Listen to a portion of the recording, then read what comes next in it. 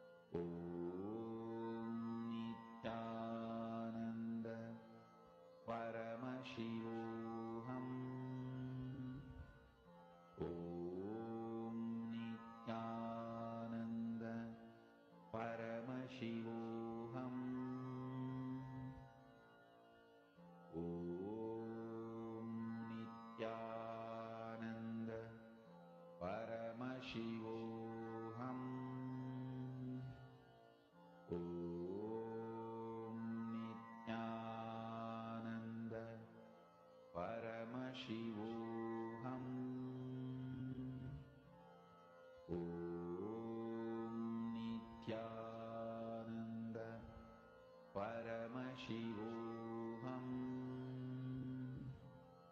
Om Nithyananda Paramashivoham. Om Nithyananda Paramashivoham. Om Nithyananda Paramashivoham. Om Nithyananda Paramashivoham. Om Nithyananda Paramashivoham. Om Nithyananda Paramashivoham.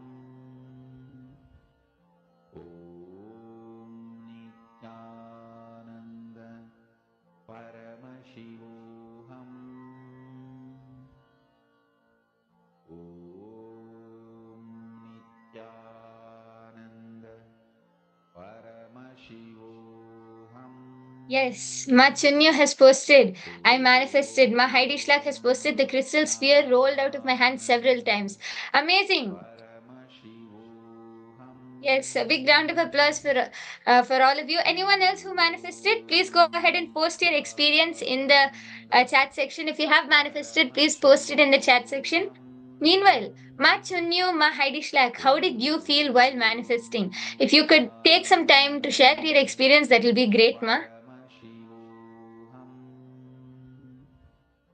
Om Nithyananda Paramashivoham.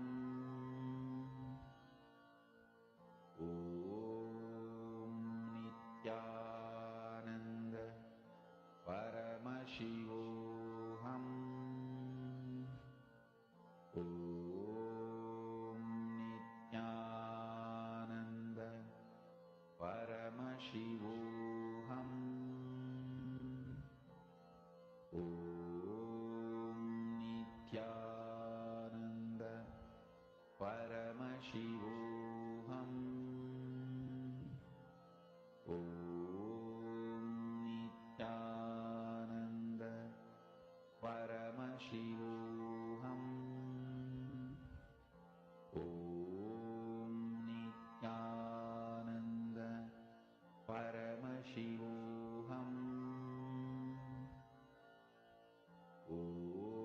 Om Nithyananda Paramashivoham. Om Nithyananda Paramashivoham. Om Nithyananda Paramashivoham. Om Nithyananda Paramashivoham. Om Nithyananda Paramashivoham. Om Nithyananda Paramashivoham. Om Nithyananda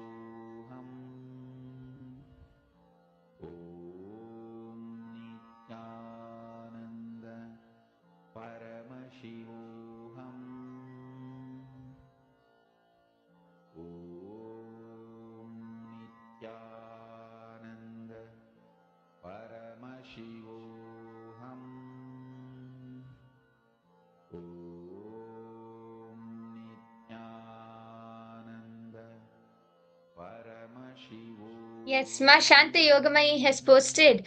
My orange fell 3 times. Yes, big round of applause, Ma. Good job. Did anyone else manifest? Anyone else? Orange, apple, coconut, whatever you're holding. Did anyone else manifest? Please go ahead and post it in the chat section if you have.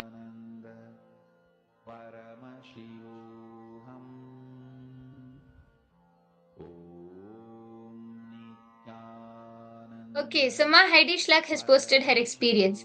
I looked, as you said, with all three eyes on the right or left side of the sphere. Then I banished the eye and was completely empty. Then I connected with Swamiji and chanted the Mahavakya inside. Then the spear rolled off my hand. Yes, Ma.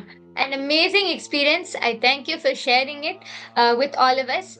The moment you drop the identity, I am manifesting, I have to do, all of our self doubt, self hatred, logic, everything will start coming in between. But when you drop all of the I, me, my, the conditioning, everything, when you only allow Swamiji to just flow through you purely, the coconut or the object in front of you will just listen to your command and follow. A very nice experience, Ma. Thank you so much for sharing it here with us.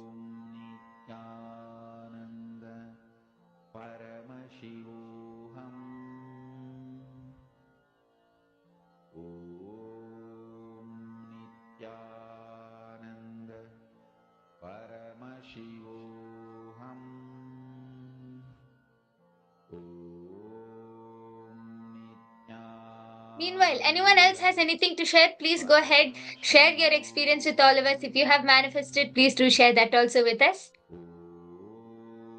If anyone has any doubts, questions, anybody who's completely new, if you have some questions, doubts, or if you feel stuck anywhere, please feel free to reach out to me in the chat section and I can guide you and help you.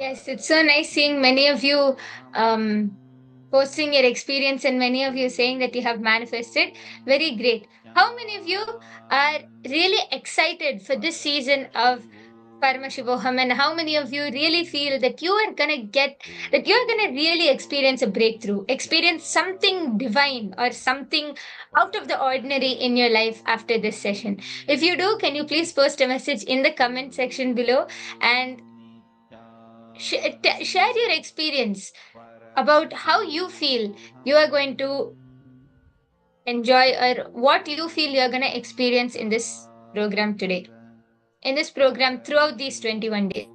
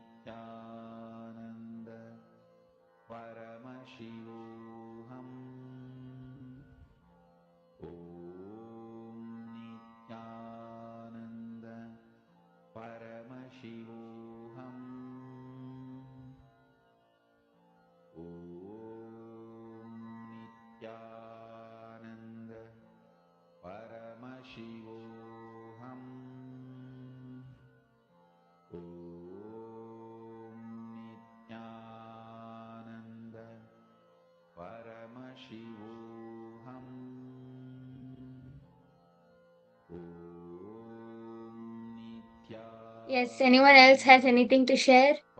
Okay. Ma Ashini Gujajar has posted, yes, ma, I've manifested. Ma Haidini, sorry, Ma Heidi Schlag has posted, I'm very excited. I'm manifesting the awakening of Kundalini and seeing blindfolded. Yes, ma, very nice. And not only that, see, not only being able to just see blindfolded, so many exciting gifts and powers are there throughout this Paramashivoham program. Ma Virupaksha is asking, what we are supposed to manifest. Yes, ma, we are just manifesting the power of consciousness over matter. So if you can get a coconut, any round object, and start manifesting. Yes. So great to see all of you interacting, being excited to manifest the powers. Okay, with this, we are going to move on to the next session. In the next session, we are going to be learning about the greater science of powers. Just now, we had so much of fun with this power of consciousness over matter. Now, all of you are going to be learning about the greater science of powers by none other than the Supreme Pontiff of Hinduism, our beloved Swamiji. So stay tuned for this very exciting, very magical session which we're going to have with Swamiji now.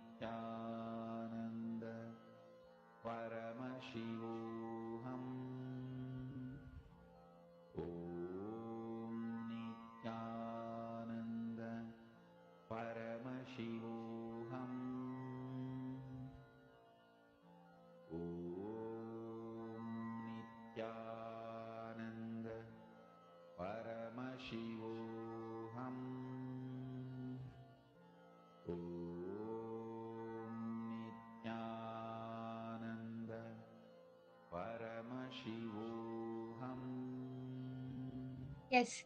I request all of you to take some time now.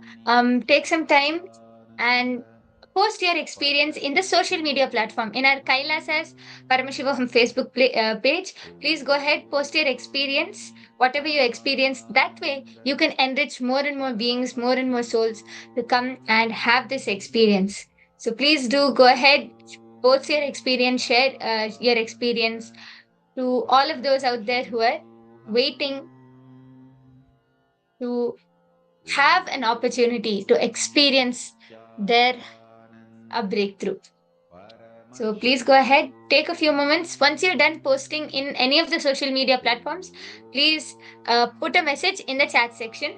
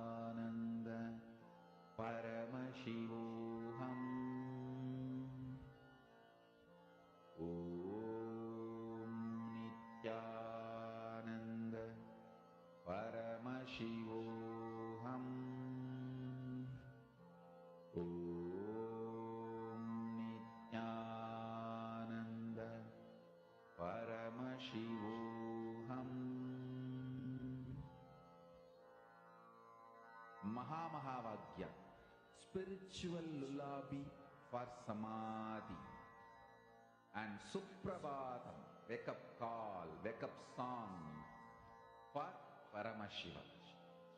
This Mahavagya is spiritual lullaby for you to fall into Samadhi. Suprabhatam, wake up song for Paramashiva to wake up in you. Just remember this.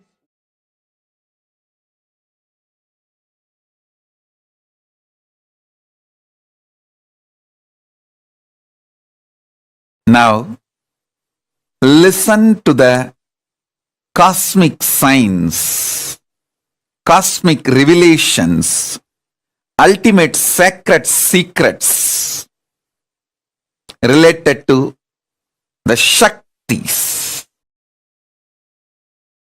Understand? The modern day science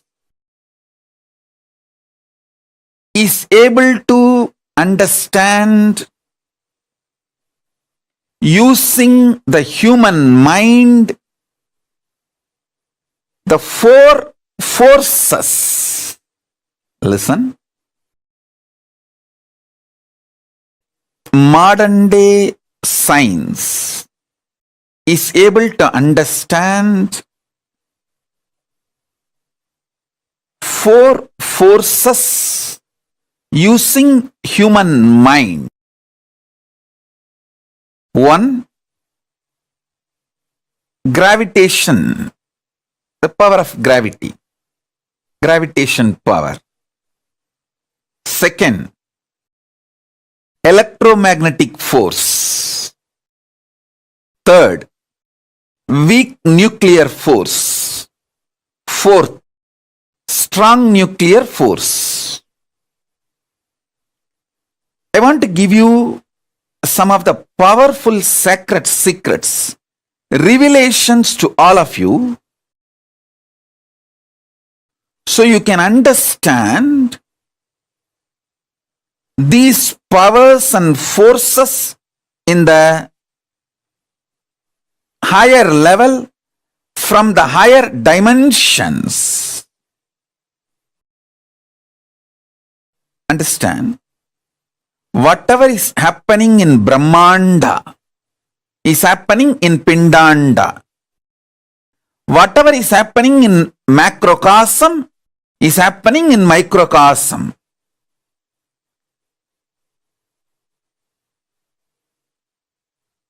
If you understand the laws of gravity, all the laws related to gravity, all the understandings human mind reach about gravity, you can easily understand the greed happening inside you. Greed and gravity is one and the same. Greed happening in the macrocosm is gravity. Gravity happening in the microcosm is greed. Listen. Greed happening in the macrocosm is gravity. Gravity happening in the microcosm is greed. If you map all the understandings you have about gravity on your greed, and all the understandings you have about the principle of greed on the principle of gravity, you will have powerful insights about your life. Gravitating is nothing but greed for more. Greed for more. Listen carefully. First understanding. The second force is electromagnetic force. Fear happening in the macrocosmic level is electromagnetic force, and electromagnetic force happening in microcosmic level is fear. Understand? All the principles human mind knows about the fear. All the laws, principles, science, human mind knows about the electromagnetic force. Apply them to the fear you experience in your microcosm. You will realize so many deeper level truths about fear. You will just conquer fear, and you will know how to use fear in your life. Listen. Third force human mind decoded is weak nuclear force.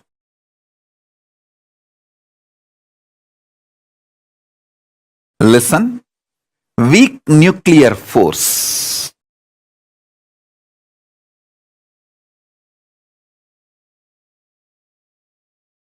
Powerful cognitions happening in microcosm is the weak nuclear force. Listen.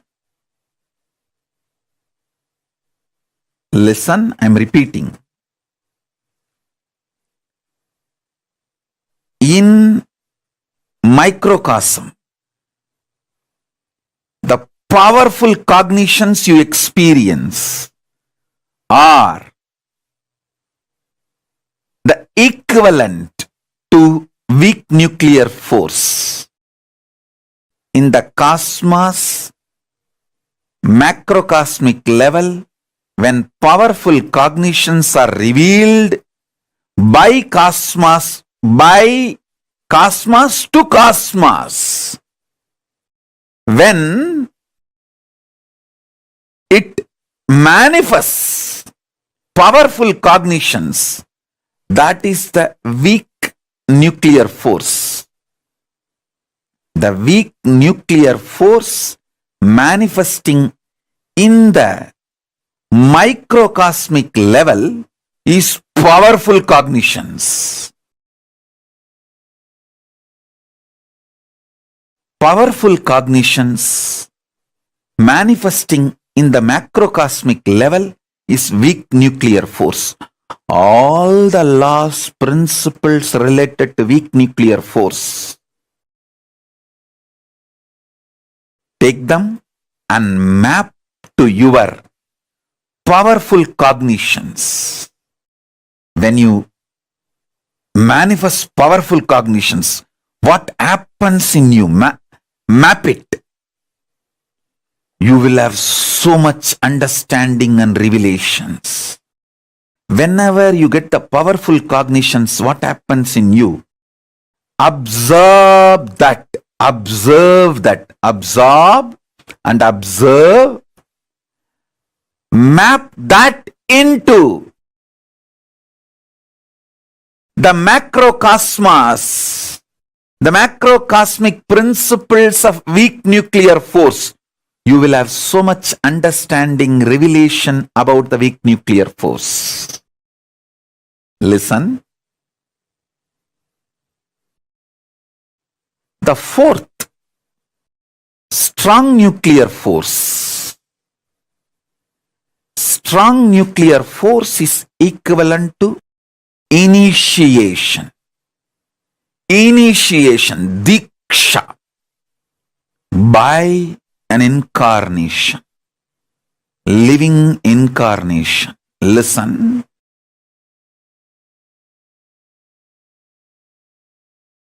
Strong nuclear force happening in the microcosmic level is diksha, initiation. Diksha, initiation happening in the macrocosmic level is strong nuclear force.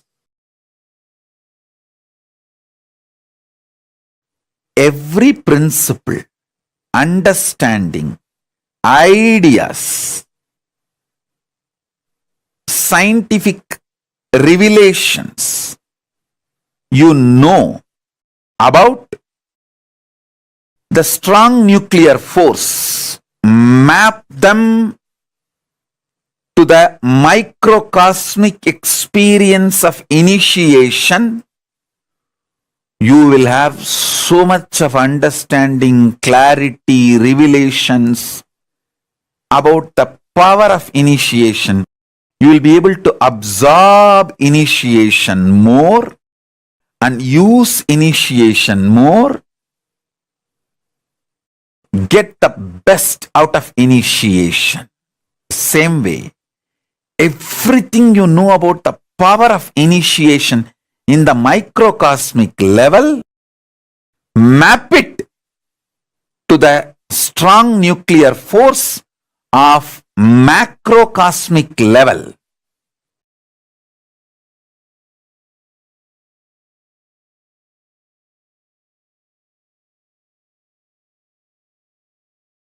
You will have not just new discoveries, inventions, revelations, new principles. You will be empowered to use the strong nuclear force in the macrocosmic level also.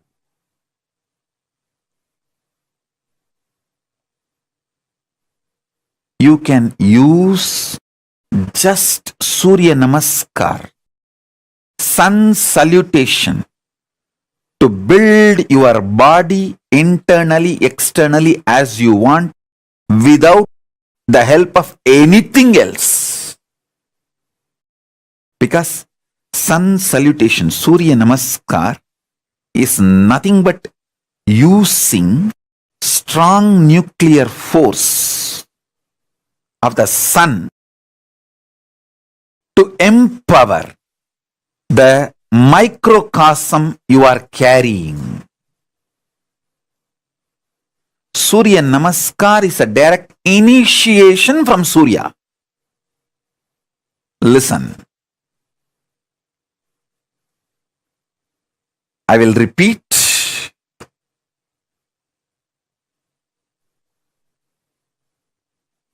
Greed is equivalent to gravity. Fear is equivalent to electromagnetic force.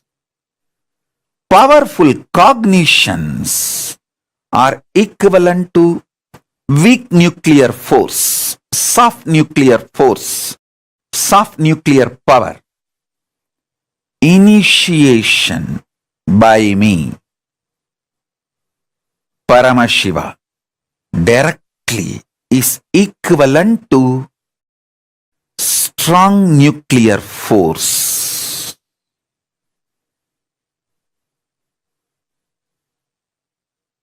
Listen. Now I am initiating all of you. So listen. Now I am giving you the revelations, sacred secrets about the next fifth force. There are actually 14 forces.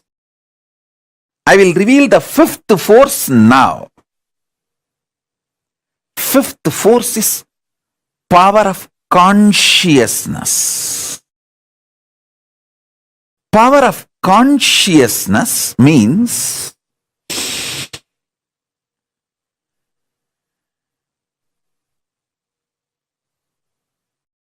just knowing the truth. Paramashiva is there not because you believe. It's a truth. Paramashiva is real, is truth.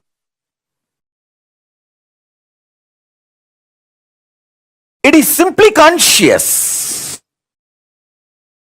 As your consciousness is the reality, the existence of Paramashiva is real. The principle with which Paramashiva operates this universe is real. His existence is real. The principle with which he operates is real. The principle of Paramashiva is called Linga, Dharma. Listen. Just knowing the reality is consciousness. Just knowing the reality happening in microcosmic level is consciousness. Consciousness happening in the macrocosmic level is Paramashiva.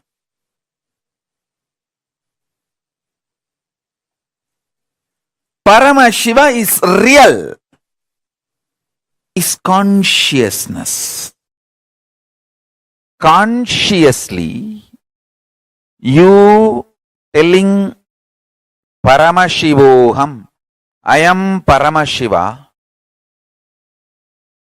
consciously you declaring you are Paramashiva is much more powerful than all the four natural forces: gravity, electromagnetic force, soft nuclear force, and strong force. Listen,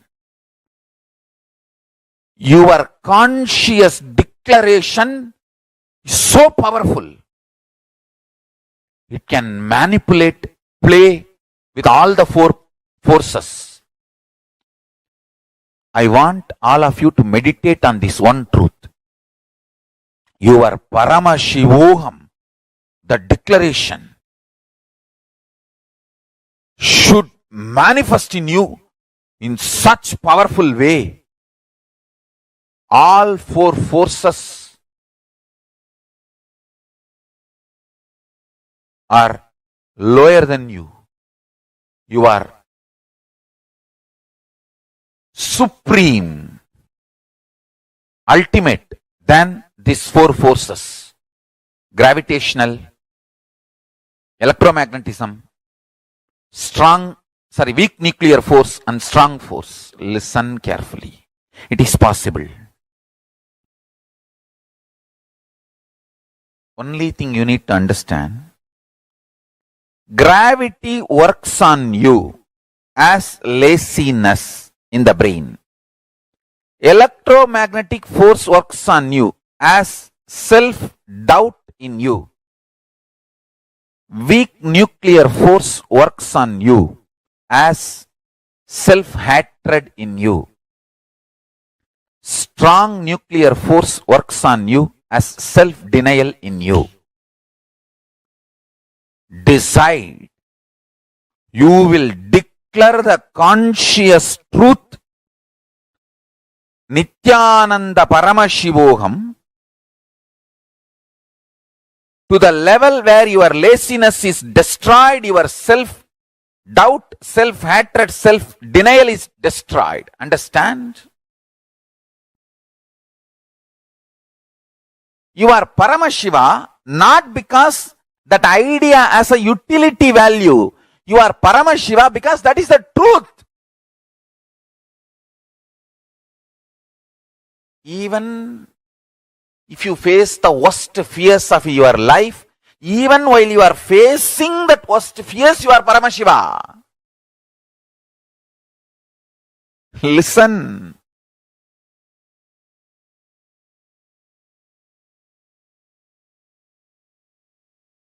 The greatest service you can do to me, any of you are feeling grateful to me for supporting, developing your life in any way. This is the Guru Dakshana I want.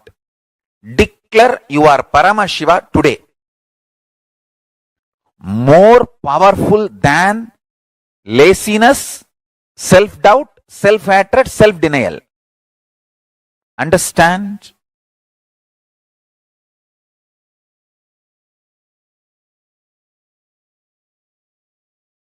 You don't need to conquer the external objects to be successful.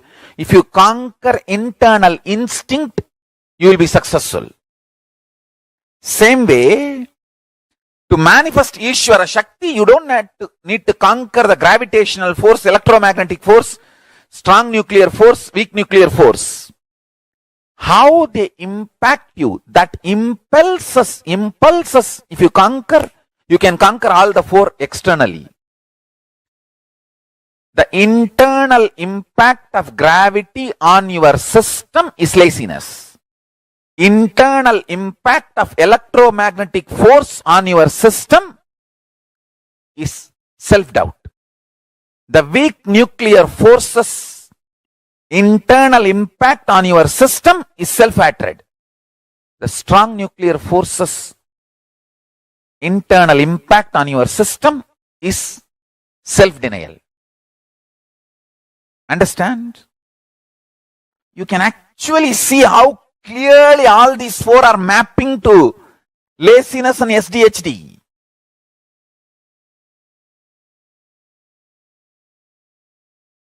Listen very carefully.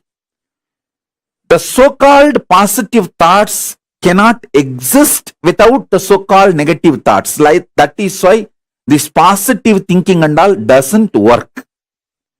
Life positivity only works. Positive thinking does not work. Life positivity is different from positive thinking. Be very clear. Positive thoughts and negative thoughts will always coexist. Life positivity is the foundation. That's a constant. If you study the electromagnetic forces laws, electrostatic forces laws, all the principles, the constant is life positivity. There is no life negativity for life positivity. But there is negative thought currents for positive thought currents. Both are centered on constant, which is life positivity.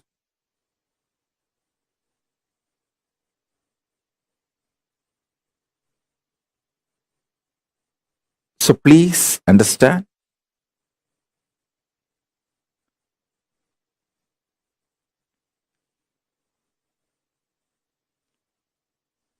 When you feel you are a broken part, you will always be afraid of the other pieces. If you know there is a constant which is in you, how much ever you have self-doubt, self-hatred, it will not go beyond certain limit. See, there are some people, they know, I fight with my husband, I fight with my wife, but I will never go to the extent of divorcing, leaving them. So that is what I call, even for your negativity, there is a limit. Even for your negative thoughts, there is a limit. Even for your self-doubt, there is a limit. So that self-doubt will have a self-confidence. Self-confidence will generate sometimes self-doubt. But both finally is established on the self. When you know that self's quality, that is life positivity. Self-doubt or self-confidence is like a self-doubt is negative thoughts, self-confidence is positive thoughts, but self is constant. If you know the self is rooted in consciousness, it is like a constant rooted on infinity. The constant, the principle of constant, rooted on the principle of infinity. Understand? Any one of you do little research, spend 3 months on this one principle. Principle of constant established on the principle of infinity, you will get Nobel Prize. You will get Nobel Prize because you will be revealed the science of number, exactly the state Ramanujam experienced. What the Mahalakshmi, Rajagiri Tayar revealed to Ramanujam, that space I am revealing to all of you. Understand and study. Spend a little time on what is the principle of constant and what is the principle of infinity as per the modern day maths and as per the Western science. I am telling you, this is from the Eastern revelations, the Vedas. The constant, the principle of constant is self. It is established on principle of infinity, which is consciousness. Principle of infinity is consciousness. Principle of self is constant. The constant is established on infinity. If this clicks in you, you will master number. Whole universe is nothing but number. Whole universe is just number. Number is a living God. Whether human beings, siddhas, rishis, devatas, all is just number. Number, that's all.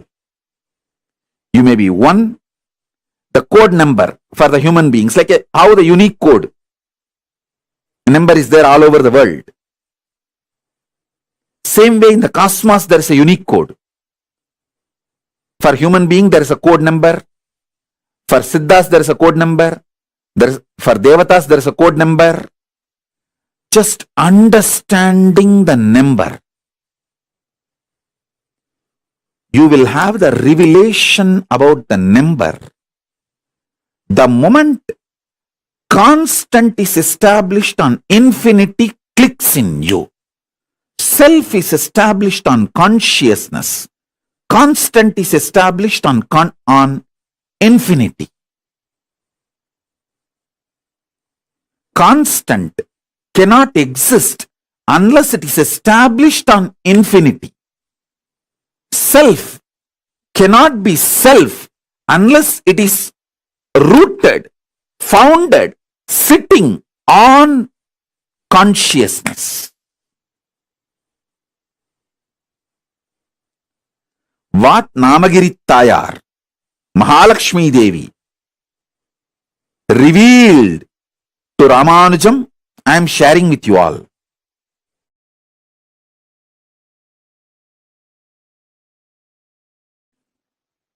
Everything you know about the nuclear power, quantum physics, parallel universe, everything which is established, this multiple existence, all of it put together is third force. Third force's imaginary fantasy extension. If you do a scientific fiction movie, sci-fi movie, based on all your understandings about the third force, it is fourth force. Listen. Till now, human beings have not decoded the fourth force in a concrete way, but the fourth force is all possibility of third force. Because it is all possibility of the third force, any science fiction movie you develop based on anything you know about the third force is a reality in the fourth force. Listen to that. I am repeating. Any fantasy imagination you develop centered on the principles you know about the third force is part of the fourth force. Because the fourth force is everything you can imagine as an extension, transformation, multiplication of the third force and more.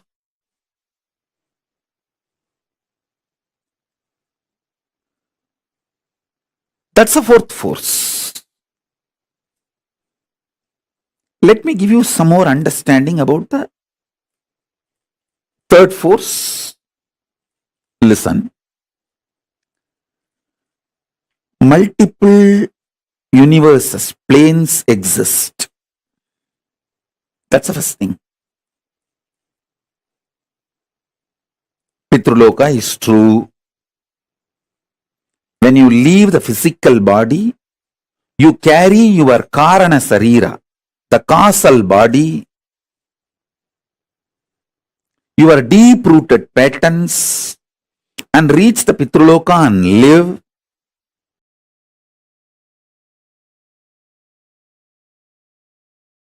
Listen, every word I am uttering today is a powerful cognition. Listen carefully. Just to share these truths to all of you, to the world. I am still alive. I am still protected by Kala Bhairava. Understand? I am still protected by Kala Bhairava, protected by Paramashiva, only to share all these truths with all of you. And make this jnana and vijnana as realization in the planet Earth. Listen.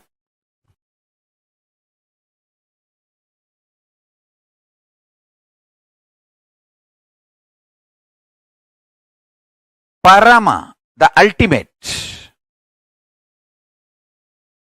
We can call it Parabrahma, Paramapada, Paramashiva, Parameshwara, Parashakti. That Parama, from the pure power space, gets embodied and manifests as Parameshwara. Shivatva, manifesting as Ishwaratva. Power manifests as force. Listen. When the pure spiritual power manifests as pure spiritual force, when Shiva manifests as Ishwara, Paramashiva manifests as Parameshwara. You can call it as also as Paramashiva manifesting as Parashakti. Anything is okay. Because these words are used only to give a rough understanding. Behind these words there's a huge equations. Sankhya, the multi-dimensional logical equation.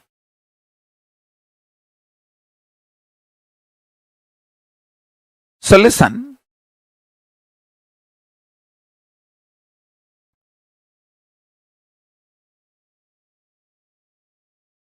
Let me explain this truth clearly.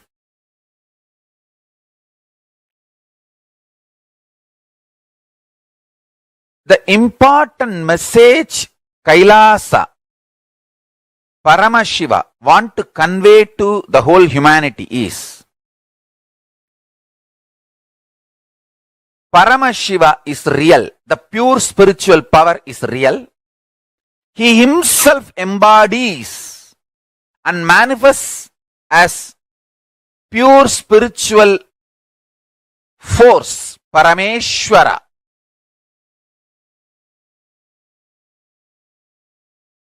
And when he embodies and manifests pure spiritual force, Parameshwara,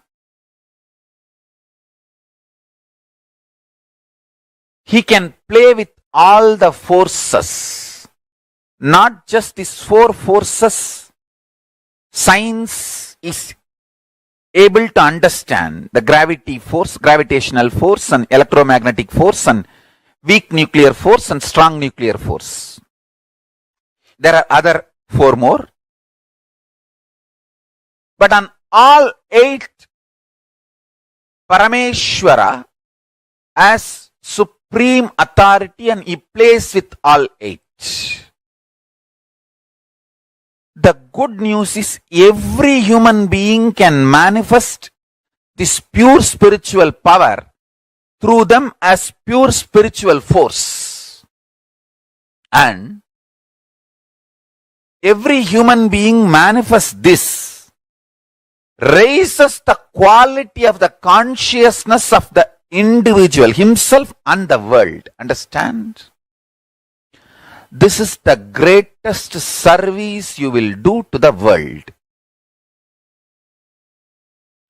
If somebody is working for awakening their consciousness, even one powerful cognition they manifest and one power they manifest, they become Parameshwara's Swarupas, the embodiments of Parameshwara, Paramashiva.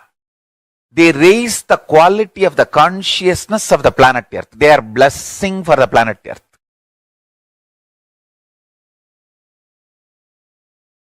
My only work is to make at least few million people understand this truth and live this science. Understand the truth. The Parama, supreme power, can manifest in us as supreme force, which is superseding authority, which can play with all the four forces science has understood, and there are four more forces science is yet to understand. The four forces science understood is gravitational force, electromagnetic force, weak nuclear force, and strong nuclear force.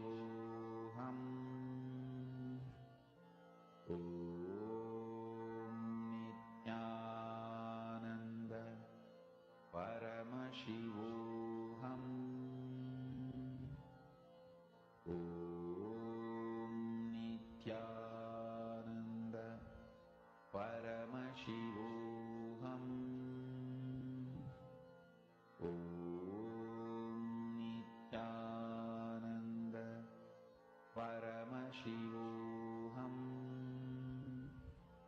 Om Nithyananda Paramashivoham. Om Nithyananda Paramashivoham. Om Nithyananda Paramashivoham. Om Nithyananda Paramashivoham. Om Nithyananda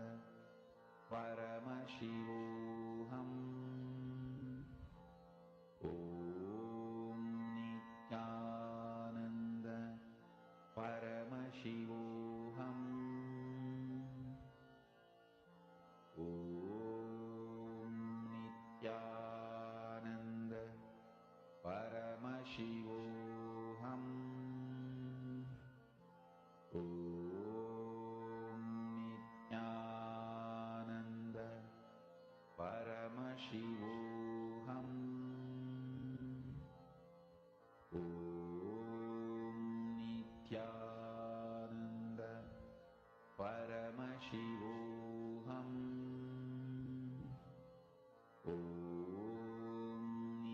Man or duty? I don't know why I am born. What are my duties? Man has no duty. Duty is 4-letter word. Man has only one responsibility: to live beautifully, to live happily, to live blissfully. No duty. காக்க வந்த நித்யானந்த சாமி அவரே அவதரிச்ச இந்த நாள உலகமெல்லாம் கூடி மேளதாளம் முழங்க கச்சேரி வச்சு ஆனந்தமா போற்றி பாடி கொண்டாடுங்கடி.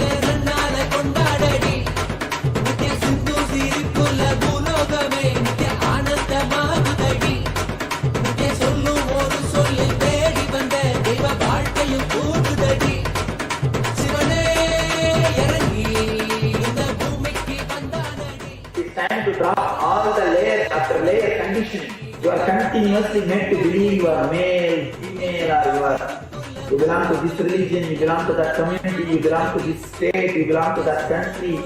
You are just a liberated individual being, pure consciousness, who is supposed to relax into your bliss,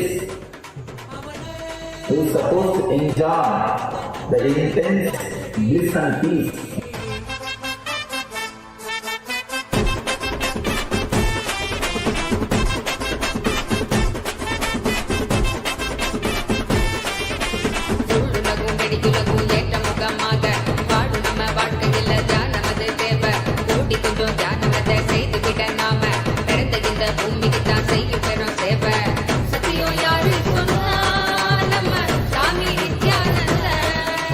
எந்த மனிதனுக்கும் எந்த கடமையும் கமிட்மெண்ட்டுமே இல்ல.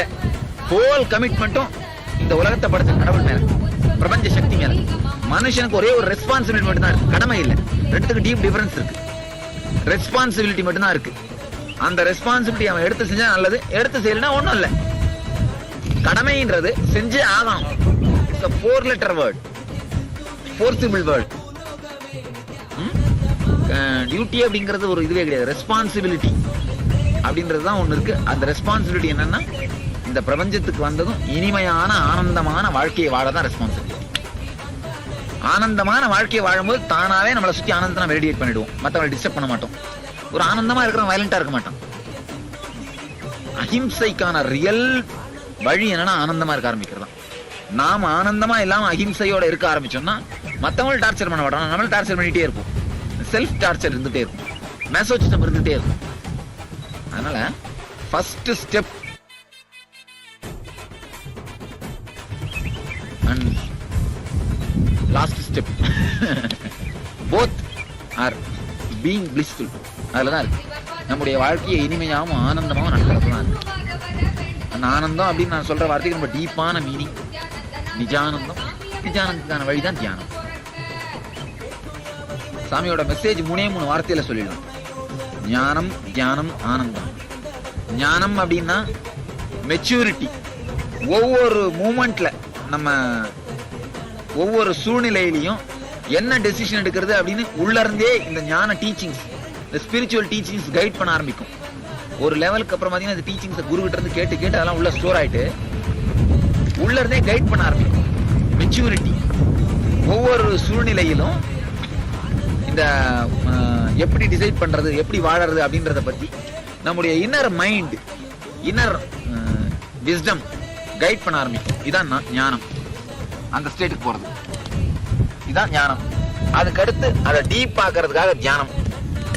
இது 2 பண்ணா ஆனந்தம் தானா வந்துடும்.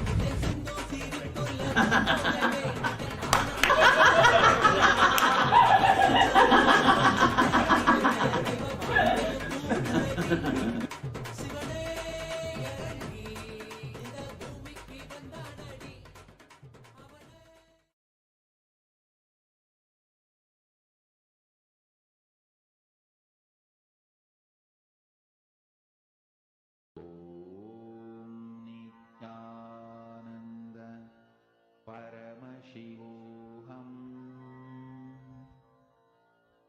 Om Nithyananda Paramashivoham. Om Nithyananda Paramashivoham. Om Nithyananda Paramashivoham. Om Nithyananda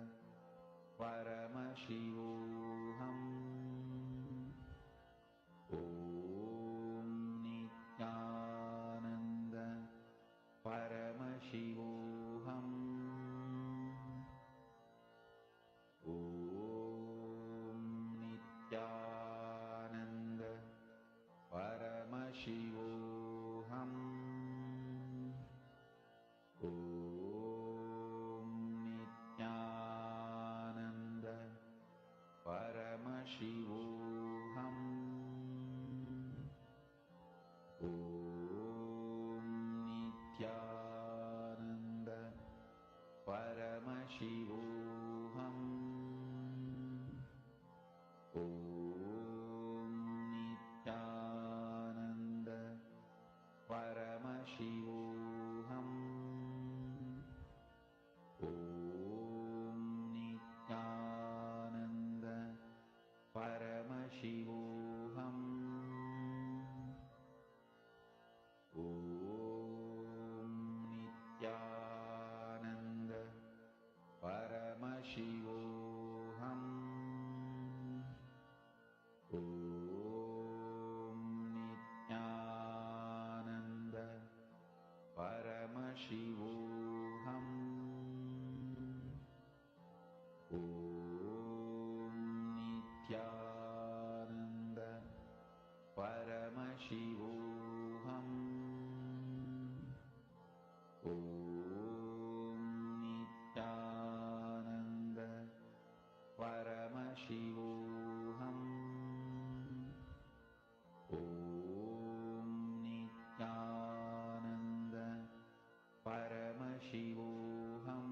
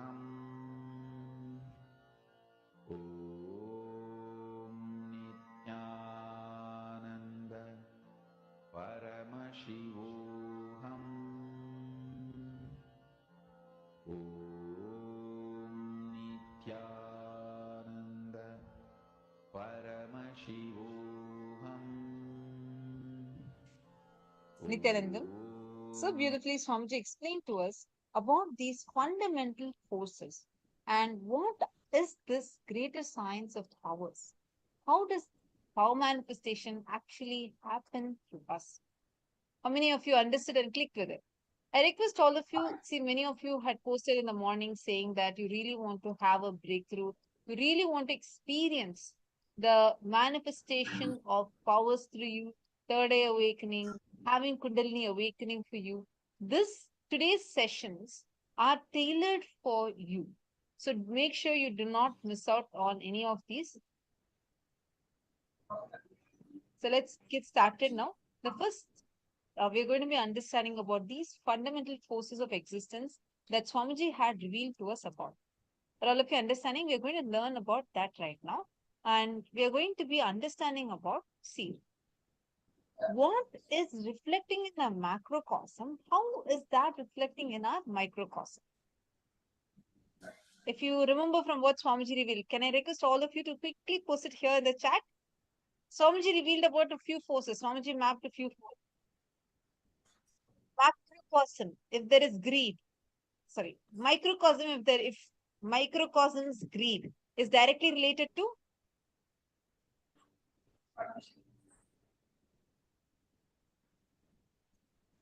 what did Swamiji say? If in microcosm, if it is greed, in macrocosm, it is related to which force? Swamiji said one specific force.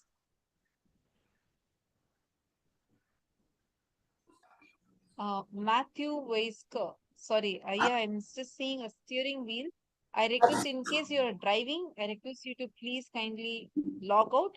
Finish. Once you reach the place, then you can log back in.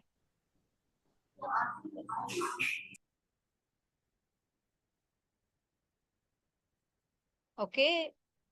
I see some answers. Wonderful. Yes. Punidanaya, Shri Nitya Guru Prasad. You are right. I see a few more answers here also. The female side also. Ma Karin. That's right. Yes. It is gravity. The greed in microcosm is directly related to the gravity of the macrocosm. The same principles that we use, if you understand how the greed functions, you will be able to understand how the gravity functions. If you understand how the gravity functions, you will be able to understand how the greed functions inside of you. So let us go through this now. Intensely listen. Any questions you're going to ask, okay? The four fundamental forces. Gravity. Swamiji explained about how the gravity in the macrocosm, greed in the microcosm, electromagnetic force in the macrocosm, fear in the microcosm, weak nuclear force in the macrocosm, powerful cognitions in the microcosm. Let's take a few minutes and let's actually go through it. Let's understand it a little detailed way. See, it's very, very, very powerful. The moment you cognize this, grasp this powerful cognition, no, you'll actually realize how phenomenal these cognitions are. It will directly impact the very cognitions, the ability to relate with this subject much, much, much deeper and deeper inside. I request all the participants here to take a few minutes and actually post. What do you understand when Swamiji is saying about this correlation? What do you cognize it as?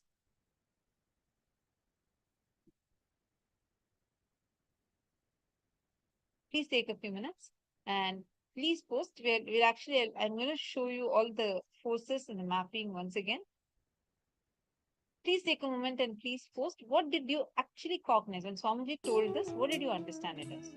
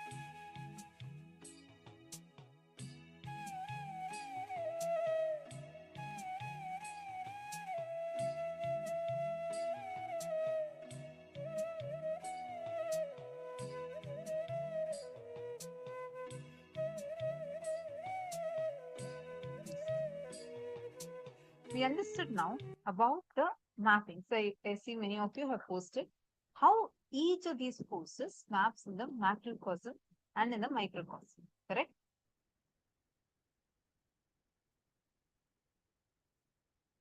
Now, in each of these forces, the 5 basic forces, we have the 4 fundamental forces that we know, which is gravity, electromagnetic force, weak nuclear force, and strong nuclear force.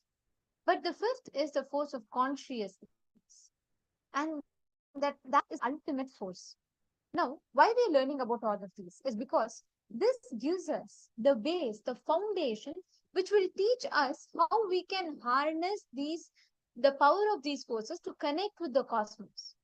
It is important that we connect with the cosmos and understand the different frequencies and different powers that are available to us, that are accessible to us.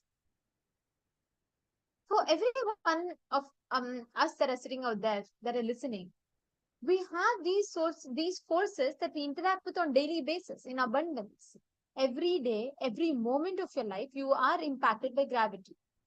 But the point is, as long as you do not know about the functions of it, the science behind it, how it is connected to you, it will just be a normal factor in your life.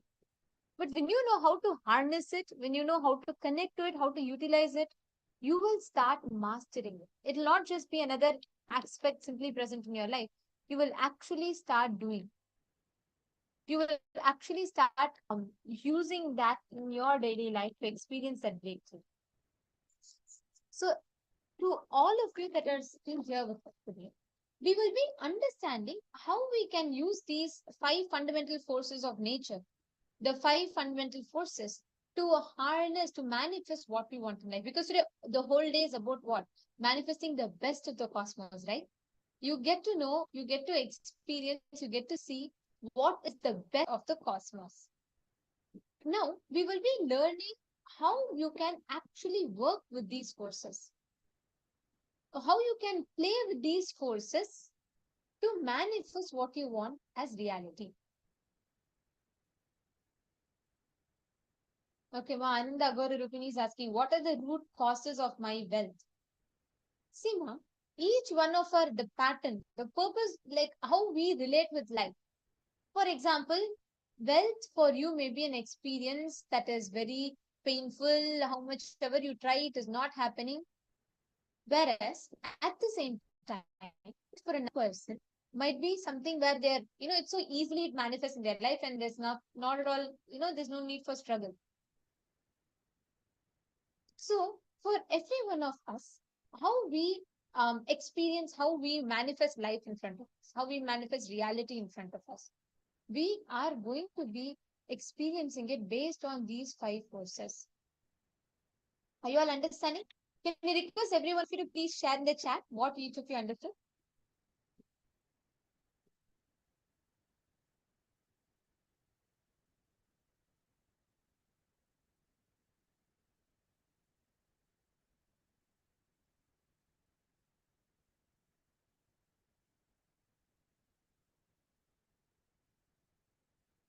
Okay. Now, I request every one of you to take a few minutes to write down, to post in the chat, which force is related to what emotion. Take a minute. Can I request every one of you to post? Gravity is what? Gravity is manifested what in the microcosm, and fear is manifested as what in the macrocosm. For each one, I request you all to post.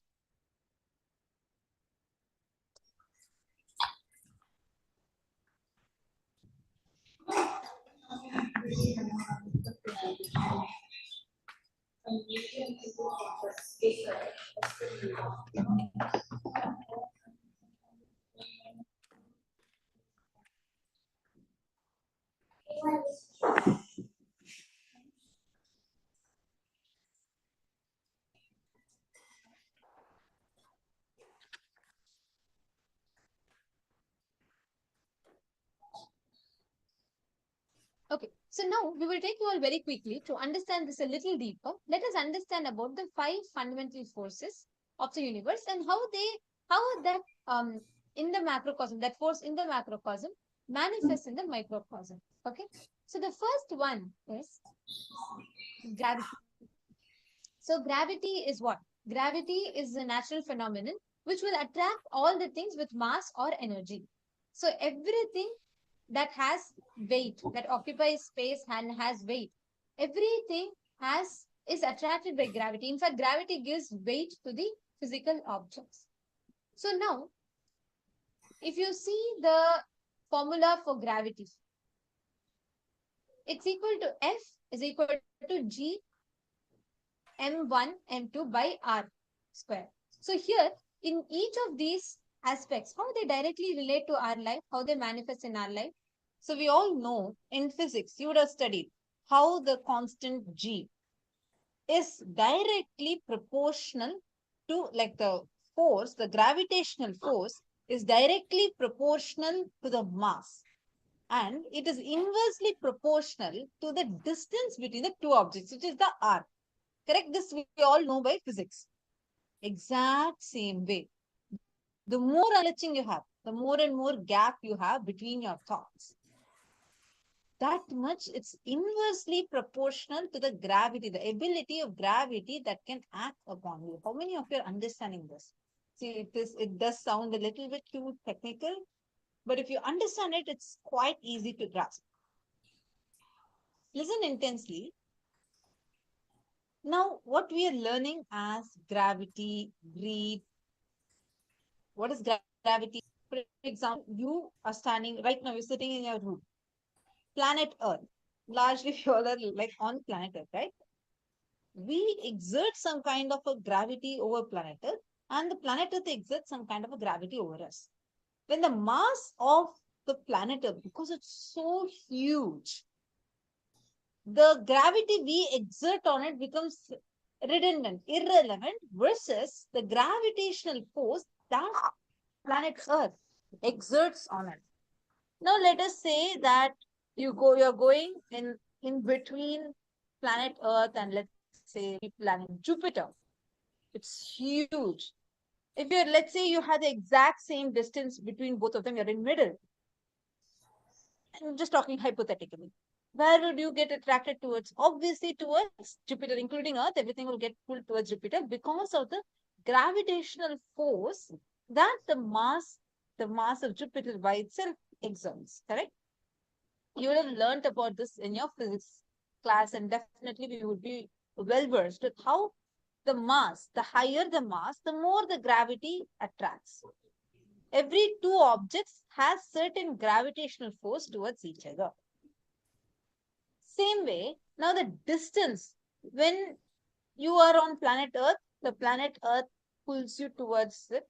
Earth pulls us towards itself. That's why we all are able to stand, sit, move, walk, do everything. Correct? Now, after a certain distance from planet Earth, like after a few thousand kilometers away, no more the gravity will act upon you because you go into zero gravity zone. Are you understanding? How many of you are getting it?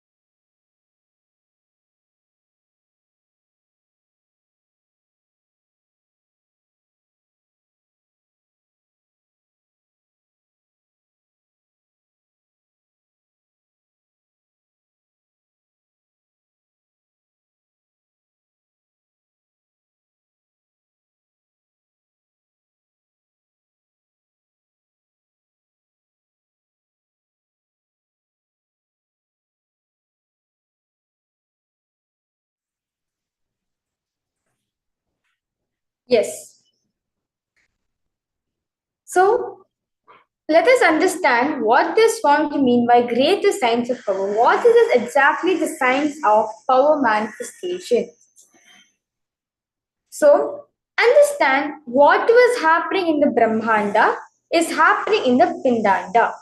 Meaning what was happening in the macrocosm, it's also happening in your microcosm, the Pindanda.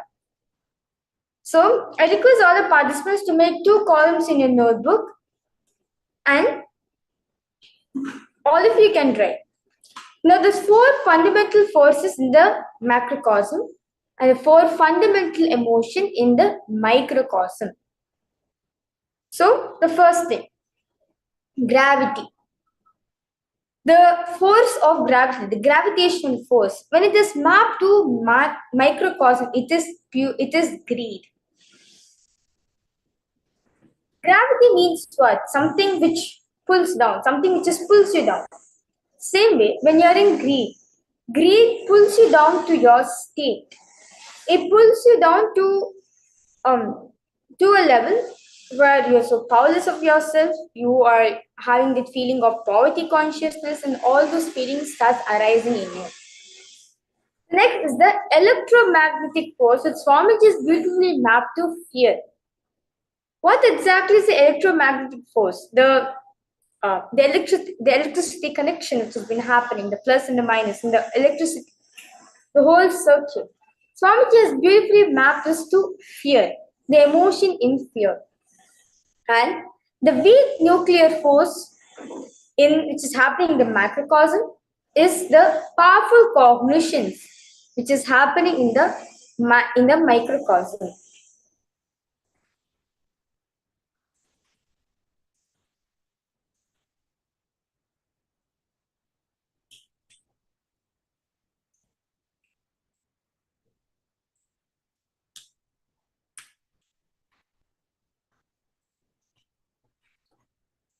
Yes.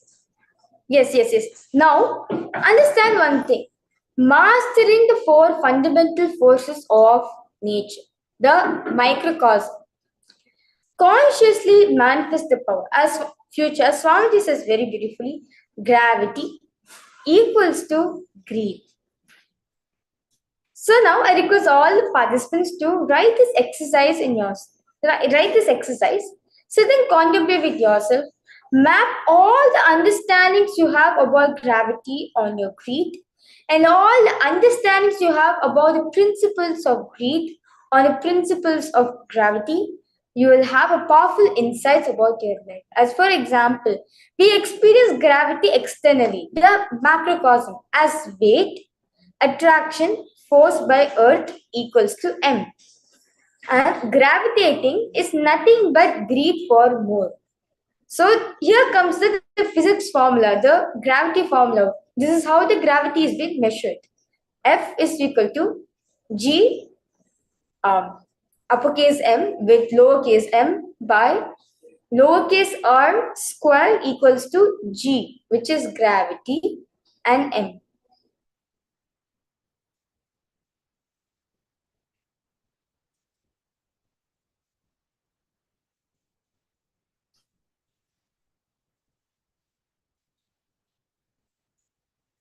As Swamiji says very beautifully, gravity works on you as a laziness in the brain.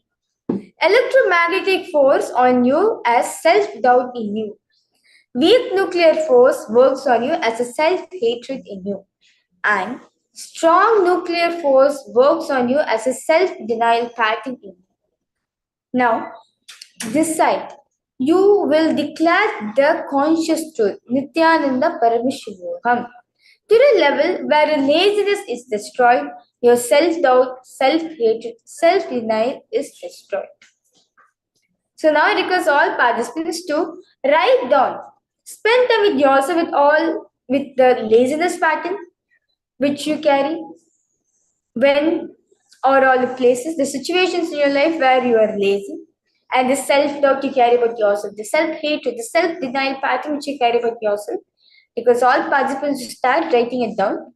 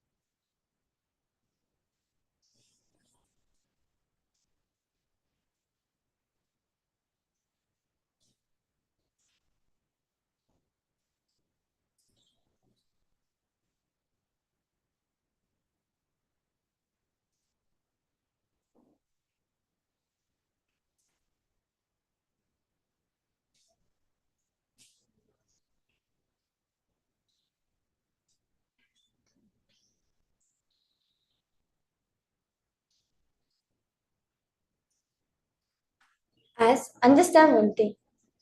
These are the four main things in our life which is not letting us to consciously manifest the future for us. As the fundamental four forces of the universe runs the whole universe. Same way, these fundamental four emotions which we are carrying inside ourselves are not letting us to consciously manifest the future which we want to manifest. So I request all participants to write this exercise very sincerely, as today, at the end of today's session, you'll be getting initiated where you have the ability to consciously manifest the future which you want to manifest. So I request all of you to do this internalization process sincerely.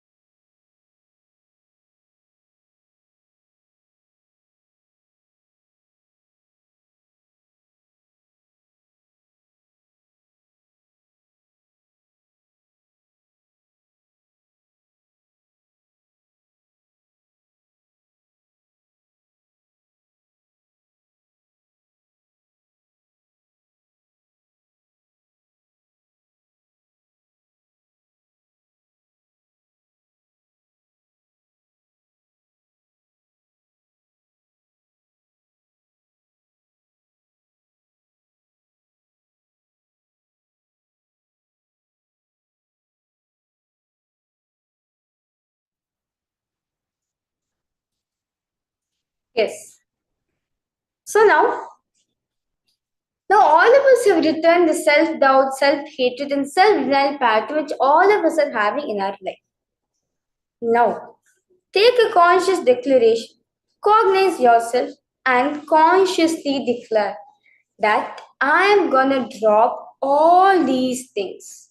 I'm going to consciously, using consciousness as my weapon, to destroy my laziness, my self doubt, my self hatred, and my self denial pattern.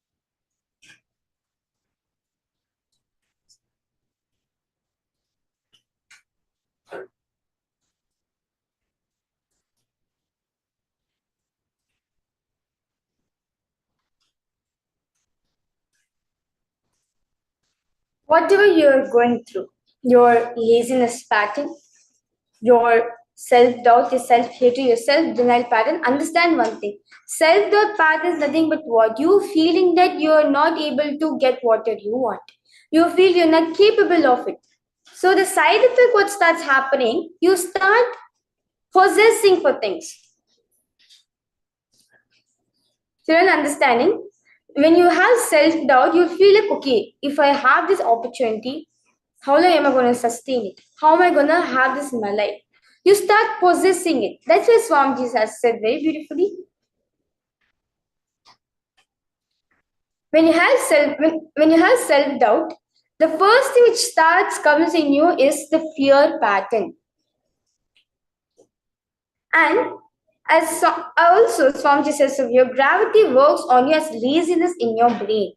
Why does Swamiji mean by this? See, when you're lazy, when suddenly is abundance or manifest in front of you, you have not taken any responsibility for it. As Swamiji says very beautifully, only with responsibility, success can even manifest. Success is a habit. So, without even doing anything fundamentally, and you acquire so much of wealth, what does happen? We start becoming greedy about it. You will feel like, oh, without even doing any work, I'm getting all the money, I'm getting everything I want. That is the lazy man's version of doing work. So let us now understand the 5 fundamental forces of the universe. The first is the gravitational in the macrocosm equals to the greed in the microcosm level. As very beautifully, this principle is taken from Rig Veda, first canto, 103 chapter and 2nd verse, where gravity is a natural phenomenon by which all things with mass or energy are attracted to one another.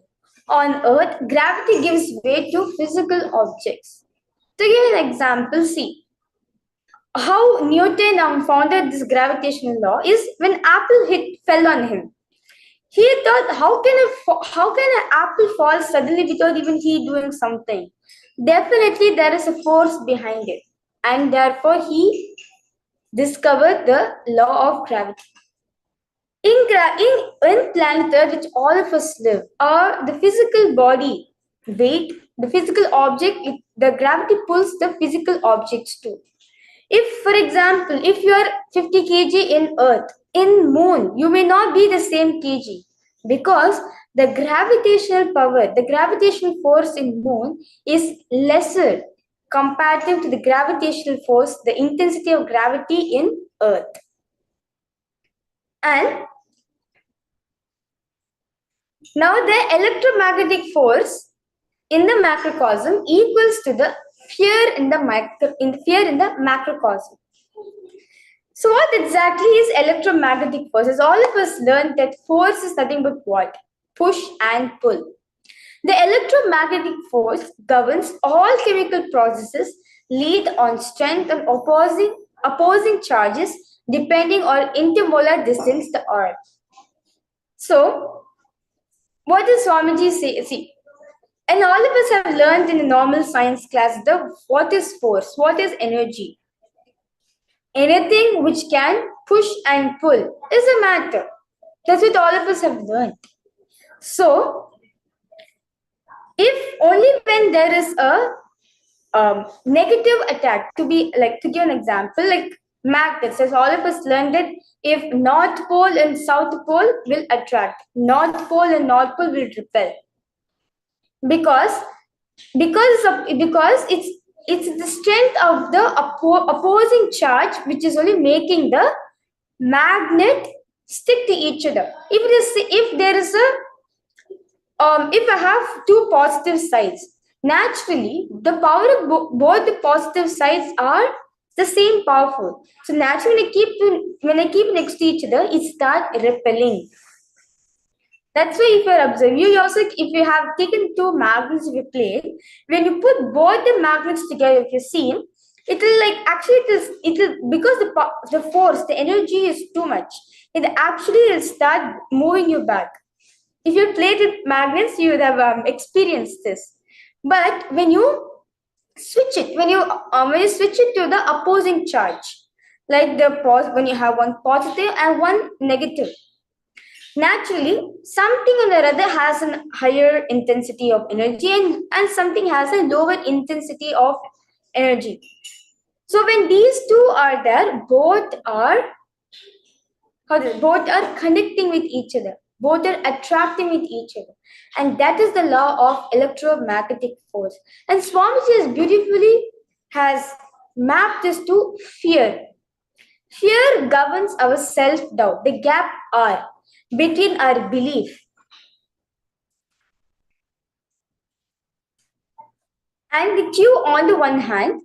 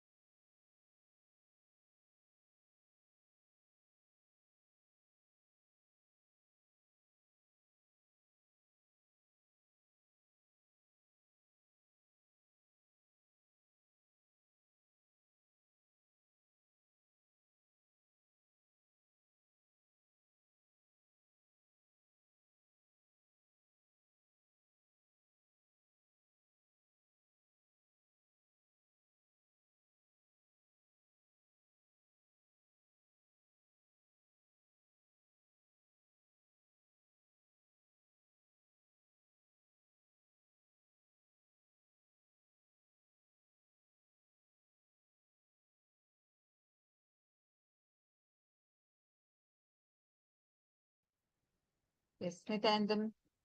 Sorry for that. I hope now all of you are understanding so far, or all of you with us. We understood about how the gravity in macrocosm is the greed in the microcosm. Then we understood about the electromagnetic force. See, in electromagnetic force, we all know how the force, the electromagnetic force between the two poles, right? It is based upon, it is inversely proportional to the gap between the two of them. The electromagnetic force is inversely proportional. And how it is based upon the positive, negative poles and how the charges vary. All the chemical processes are controlled by this electromagnetic force. And this is based upon the intermolecular distance, which is what we call as R, right? The Q, capital Q and small q, which identifies with the charge. And the R, we say the force, the electromagnetic force, is inversely proportional with the distance between the intermolecular distances that are being carried. Now, how does it actually apply to us? The self-doubt that we carry, the gap between our inner image and our outer image. It is not just a gap between you and the object that is coming in gravity. We already finished that, right?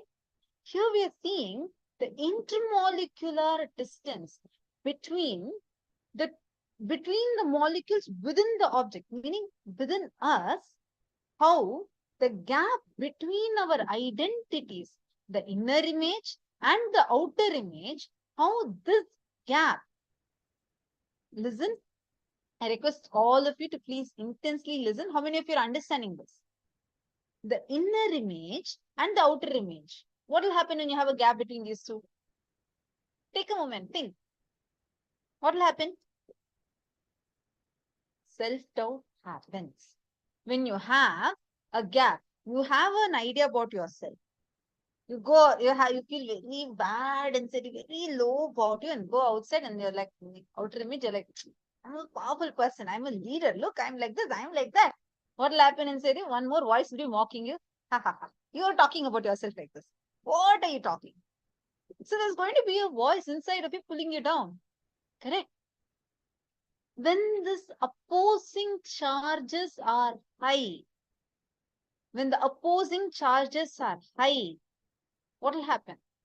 The electromagnetic force is directly proportional to the opposing charges. The more and more the force of attraction between these two charges are higher, the force of the electromagnetic force is also higher.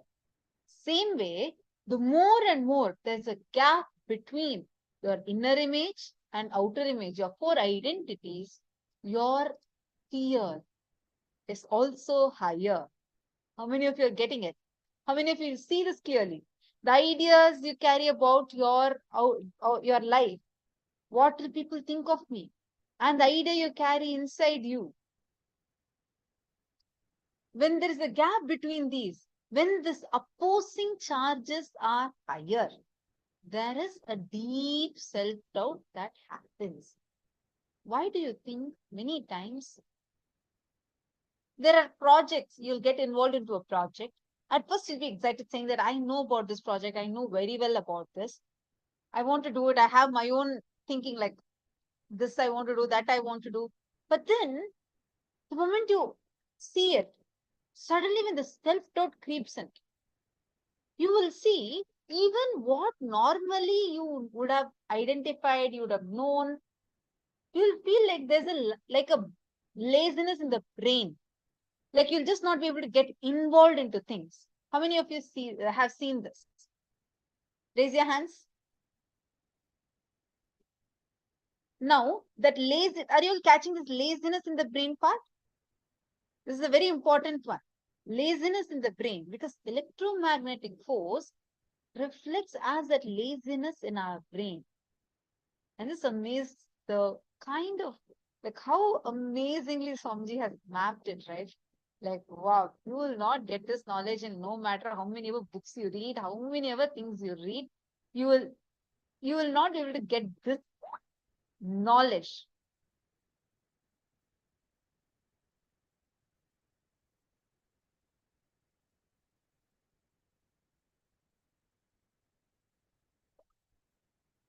Okay, wonderful. Are all of you understanding it so far? I see few of you participating well. Nithyanandam, if you're not understanding, please do let me know.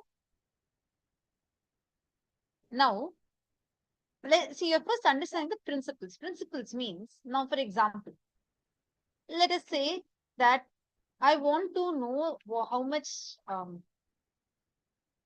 let me say I'm getting a small cake, okay, of this size. So you, by knowing how much area this cake, this circle is going to take, you know the area of the plate, how big a plate needs to be. So moment you understand this, you know how much as the size increases. When the size of the circle increases, you will know the properties of all the circles, correct? When you understand, for example, the moment you understand how the circumference of one circle is, how to measure it, no matter how many ever bigger circles, you will easily know how to measure it. The moment you understand the unit, you will understand the how much ever things are there, how many ever units are there, you'll be able to know those properties. If I just know let's say if I know the properties of just the small length of this jewel, I will know the properties of this entire jewel itself. Like that, the moment you understand the unit principle of how the fear in you operates, you will understand how the electromagnetic force outside operates. It's very important. It's extreme, like amazing way Swamiji is revealed it to us. Intensely listen, all of you will be able to catch it. The next one, the weak nuclear force. Listen to this carefully. Now, what is this weak nuclear force? We would have learned this also again, and we would have learned it in chemistry as well as in physics. You would have come across this for sure, where you would have learned about how this subatomic particles that are there at extreme short range distances. It is this weak nuclear force that is keeping them all together. It's called as weak nuclear force. It is a powerful force which keeps the right balance of protons and neutrons, which is inside of a nucleus through something called as a beta decay process. This is where the particles are actually ejected out and the balance is kept.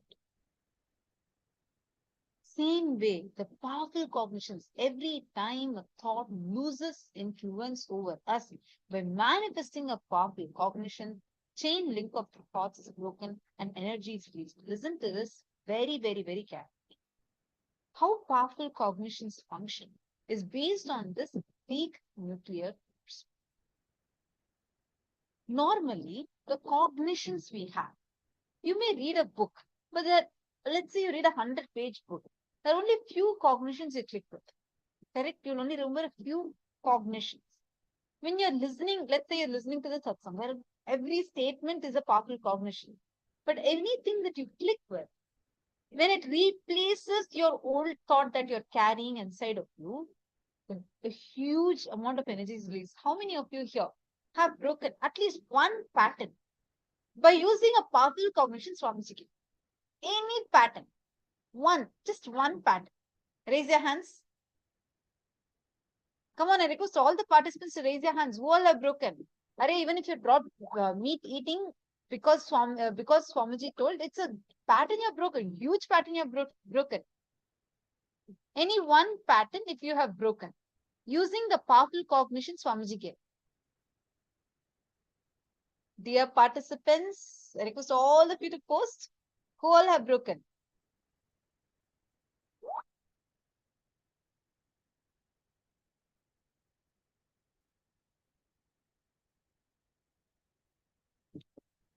Great. All the YouTube viewers also, I request all of you also to post.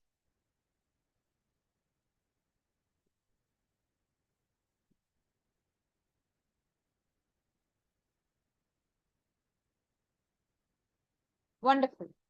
And now listen. All the participants were posted. Listen carefully now. When you broke that pattern using Swamiji's powerful cognition in you, one, you are the core of you is kept more powerfully together and a huge energy is released. Simply, power manifestation will happen. This powerful cognition operates exactly like the weak nuclear force. The principles of weak nuclear force is the same as the principles of powerful cognition and its application inside of you. How?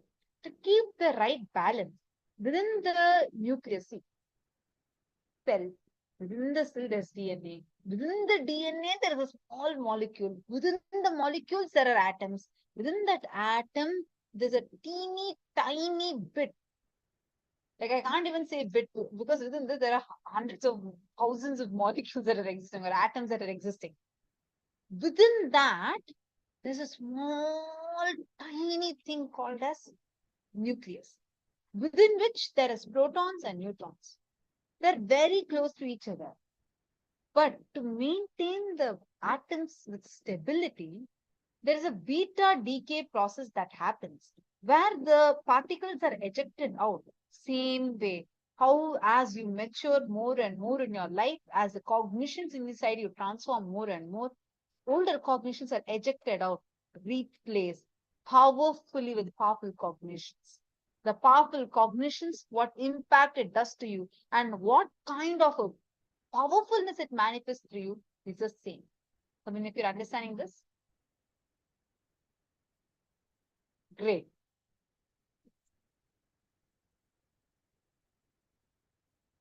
Now listen carefully.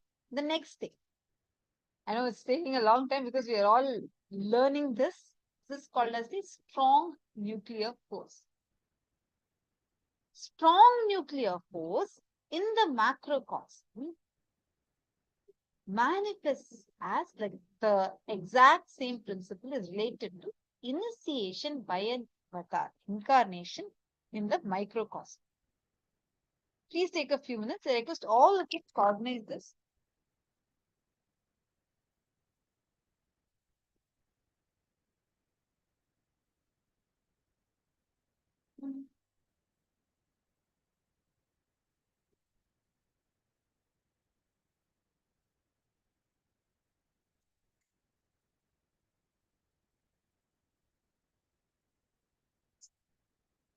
Now, strong nuclear force, right? Where the strong nuclear force, this is way more powerful than the weak nuclear force and much more powerful than the electromagnetic force. This holds together the subatomic particles of the nucleus,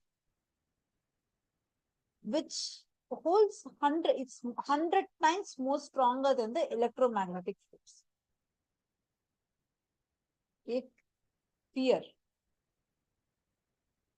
can make you do things, for instance, how many of you have had a incident in your life where you did the things like you would have never ever done, which you would have never ever done if you didn't have that fear? Like I'll give you an example. Like for example, when a dog came and chased you, that was the fastest ever you have ran compared to all other times. How many of you have some incidents like this? Definitely we all would have had, no? Understand? The energy that electromagnetic force, fear, is directly related to electromagnetic force. What it can release. Compared to that, strong nuclear force. Listen, strong nuclear force is 100 times more powerful. It holds the core of the atoms. Core of the atoms. Literally, the programming of the atoms. That is the strong nuclear force that holds its core. this principle is the same as how initiation by an avatar manifests. Literally, like how your iPhone has an iOS, Android has its own OS. Each phone has its own OS system, software system. You also carry your blueprint, your inner software. It is only through initiation that core of you can be transformed. Starting from your hardware brain, because brain has to be reprogrammed. When Swamiji initiates us, the brain grooves get reprogrammed to hold and radiate that experience and energy. And this can only happen through the initiation.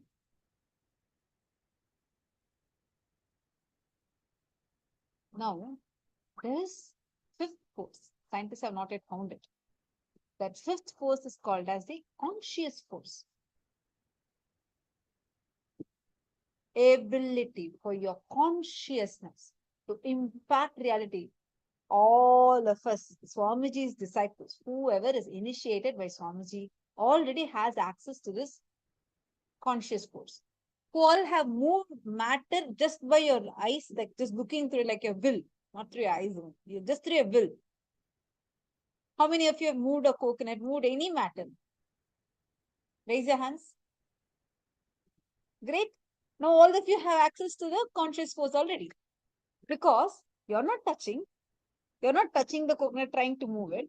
You're just looking at it. And you're only intending, hey, move. It moves. So there's something else that's going on over here, which is beyond what a normal person can understand. That's the conscious force. When you use your conscious force with super determinism, you can impact your life, impact your reality, transform your reality. All right?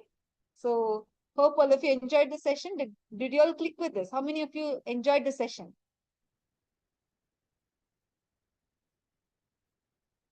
Great. Now understand these are the 5 fundamental forces of existence.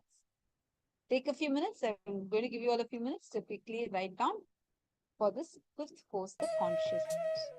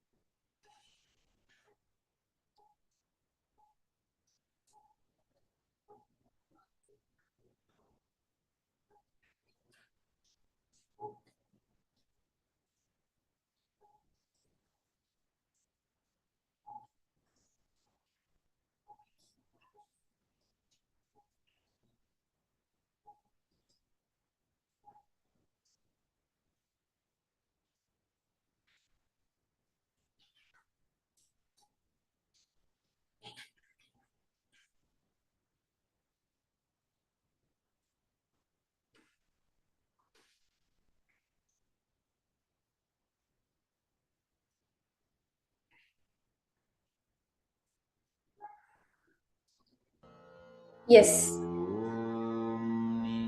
That was an amazing explanation. All of us understood on the five forces of the universe. Where all of us understood how these five forces of macrocosm, the universe, plays a role in each and every one of us. The fundamental five emotions in microcosm, in all of us. With this, as all of us understood, the fifth force is consciousness, where this whole matter, everything is made up of consciousness. Swamiji said very beautifully. Isha Vasa Mitagum Satyam means everything is made up of energy, everything is made up of consciousness. So, if I am made up of consciousness, definitely the coconut which you're going to manifest the power on is also consciousness. The person whom I'm meeting with is also consciousness. Everything, even a thing, like for example, in your phone which you're having, has consciousness. Even the kitchen tiles has consciousness. Every single thing is made up of consciousness. As Swamiji said, very beautiful. So will we now start where you'll be making the coconut to fall. Now I request all the participants to keep your palms straight completely. Make sure it's flat.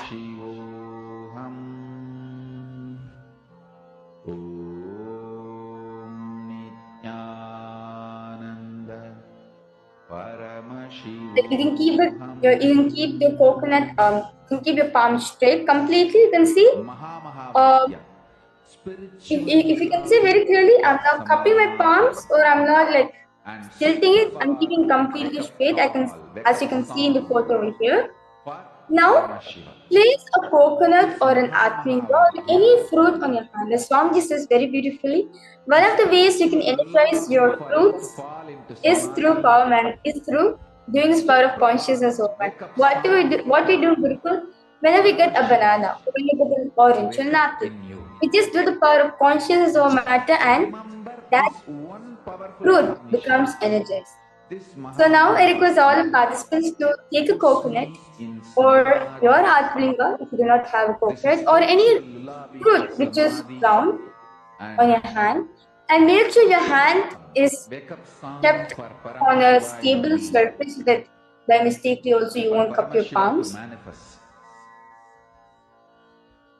Now, with this one spiritual powerful cognition. Now, as all of us have has downloaded this timestamp video recording, as this app has beautifully been designed with the date and time inbuilt in it, so that when you do the power manifestation, you'll know the exact date, time,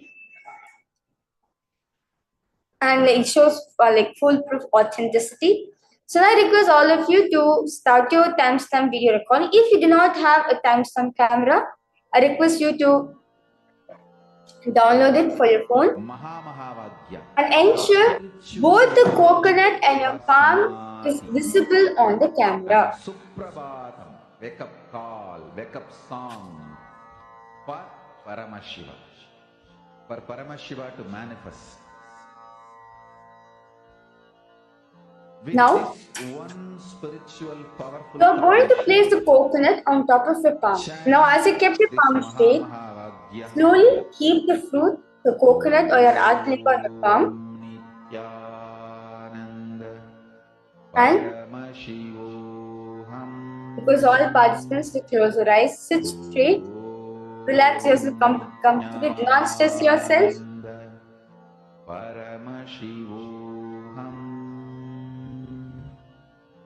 Remember Swamiji in your third eye, and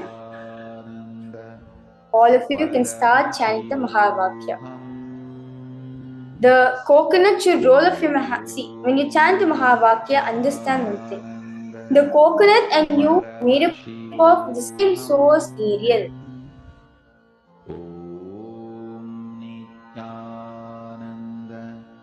Paramashivoham.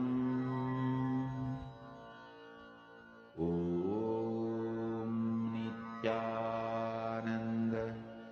Paramashivoham.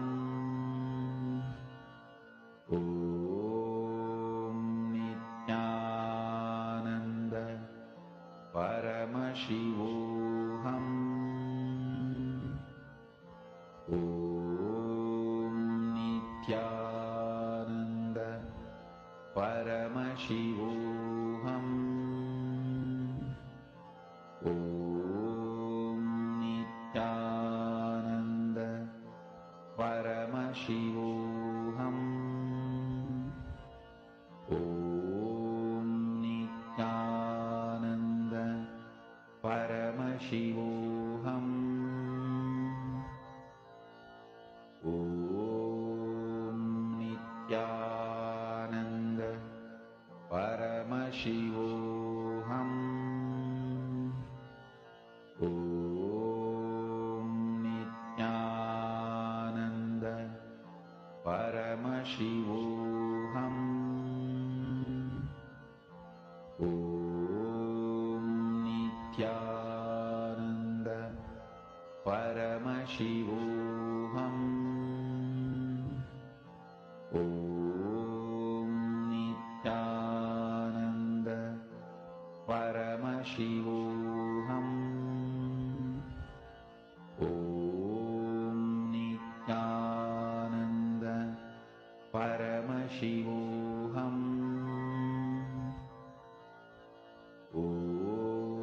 Om Nithyananda. Paramashivoham. Om Nithyananda. Paramashivoham. Om Nithyananda. Paramashivoham. Om Nithyananda. Paramashivoham. Om Nithyananda. Paramashivoham. Om Nithyananda. Paramashivoham. As you can see over here, how the coconut is moving on the participants' hand. Same way, you also will be able to experience the same thing in your life. You see, just the coconut is a representation of you.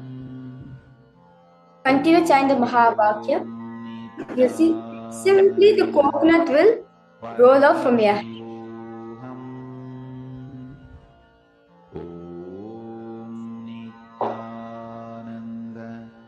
Paramashivoham. Om Nithyananda. Paramashivoham. Om Nithyananda. Paramashivoham. Om Nithyananda. Paramashivoham. Om Nithyananda. Paramashivoham. Om Nithyananda. Paramashivoham.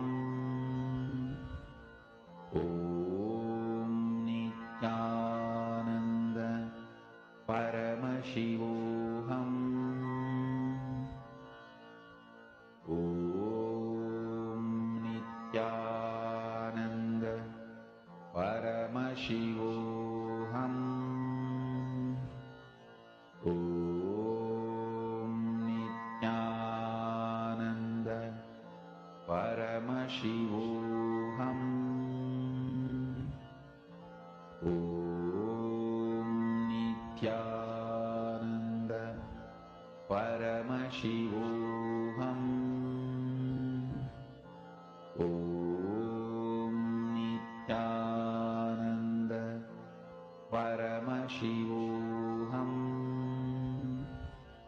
Om Nithyananda. Paramashivoham. Om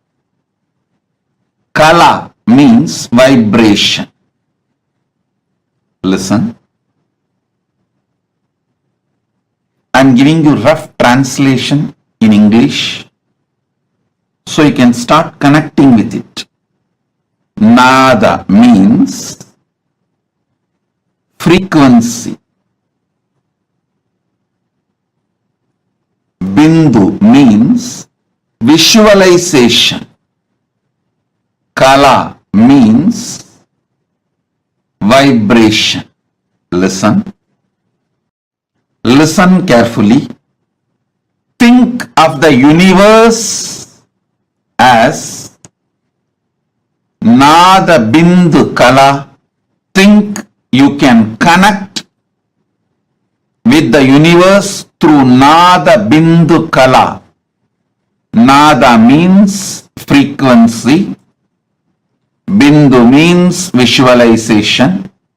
Kala means vibration. You just need understanding about these three. You can connect with cosmos. You can manifest the best things of the cosmos. Not just health. Listen. If you think in a small scale within your small brain, you will think health is the best. But if you connect with cosmos, you will understand not just health, eternal life. Eternal life is the best thing. Even your understanding about what is the best you can achieve will get matured. When you understand about Nada Bindu Kala,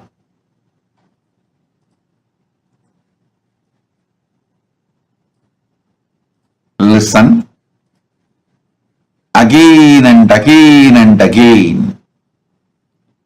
All great things on this planet Earth happened when some being knowingly or unknowingly connected with cosmos through this Nada Bindu Kala.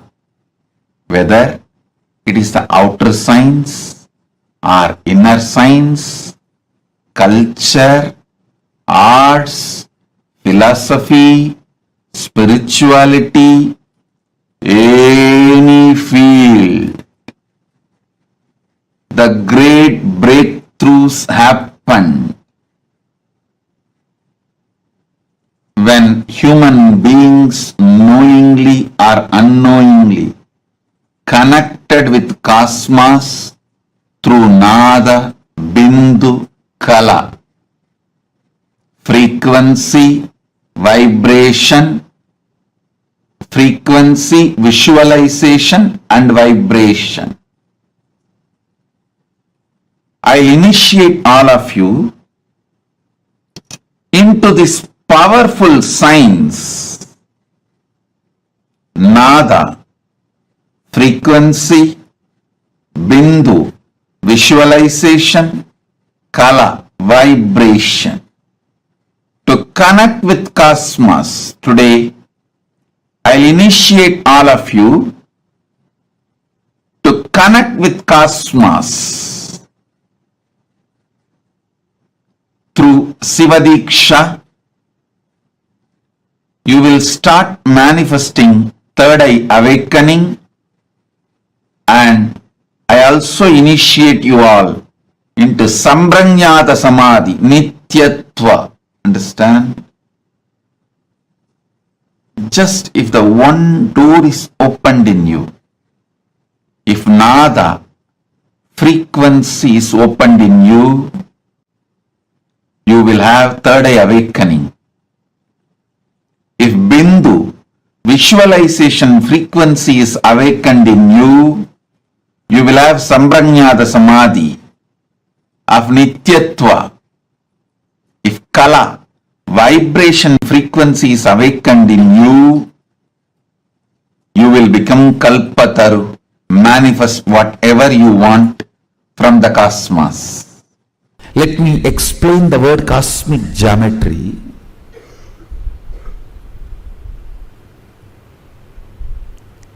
lines, curves, points. Understand? The whole thing is only these three. Lines, curves, points.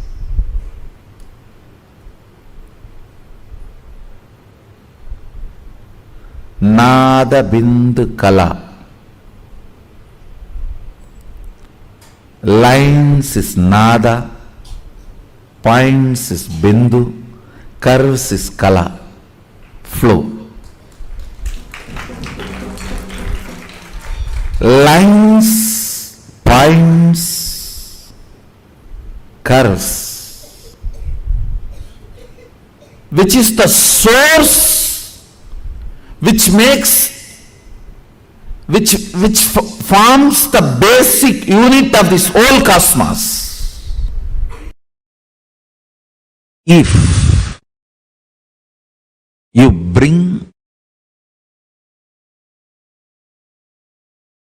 your talking into mano mauna, mana unmana, not just verbal silence, mental silence, where you are just there, an existence is there. It is just a beautiful music between you and existence. That's it. Principle of sound, Nada Tattva. Nada Tattva. Principle of sound, Nada Kala, is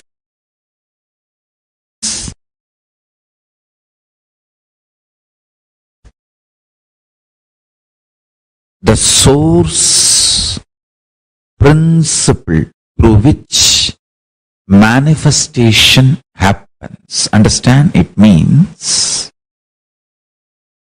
understand, in mano mauna, mana unmana, you understand the difference between sound, music, words. The source of all this is called Nada. Nada Kala. I tell you, if you can rest Nada Kala, not only you will understand all languages, you will know you can manifest anything you want just by creating the right sound. I have seen my gurus doing it.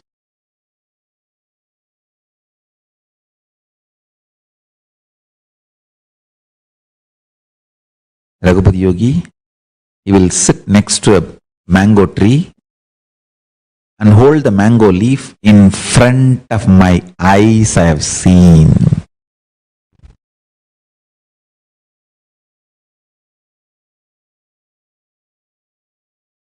He will hold the mango tree, mango leaf, the tree's branch on leaf, and create some sound.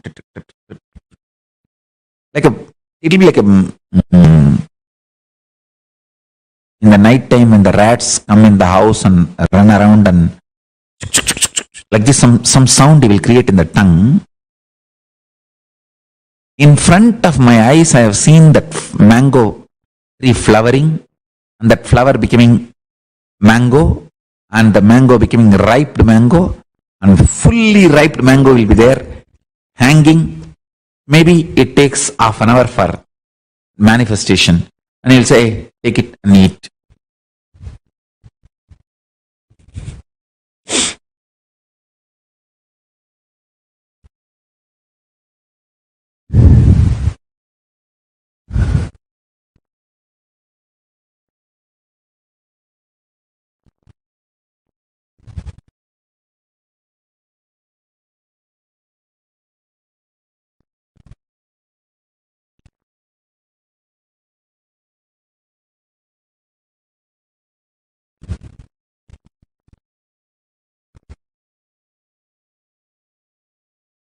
I'll offer to him. He will eat little and then give the remaining share to me. Not once, I can say at least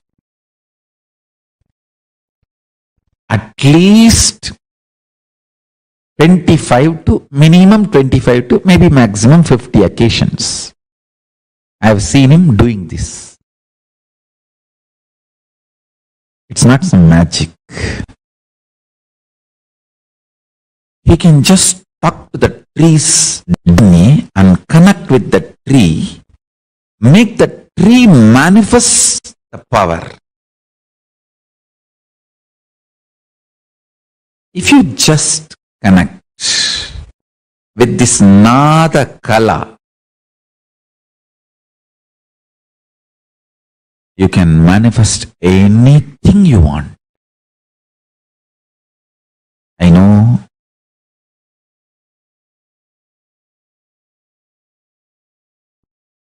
all your doubts, denial. I am sympathetic towards that. But the truth is the truth is the truth is the truth.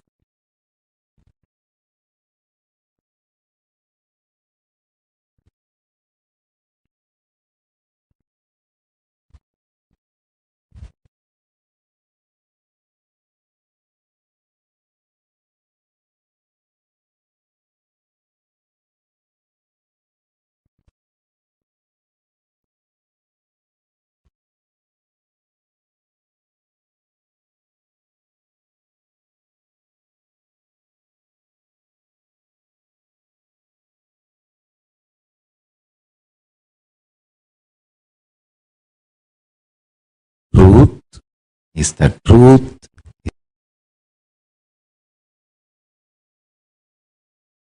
is the truth is the truth.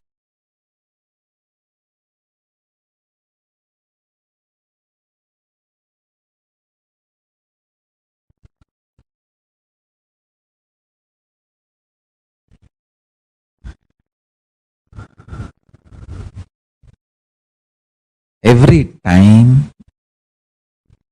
I utter a word,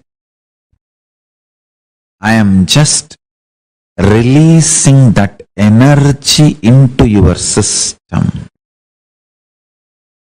Especially my initiated disciples, integrated disciples, can hold that energy and manifest as a reality immediately. Integrity to me is not the favor you are doing to me, it's a favor you are doing to yourself, and it's a power you manifest for yourself. Understand? It's a power you manifest for yourself. Guru Bhakti is the greatest gift Paramashiva gives you. I feel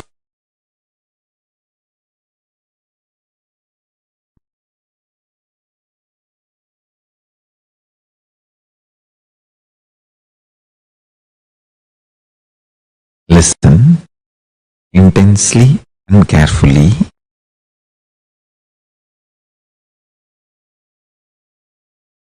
More and more practice of mana unmana, which I say, just completely being inside your inner space with the principle of sound, the source of manifestation, Srishti. Paramashiva's Damaru.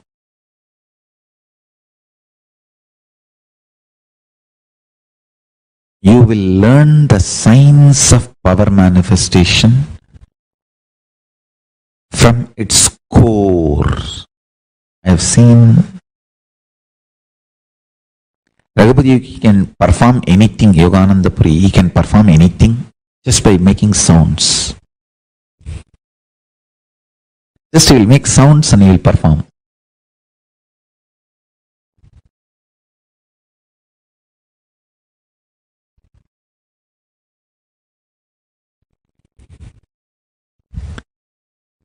extremely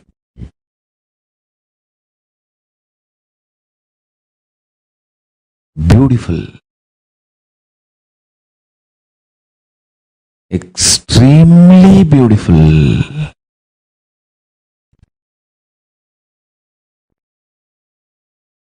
Experience can be achieved. Actually, the word extremely beautiful is too small. If you sit in mana unmana, which is too simple, understand? Doing is difficult, not doing is too easy.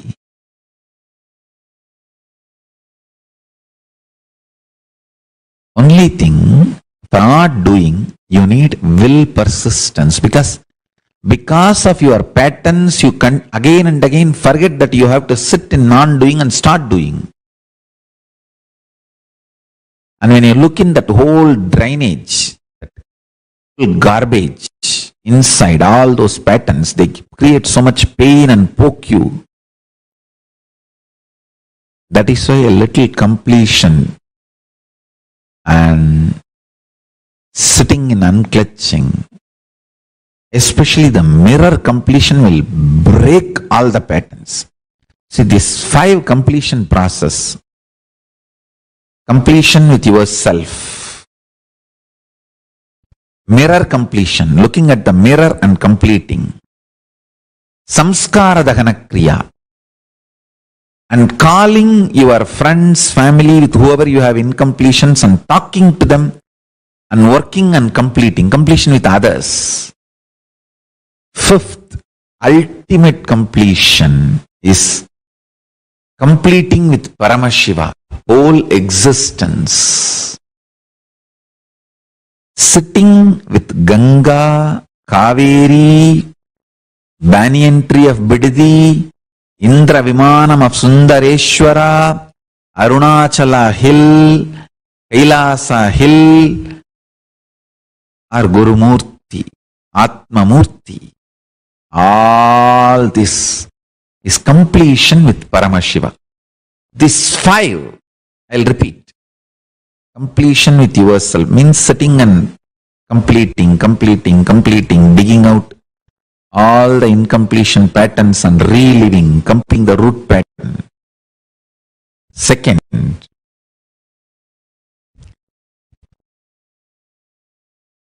using the mirror and practicing completion. 3rd, samskara dahana kriya. 4th, calling people with whom you have incompletion, sitting and talking out with them and bringing to completion. 5th, ultimate completion, completion with Shiva. This 5, whoever practices these 5 completions will realize Nada Kala, understand the sound, the source of sound.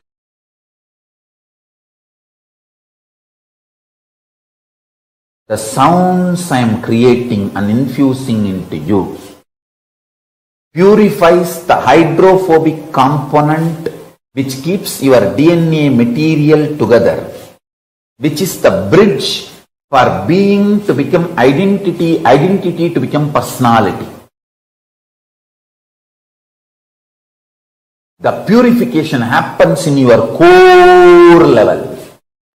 I realized multiple things. First thing, even the so-called worst sufferings are because you are taught it is a suffering, not because it is a reality. That's first lesson. Second,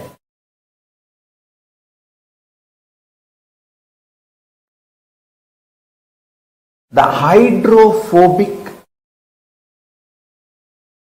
material which keeps your DNA together. That hydrophobic material is filled with sound. See, being becomes identity Through sound, identity becomes physical expression of a person. Through fire, the person manifests is good, bad, right, wrong, everything. Through earth, the Prithvi element. See this satsang again to understand what I am saying. The sound component, Nada Tattva, sound principle,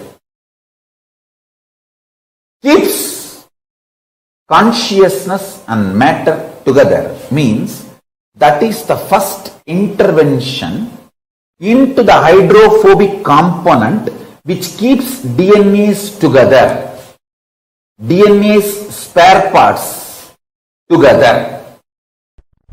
There are some vibrations which are pure manifestation of existence from guru to disciple, directly transmitted.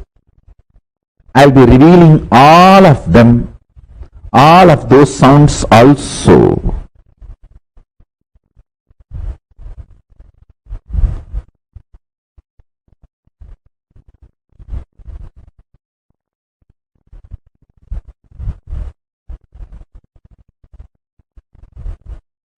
So the source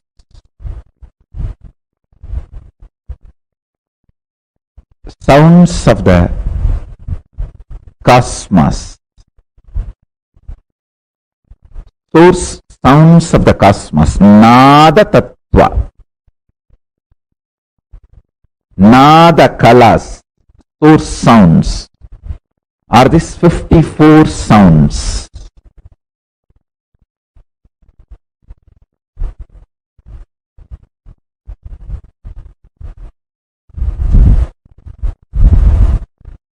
I'll share these details and more about these 36 tattvas. In Kailasa, Paramashiva Jnana, the knowledge of Paramashiva exists as pure frequency, Nada and Bindu, means sound and visualization. I map that down into Sanskrit, then it becomes concepts and principles. Breath without sacrificing the depth. Depth without compromising on breadth. That is the uniqueness of multidimensional logic. X, Y, Z in all three and then few more axes. In all, uncompromising. Depth and breadth and length and intensity.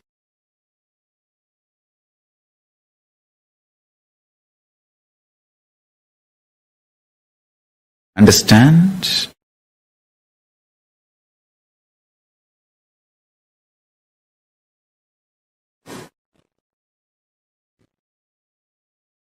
I was studying a huge black hole which is not matching with all the known theories, including Einstein's E equal to mc square.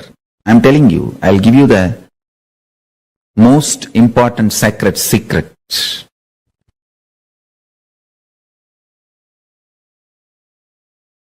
Intensity of the existence. The Bindu dimension of Paramashiva reveals itself when beings get matured enough to grasp its existence. Now, that black hole which was revealed to these scientists shows human beings are matured enough to understand the truth. Causeless, inexhaustible source of energy is available which does not need to get converted or which is not constant. Understand? Endless resource is available is the statement Paramashiva is trying to make to the humanity through revealing that huge black hole to the Chinese scientists.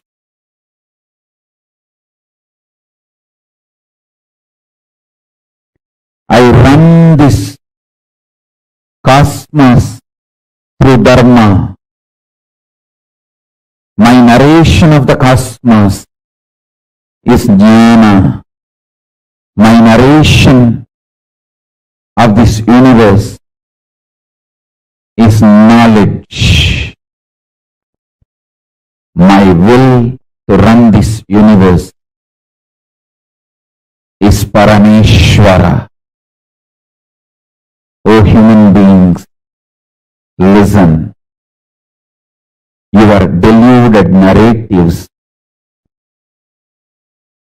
are instigated by the signals you perceive, which is neither permanent nor eternal, or leads you to the ultimate state. Listen with Shraddha. Kala, time, is my skin on which the stimulus signals called this universe manifest. Universe, as you see, is only the signals manifesting on my skin. It is not real. My narration of the existence, your delusion of the universe, both meet each other on my skin called time, Kala. Nada Kala, Bindu Kala, Sambandha. The relationship between Nada Kala and Bindu Kala. Anyone masters this science, masters Paramashivatva.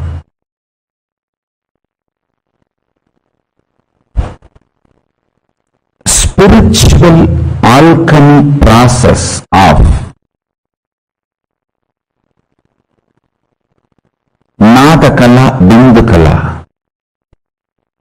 Understanding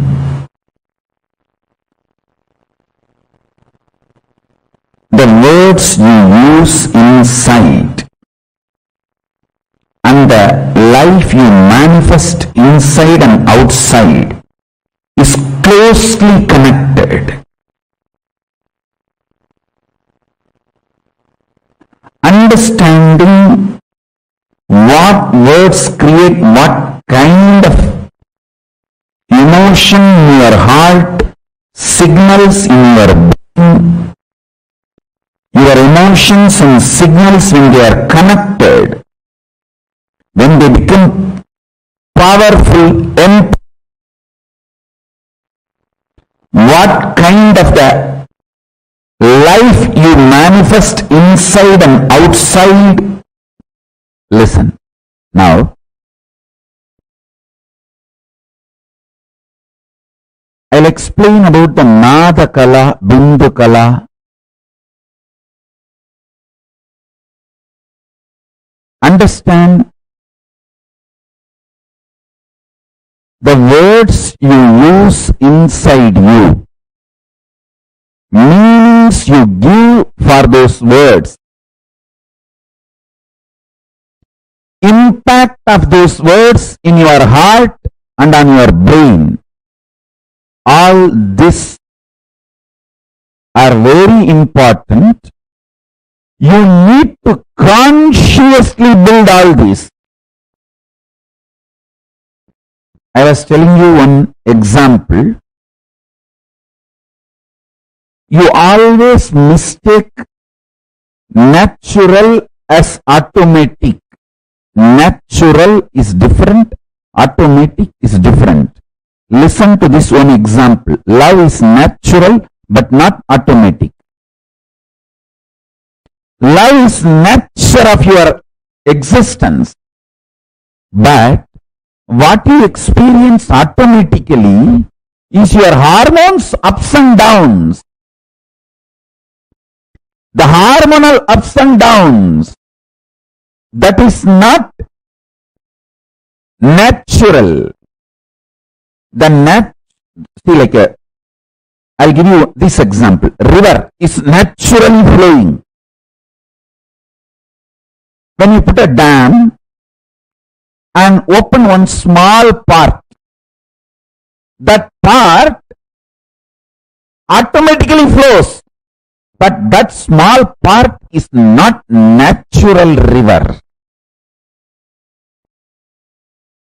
If you put a dam on the river, open one small corner, one small part, it naturally flows.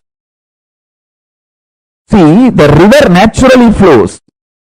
But when you put a dam, open one small part, that small opening automatically flows, but that is not natural. Whole flow is natural. Small automated versions cannot be equated to natural. So understand, spiritual alchemy process of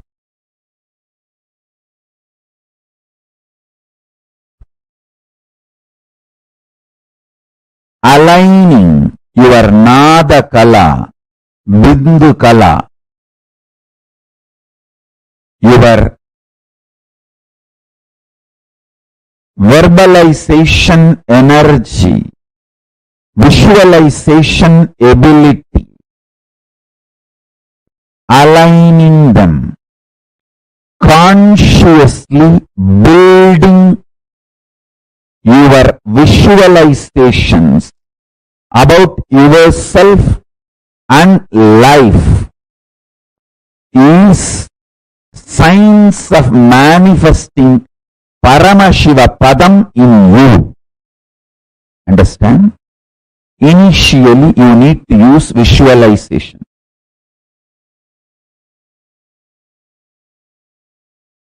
Pure life positivity, absolute life positive energy is superconsciousness of Paramashiva.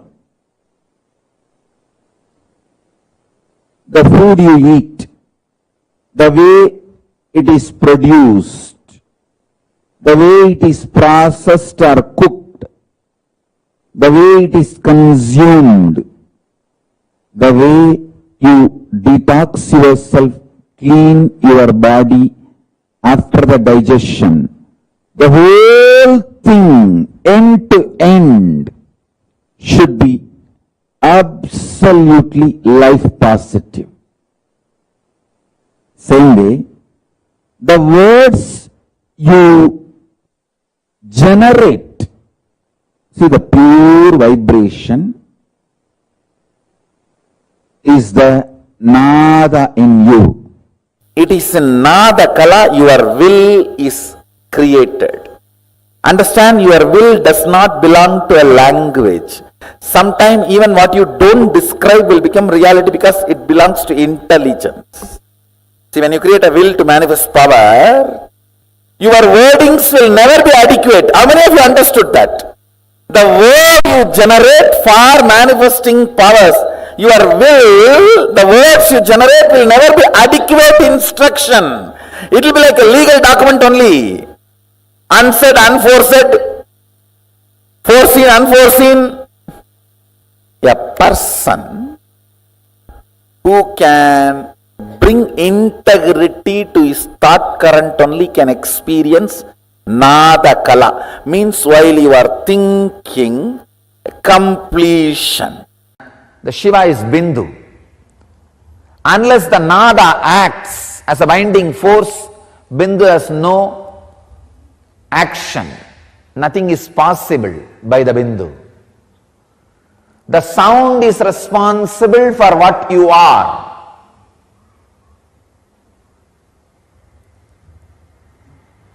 So sound is responsible for the sickness you carry, whether physically or mentally. If the energy field which binds the quarks is responsible for your disease and depression, if that energy field is altered, naturally the disease and depression will be cured, healed. Understand? By its very nature, quarks has no disease. It is pure consciousness. Only nada is responsible for the disease or health, depression or expression. So it is nada is responsible. You can work only on nada. You cannot work on Bindu. Bindu is beyond consumption, the pure consciousness. So all healing systems works on nada. Of course, if it is a real healing system. The right sound does its job. But if the wounded nada structure is brought near the anahata dvani, the uncreated sound which constantly master is radiating, which Shankara calls us very beautifully, Chitram Vadadaror Mule Vriddha Sishya Gurur Yuvaha Gurostu Maunam Vyaghyanam Sishyastu Chinna Samsayaha. The word Maunam Vyaghyanam means all his expressions and discourses are in and from anahata dvani, the uncreated sound. In an expression of uncreated sound, the anahata dvani. That is what Shankara calls Maunam Vyaghyanam.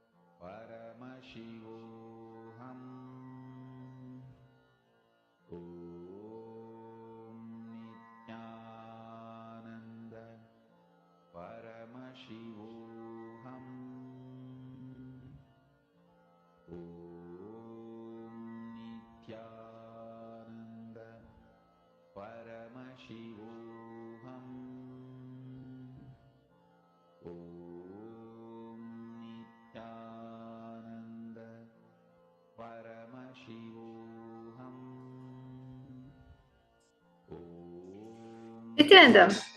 So now that was such a beautiful revelation Swamiji was explaining on Nada, Bindu, Kala. Frequency, visualization, and vibration. Now let's take you all on an activity, an internalization. We're now going to convert what you understood and implement this in your actual day-to-day life. Cosmos is made out of 3 core material. If you ask, for instance, the shirt that I'm wearing, what is the material made out of? Maybe a little cotton, a little yarn, a little linen, anything. That material, what is the cosmos made out of? Nada, Bindu, Kala. Nada means frequency. Frequency which moves up and down or side to side. Bindu means visualization. Anything in which you can see in the form of images, visualization. Kala means vibration, sound, vibration, like how as you're sitting over here, even if you rub your fingers together, you're able to actually experience vibration happening. Even maybe when you're sitting right in front of speakers, when you listen to your favorite music, the vibrational level is felt up to your skin and much more. So for the cosmos, it is Nada, Bindu, and Kala. I would like each and every single one of you to write down and definitely open up what your understanding is. If you feel you need a little bit more explanation, feel completely free to write down all of your, what is it that you would like to ask in the chat box below. Next, Nada Tattva. Nada Tattva is a principle of sound. Nada Kala is the source principle through which manifestation happens. So when the principles, what is principles? Principles are nothing but the base. What is it actually rooted in? Swamiji beautifully says, the words you use inside you, meaning you give for those words. Impact of those words in your heart and in your brain. All these are very important. You need to consciously build all these. Yes, that's how much responsibility you need to take. Something sometimes society doesn't teach us. Whenever you are doing anything related to the words you're uttering inside of yourself, when you understand the science that what you utter and what is manifesting is nothing but one and the same, you have caught the very material of what the cosmos is made out of. And you'll just see the imprint it has on your heart and your brain. If you can rest in Nada Kala, means settling yourself down in the principle of Nada Kala, you will understand all languages. You will know you can manifest anything you want just by creating the right sound. What does that mean? It means just sitting down with yourself having a conversation with yourself. And in a few days, few seconds, few minutes, having the ability to manifest exactly what you have visualized. But the problem right now is that sound, frequency, is not, and the visualization is not interconnected. It is not woven. It's not woven together. So what starts happening? You don't manifest the reality that you want. So now this is a simple but most powerful practical exercise that Swamiji, Supreme Pontiff of Hinduism, has revived directly from the Hindu scriptures, the Vedagamic ancient scriptures. You need to practice integrity to define your nada to nada kala. Subtle purification in your thinking. Step 1. I want all of you to take a pen and paper. Just grab whatever it is that is the most closest to you. I hope during this programs, all of you have a bunch of A4 sheet, multiple color pencils. You can be creative as you want. You can have highlighters. It's really good to keep track of all the lessons you're going to learn throughout this 21-day program. It's going to be a very powerful, life-transforming journal. So requesting each and every single one of you, take a notebook, take your A4 paper, and or whatever thing that is suitable for you. You want to type it in the computer also, no problem. Start writing this down. Create a will to manifest power. Step 2. When you are making this will, if you are not comfortable and complete enough, bring integrity to your thought current with one of 5 practices of completion. I'll give you a few moments to write this down. Again, step 1, create a will to manifest power. Step 2, when you are making this will, means what is it that you want to make happen now? When you decide, yes, I want to do this now, that's a will that's being generated from your space. You're sending your intention outwards. That intention is actually your will. If you're not comfortable and complete enough, means while declaring, for instance, I'm going to make 6 packs happen for my health. I'm going to raise $5,000 in my wealth dimension every single day or every single week, whatever it is that you want. Or in your relationship dimension, I'm going to have a conflict-free, I'm not going to have a single fight happening in my inner space around me for the next 1 month. But if you feel that slight discomfort, like, who am I kidding? If that starts happening to you while you're writing down, you need to understand it is nothing but the non-integrity to your thought currents, but you don't have to worry. Swamiji has actually revealed one of the most best, most practical, most effective, guaranteed results on how to overcome all of this. So let's get into that. So these are the 5 practices to rest in the state of Nadakala. Number 1, completion with yourself. Completion with yourself is having the ability to not have the feeling of separation with the idea you carry inside of you and what you want to manifest. A non-conflict inner space. Number 2, mirror completion. Looking at the mirror, it can be any type of mirror. We don't need to get so technical. Sometimes people say, oh, mirror, okay, let me go get the hugest mirror I could find in the house and put it in front of me. You can also go to that level. If you'd like to see yourself life-size, go ahead. It can even be a regular mirror in which you see for cleaning your face. It can be anything. But of course, don't go to the next level by bringing your chair and laptop into the bathroom and sitting in front of the mirror. If that is the only mirror you have in the whole house, why not? However, a simple mirror, a compact mirror is more than enough.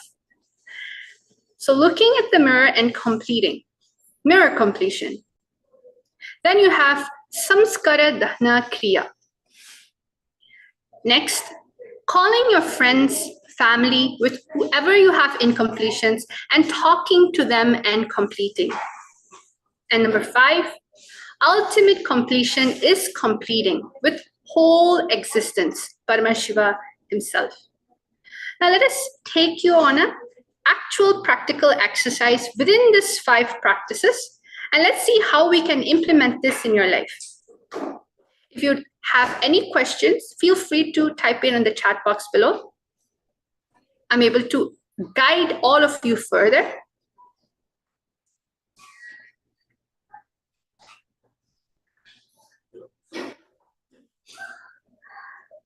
So now, when we're going to go deeper into these practices, you need to understand these different techniques, even though it sounds new to you, they're actually nothing but very simple, everyday, daily practices in which you can do to align the nada, bindu, and kala in your inner space.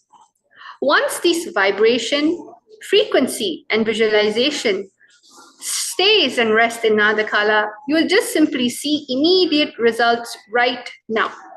That is how much this formula of what Swamiji has revived is super scientific and guaranteed in results.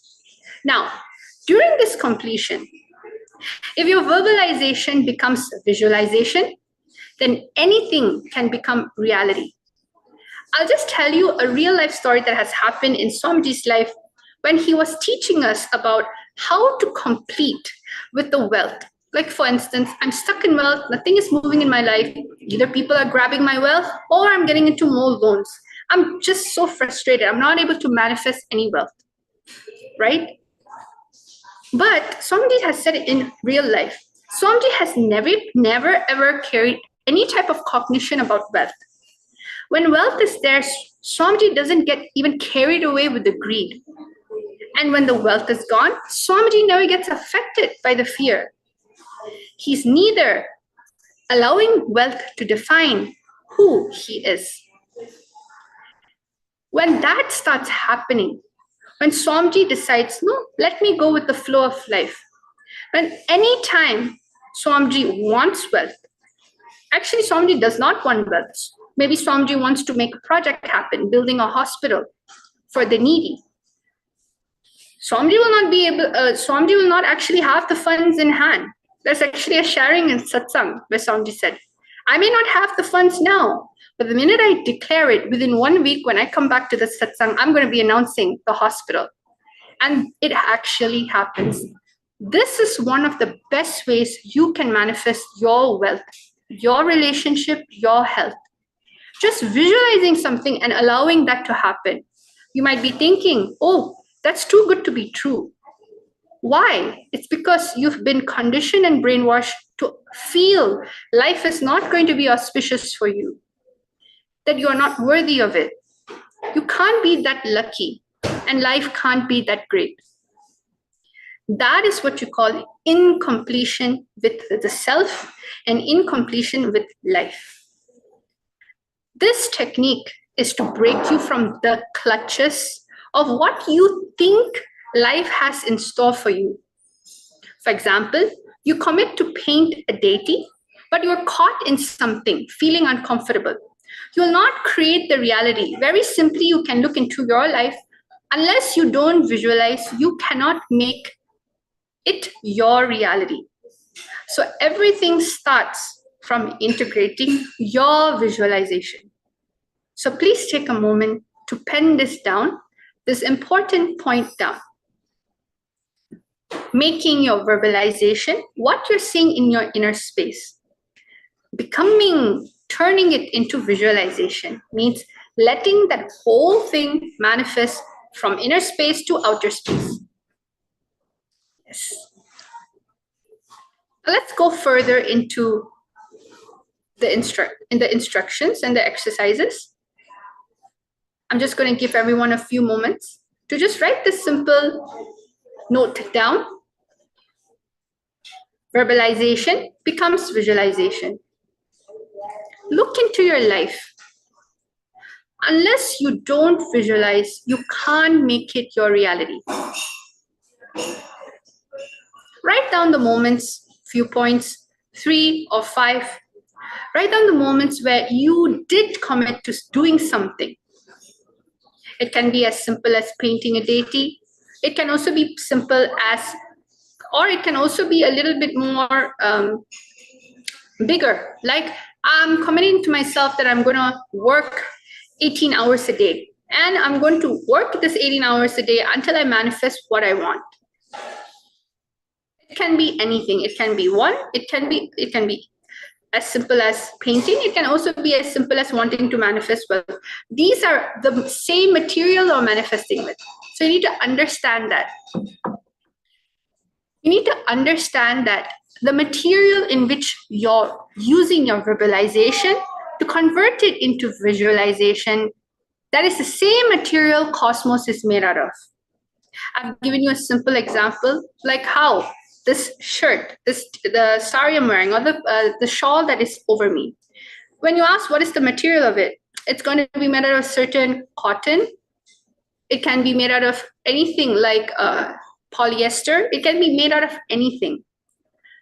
When you have Nada Bindu Kala and you're working on this visualization, don't think it's a separate technique. It is the same material in which cosmos is made out of.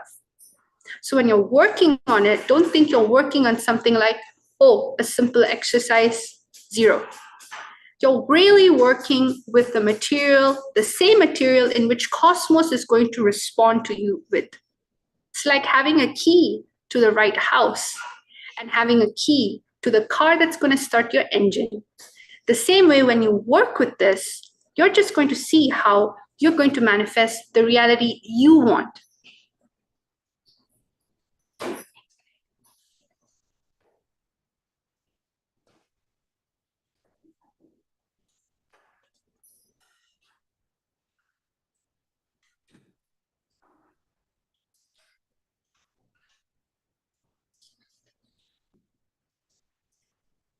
Take a moment, contemplate on this exercise.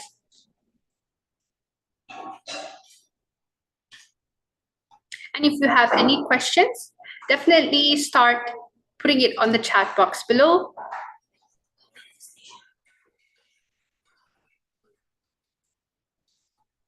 Because after this, you're just going to see how this is going to start manifesting in your life. So it's a very important exercise. Please do take part of it. You will just simply see the miracle of working with the formula the cosmos is made out of.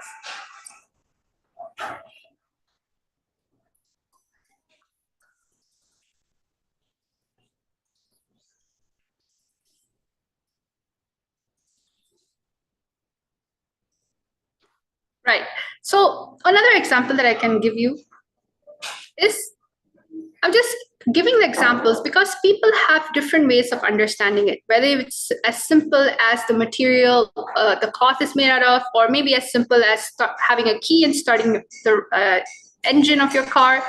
It can also be simply, for instance, when you are working with the source material you're made out of, you need to understand you're working directly on yourself. What you have been working in, why this exercise is so important. You've been working with your mind and your conditioning. You have rated, graded, measured everything that has happened in your life based on something you are not made out of. Means man-made. What you've been working with, the fuel in which you had, man-made. Man-made fuel always gets exhausted and it's always limited. That is why each one of you, even though you have health, or maybe you don't, or wealth, or relationship, there's something still deeply unfulfilled. You know that there's something greater, but what is it? You keep finding for it. So when you're doing this completion, you are directly working on the same material in which the cosmos is made out of. When you clear this whole thing, it's like a big blackboard filled. Right now, currently, a blackboard is just filled with random visualization, verbalization. Just visualize a book full of different words. And when you just look at it, it feels just so hectic, chaotic, confusing. You're not working with those. You're working on an empty slate. Once you do the completion, your inner space becomes an empty slate that connects you directly with what the cosmos wants of you. And that's the beauty of it. You start manifesting and you start having the commands in which cosmos is going to listen to you.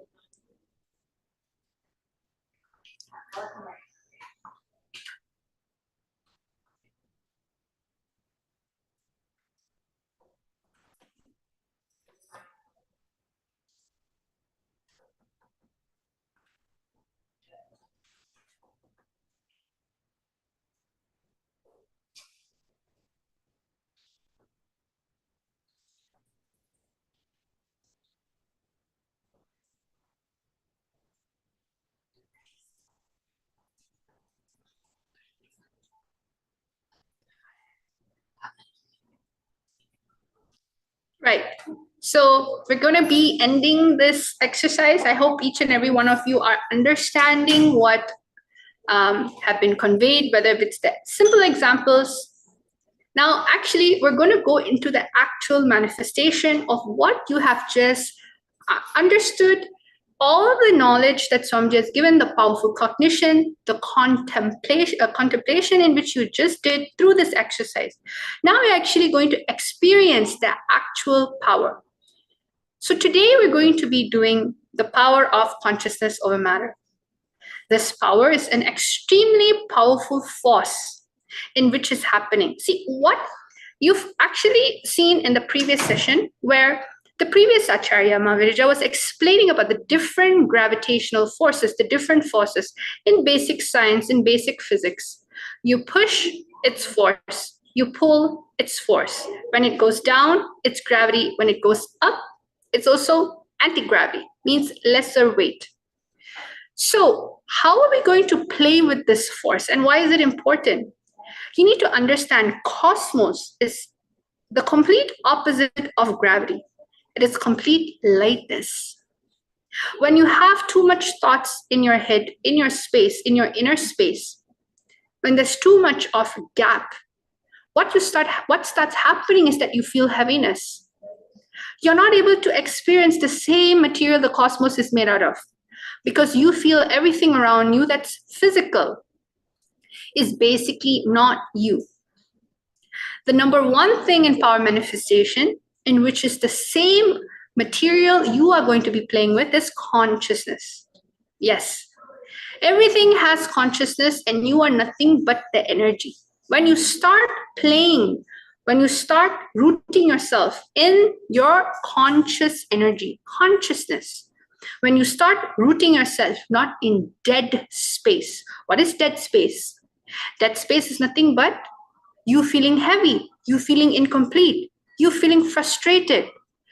When you keep adding on to your frustration, you're just going to become an extremely heavy person. And what is heaviness? Nothing but a form of gravity. For instance, I want each and every single one of you to prepare a coconut, any round fruit. I have with me a coconut as well. You can have a round fruit, anything in which is circular, easy to use. You are going to experience the energy and you're going to be playing with the power of gravity. You're going to be playing not with your mind. This is not a mind-bending power. No. There's something much more powerful in your inner space sitting. That's Swamiji, Paramashiva. When you start connecting the consciousness inside of your inner space, which is Swamiji, you will simply see Swamiji will just remove the gravity in your life, which is causing the disturbance of your Nada Bindu Kala. So is everyone excited? I hope all of you, I'm going to give you a few moments to get an object, whether it can be a tennis ball, it can be an orange fruit, it can be a coconut, it can be an orange, any other lemon, not the really oval shaped lemon, but more circular, like a lime. It can be anything. You shouldn't play with anything that's not like circular or oval. Try your best to make it more circular, oval. Stick with that first. And you're just going to put it on your palm, as you're seeing right here. You see, when something is rested, it doesn't matter what you do. Can you see this? Even if you shake it, it's going to just be sort of settled down. Okay? So you're not going to, if you see my hand over here, you're not going to clutch it. You're not going to clutch it. Avoid clutching it. Can you see this? Yes. I'm going to just show it to you. To just avoid clutching it like this. You need to understand, many times we feel we need to control something, but consciousness is beyond our control. You just need to relax. Not relax to the level where the coconut obviously falls or the fruit obviously falls. You're just going to relax in such a way where it is just sitting. Avoid opening the gaps of your fingers like this. Just close it like normal. See? Just close it like normal. You're going to put it and make sure it's well rested. You're going to put it in such a way where the coconut is straight, like this. When you put the coconut straight, it's obvious when you move your hand. It's obvious when you move your fingers. So we start with the hand because we need to understand the consciousness inside of us is nothing but a reflection, is an extension. Anything we touch it's an extension of our consciousness. Right now, if this was a coconut, you're like, oh, okay, coconut, let's go break it. And then you crack it and then you eat it, right? There's no concept of, oh, it's a living consciousness. There's no concept that, oh, it's an extension of mine. If you understand it's an extension of you, you will understand everything else in your life is nothing but an extension of you. That's the beauty of it. It's a science and a powerful cognition. Each and every single one of you should get a click. Because once you do get a click, you completely understand the very concept of you being made out of the same material as cosmos. You will not take the things around you for granted.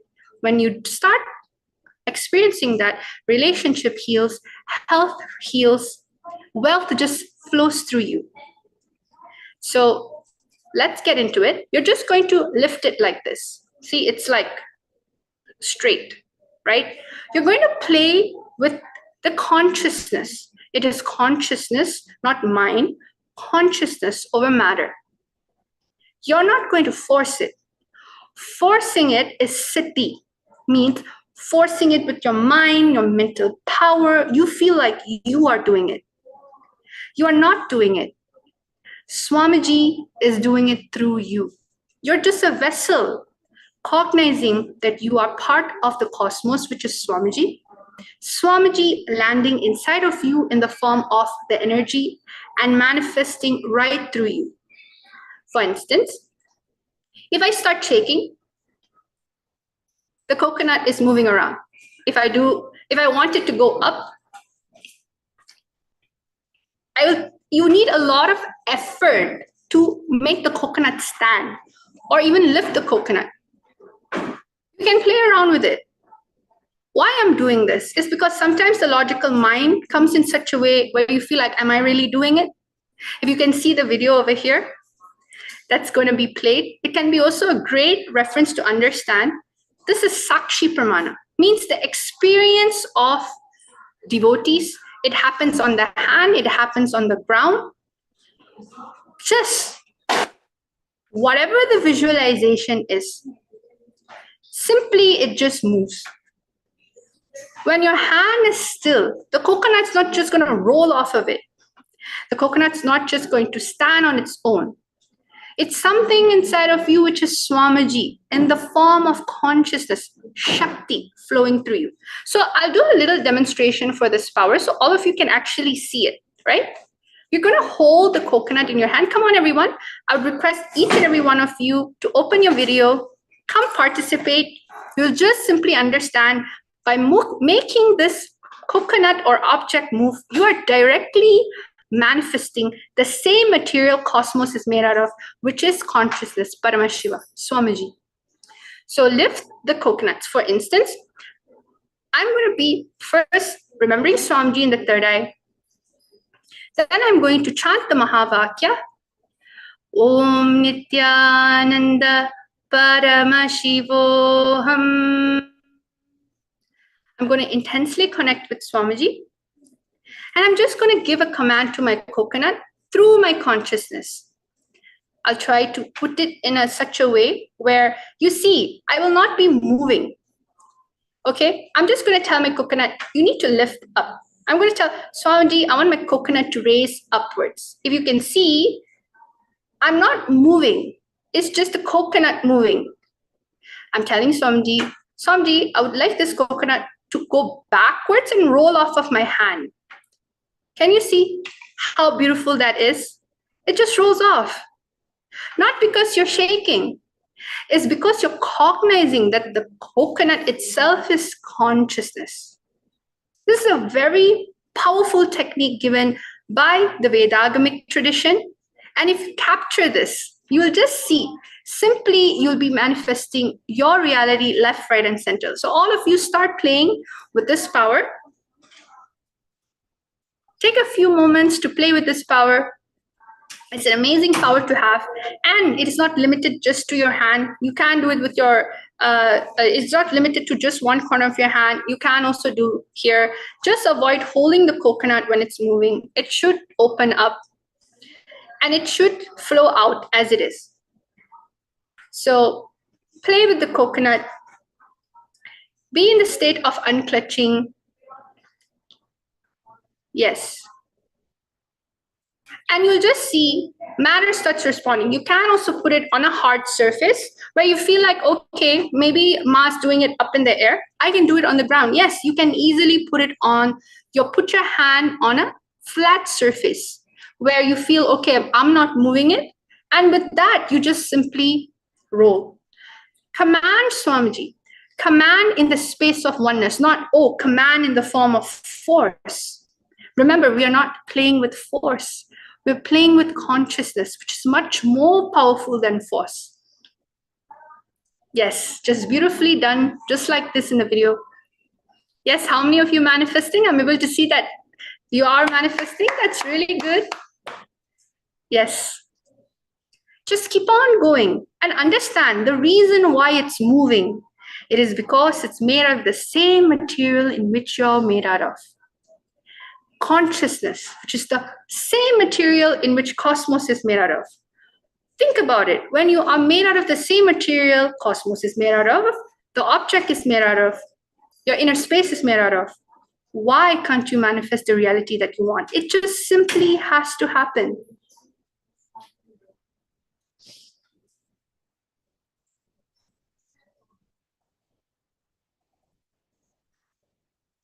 Yes.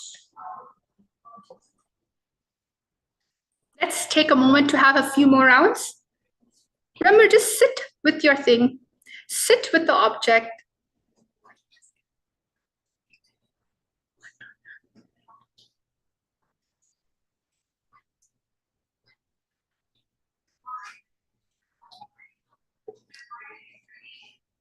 So, yes. Just take a moment, play. Remember, you are playing with gravity. See, Swamiji always said, consciousness of a matter is actually electromagnetic force. You're playing with one of the gravitational forces of the universe. Why is Swamiji reviving this science? Because Swamiji wants you to know that you are not this physical matter, tissue, fat, all the body parts in which we are made out of, skin, cells. We are much more than that. We are nothing but a reflection of the cosmos, and cosmos has bigger plans for you. That's why in this beautiful Paramashivoham program, you're just going to be witnessing all these amazing sciences directly revived by the Supreme Pontiff of Hinduism. Each one of you will be playing, manifesting each traditional pramana, sutras, verses from these ancient Vedagamic scriptures and the most advanced Vedagamic scriptures. Swamiji is just beautifully making this whole power manifestation as an actual living laboratory for all of you. This laboratory is not only worth more than what you can imagine, but it is the need in which humanity has to have in their life. So the evolution progress starts happening. Yes, I'm able to see that many people are starting to move, and don't worry, whoever that is stuck, you need to understand. Just let go of the heaviness. Just any idea in which you carry about yourself, about life, feeling you are separate. No, I'm not made out of the same material. Why should I even do this? Drop the logic. Yes. Drop the logic, drop the irrationality that you have in yourself. It is not a magic show. It is a science. In Hinduism, the science and the methodology used is different from Western methodology. Each versus sutras is manifested in a different way. And each sutra gives you so much tremendous healing in all the dimensions in which you have. When matter moves because of consciousness, everything in your life start cognizing as consciousness.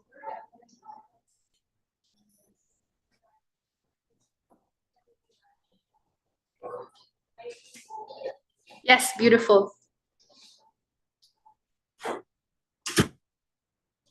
That's good. Everyone just keep doing it. It doesn't matter. Get excited with this power. Call your friends, call your family. And when you call your friends and call your family, you can just simply tell them, hold a coconut, you get on the video camera, hold a coconut, hold the object, and demonstrate this power. See, it's such a joy to share with people when you have a breakthrough. Why would I say this? Yes, if you had an iPhone that you bought, would you not call a friend or a family member to share, hey, I bought the latest iPhone. I bought the latest iPhone. I bought the latest specs. Would you like to take a look at it? When you are enjoying something, you share to the world. So the same way, when a miracle is happening to your life, simply share it. Share it with your ultimate joy. So now, with this session, we are going to be moving on to your next segment. You're going to be going into Shiva Diksha. Let's see how the Supreme Pontiff of Hinduism, Swamiji, explain what is the science of Shiva Diksha.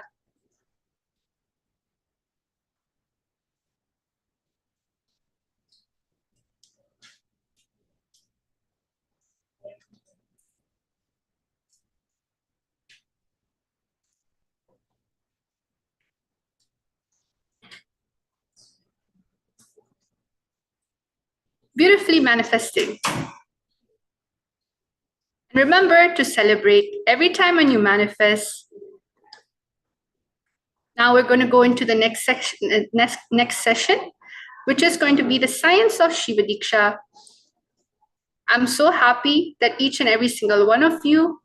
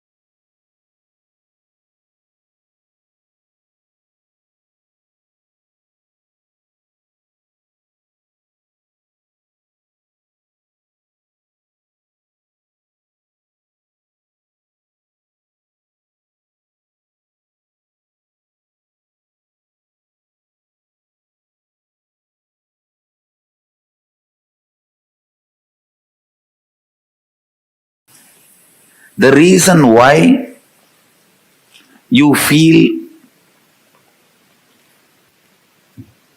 enlightenment happening to you, or the reason why you feel the Kundalini awakening happened to you. And if you have a strong decision of hatred, wherever you go, you will feel you are mirroring your hatred and you are mirroring. I've seen people with a deep hatred and anger pattern constantly pushing theirs instead of receiving. See, it's end of the day, whether you are going to allow the master to mirror his neuron pattern in you of enlightenment and completion, or you are going to project your anger, incompletion, and everything. It is one of the most powerful scientific explanation, one of the most powerful scientific understanding on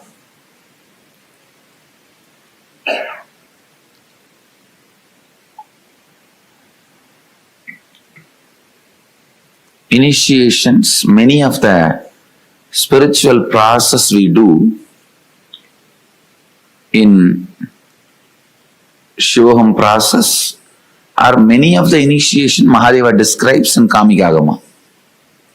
See, Mahadeva describes some of the most beautiful initiation process in Bhairavagama, which is part of Kamikagama, which is part of Agama, I can say, because there are some 64 chapters. In Bhairavagama, he describes some of the initiations. And even this,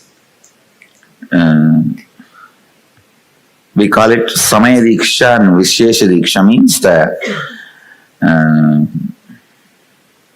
Samaya Diksha means exactly initiation into the right understanding, setting the right context for the world. See, there is something called vicious circle. Listen carefully. Virtuous circle means you start with the attitude of I'll do it, and the whole universe supports you, and you are doing it. Because of that, you feel whole universe supports you. Because you feel it is more supporting you, you are more towards it. And because you feel more towards it, that is supporting you more.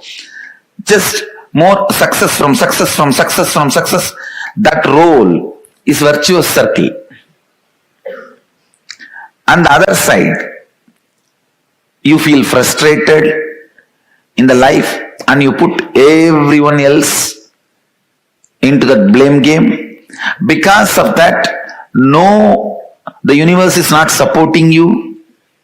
Because of that, you fail, and because of that, you put more blame. Because you put more blame, more barricade between you and the universe, and the more failure. So that is vicious circle.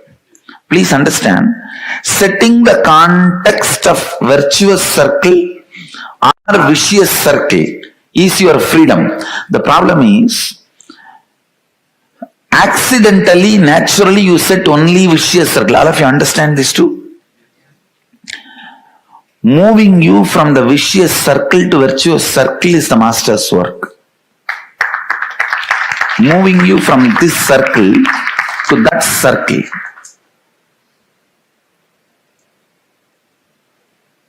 Moving you from this circle to that circle. That move, instead of vicious circle, move to the virtuous circle, and making you get into this mirroring neuron from this mirroring neuron is called initiation. Samaya Diksha means exactly moving you from vicious circle to virtuous circle. Because ultimately Cosmos is waiting to celebrate you and fulfill you. Cosmos is not sadistic. It's not sadistic. It's waiting to celebrate you and fulfill you. But when you go on, when you are holding, no, I'll prove it is sadistic, then Cosmos says, Tatahastu. If that is what you decide, Tatahastu. This whole mirroring neuron is the principle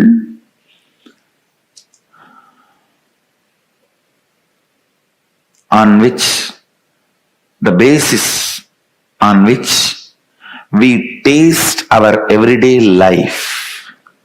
We taste our everyday life with this principle, with this action, with this way of functioning. It is in a way even way of existing. Way of existing, I tell you. Ultimately, the way of existing.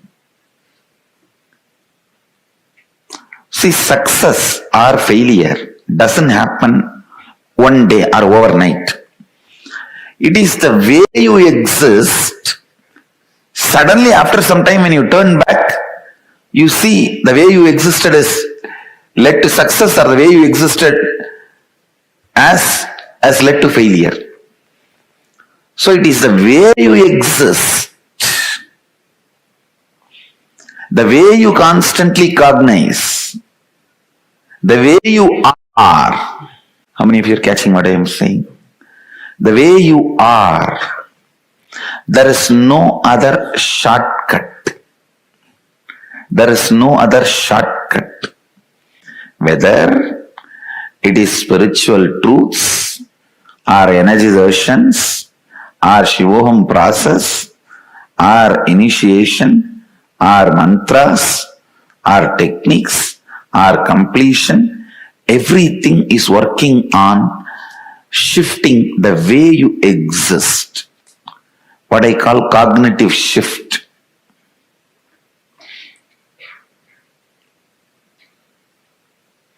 The teachings work in the level of intellect. The initiations work in the level of emotion. And this process, intense Kundalini awakening and the energy, makes it happen in the level of being. The level of biomemory. But everything is aiming at moving you from vicious circle to virtuous circle. The first powerful cognition, the truth, I want to give you all. Now, through the initiation, I am going to give you all. I awaken the Paramashiva in you, make you all manifest the ultimate life, Paramashiva. As Paramashiva has blessed me,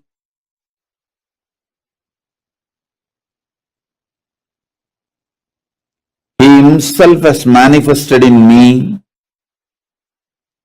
I will make Him manifest in you all now, because He has authorized me to manifest Him in all of you. Listen intensely. I will give you some of the most guarded secrets of the spiritual world. in the spiritual world, there may be some gurus who experienced ultimate within them, but they will not know how to teach. There are some, even if they know to teach, they do not know how to transmit the experience. There are some who would have had experience, but not the traditional initiation. There are some who would have had experience and initiation, but may not know how to transmit. There are some who would have had initiation and experience and even know how to transmit, but they may not have received initiation, the right to transmit. That's called Acharya Abhishekam.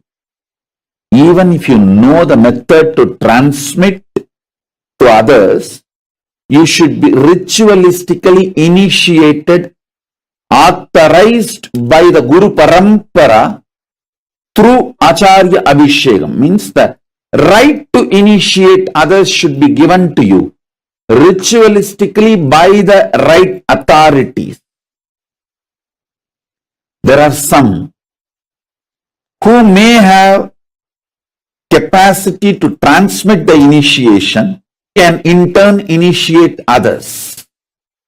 In every level, he gave me everything just by making one right decision, making this body happen in Tiruvannamalai. That ecosystem gave all the 16 things needed for an ultimate guru. Intellectual knowledge, enlightenment experience,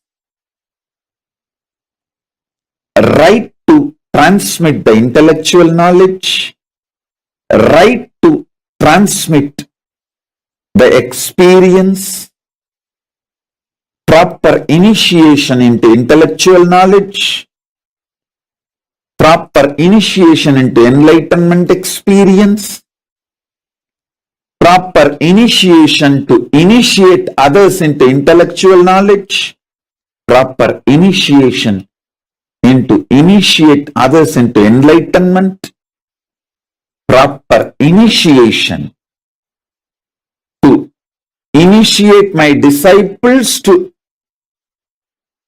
authorize them to initiate others into intellectual knowledge, proper capability to initiate my disciples to teach others the intellectual knowledge, rightful initiation to authorize my disciples to empower others with enlightenment experience, proper initiation to initiate my disciples to empower others with enlightenment experience, initiating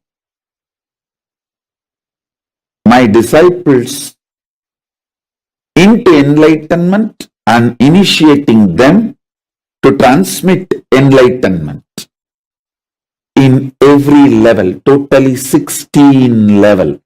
All 16 is showered on me. All 16 he blessed me. So with his grace, compassion, and the authority,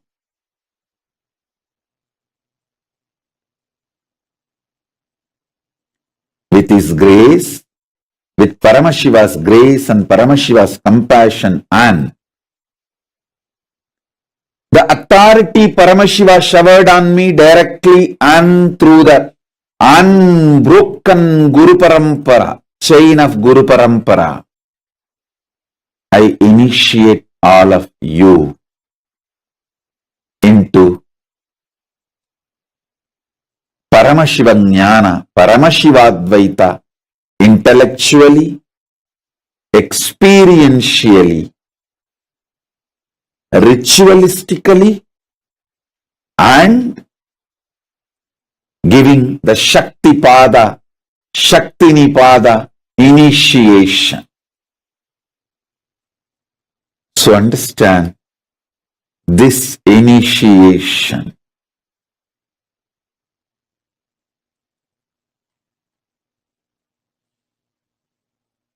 connects you with Paramashiva directly through a proper, unbroken,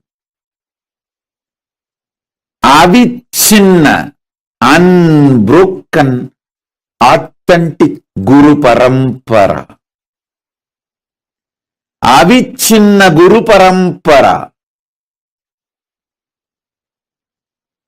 which is a fundamental requirement along with enlightenment experience. Please understand, just because of enlightenment experience, somebody is not authorized to initiate. Avichinna Guru Parampara Diksha is required. So this introduction I gave now, listen again and again, then you will understand.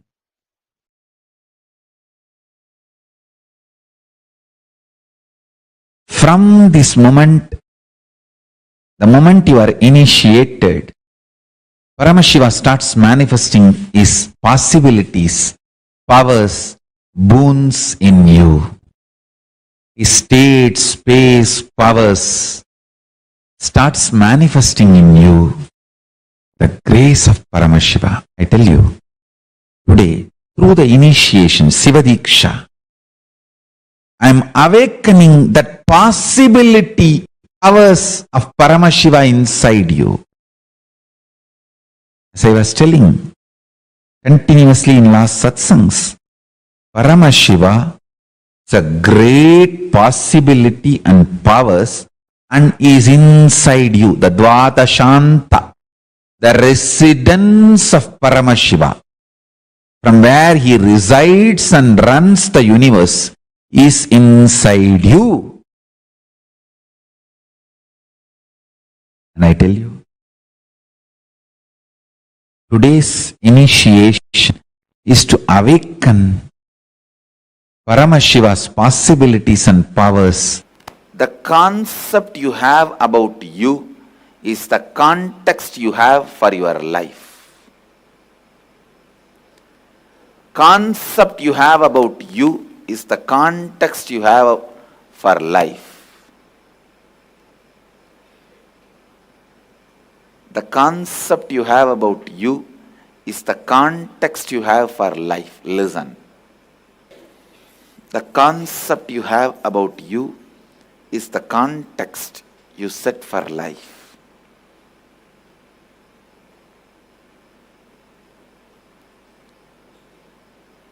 Good news is, what you think about you can be diagnosed immediately. You can find it out immediately. The great news is, it can be changed just by your will. Willingness is all you need. In Agamas, Mahadeva describes willingness as the only qualification for all initiations, Samaya, Visesha, Nirvana, Dikshas, and Acharya Abhishekam. For everything, he describes only willingness. Listen. The concept you have about you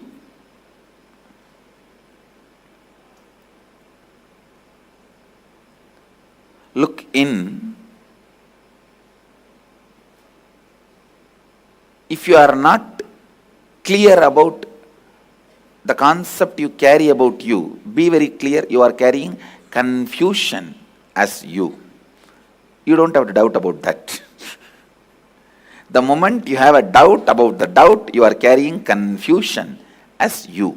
Then whatever you do to you, you do to others, you do to world, everything is utter confusion.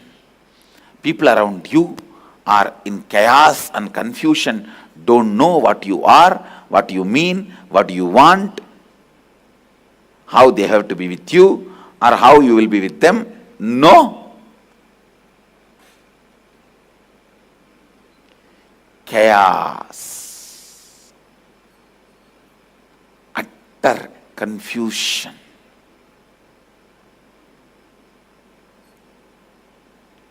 Utter confusion.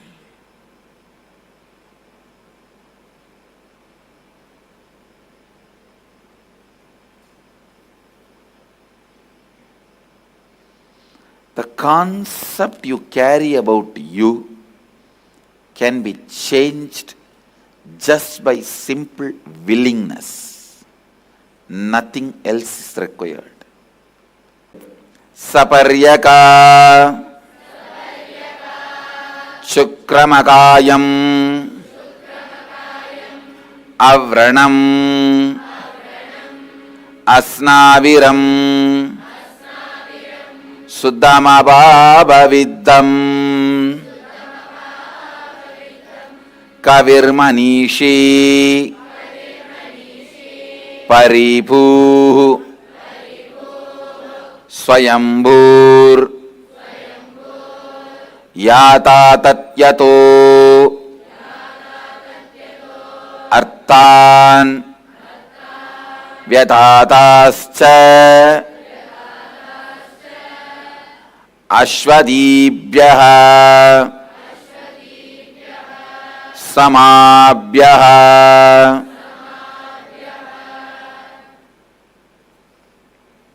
Listen.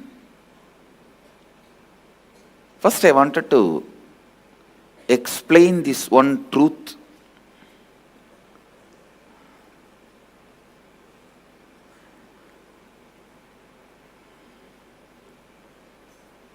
Listen. First I wanted to explain this one truth to all of you. Please internalize. Internalize this one truth. Listen carefully. How you function, how you perceive, what you did, you are doing, you are going to do, how you thought, thinking, going to think, everything is dependent on one axis. That is your concept about you. Please listen. What you think as you, if you just look inside, what you think as you, a bunch of worries, or a bunch of failures, or a bunch of failures and successes put together, or a kind of a confusion. What is that you perceive as you? Listen. What you perceive as you, that decides whether you are going to perceive the world as good or bad, right or wrong. Once I asked my Guru Mata, Vibhudanandapuri, I asked her, why such hard tapas is required? Why so much of tapas is required? Means so much of austerity, facing difficulties, all this, why is all this required? She laughed and said, when you go through the tapas, the kind of understanding you will develop about you, even small things comes from the society, you will feel that's a blessing. A small comfort from the world, you will feel that's a great blessing.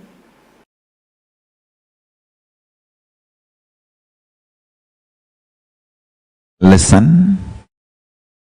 Just these three powerful cognitions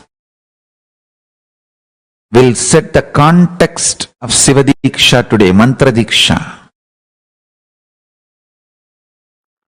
And this is the essence of all I am teaching, even if you heard it again and again and again, hear it and get enlightened till you manifest the powerful cognitions, enlightenment completely. You should hear this again and again and again.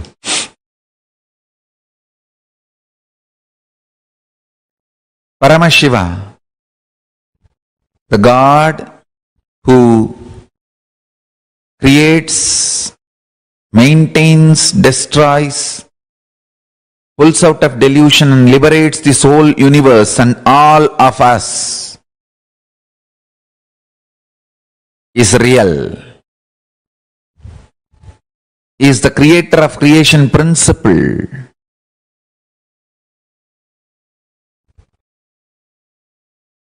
He creates, maintains, rejuvenates, pulls out of delusion and liberates even the principles of creation, maintenance, rejuvenation, pulling out of delusion and liberation.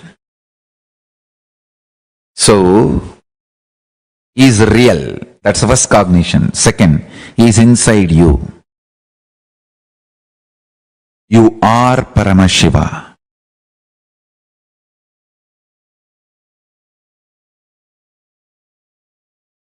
You are not human being having spiritual experience as you imagine. You are a spiritual being having human experience. That's the truth. You are Paramashiva having human experience. Listen carefully, listen intensely, listen sincerely.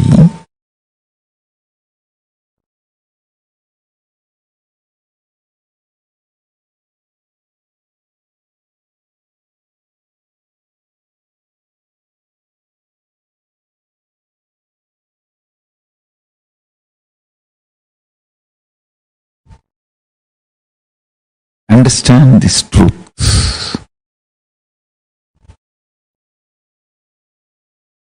Listen. Listen to these three powerful cognitions. Paramashiva is real. He is in you. When you start connecting with him, cognize he is in you. You will manifest Paramashiva state, space, powers, being, superconsciousness, and Sri Kailasa of Paramashiva. Understand, I am going to lead you all into initiation. Mantra Diksha. Through this initiation Diksha, I am giving 4 boons to you all. 4 things I am opening up to all of you. 1. I initiate all of you into the lifestyle of Paramashiva, Charyapada. I initiate all of you into everyday puja, Anmartha puja, Kriyapada. I initiate all of you into Nithyananda yoga, Yogapada. I initiate all of you into power manifestation, science, Jnanapada. The core content of your inner space is Paramashivoham. You are Paramashiva. Listen carefully.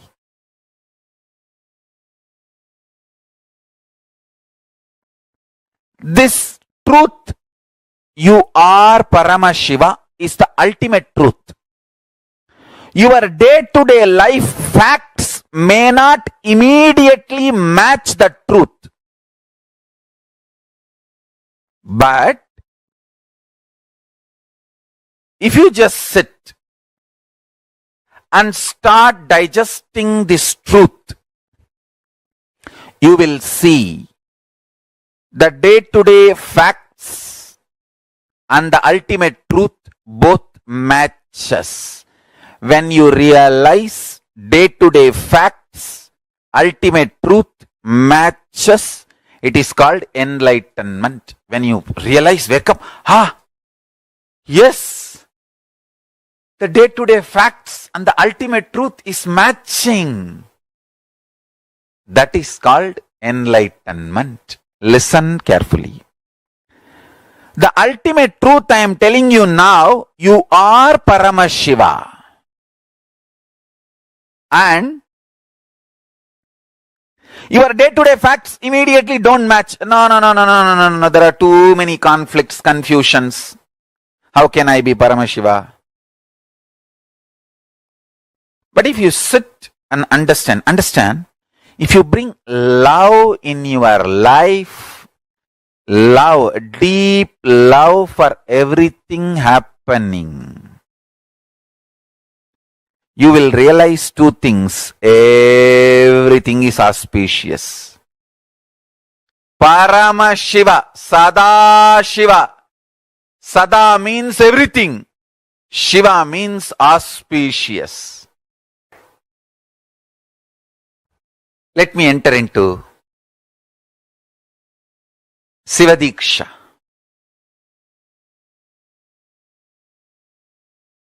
Understand, I'll give you just few important understandings. Just internalize these few important understandings.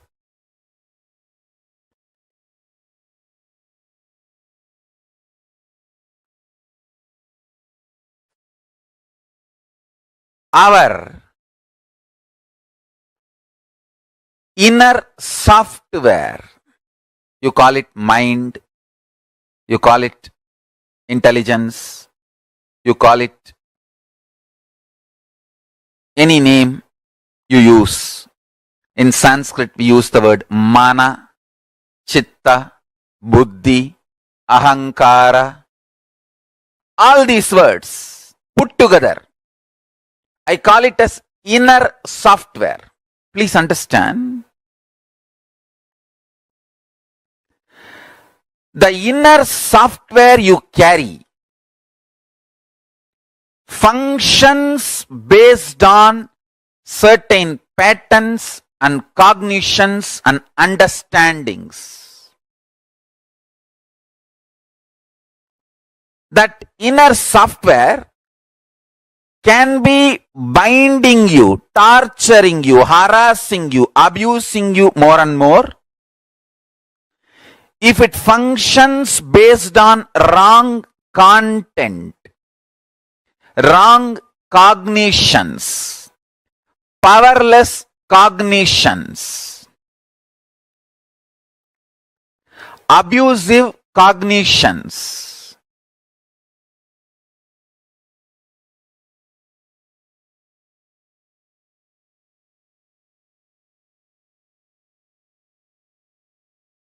if that inner software functions based on powerful cognitions, right cognitions,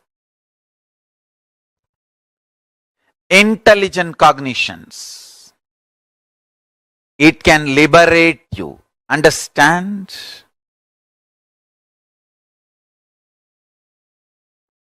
The inner software you are carrying,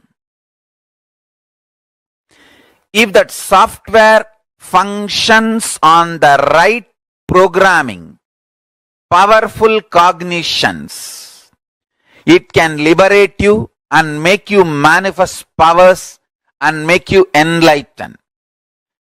If that inner software functions based on wrong cognitions, powerless cognitions, powerless content, understandings, ideas about you, about world, about God, about you, about world, about God, Jiva, you, self, Jagat, world, Ishvara, God. About all these three, the cognitions you have, the cognitions, conclusions you have about life, this all forms the core content for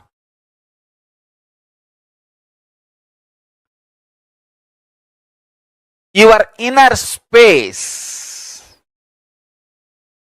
If your inner space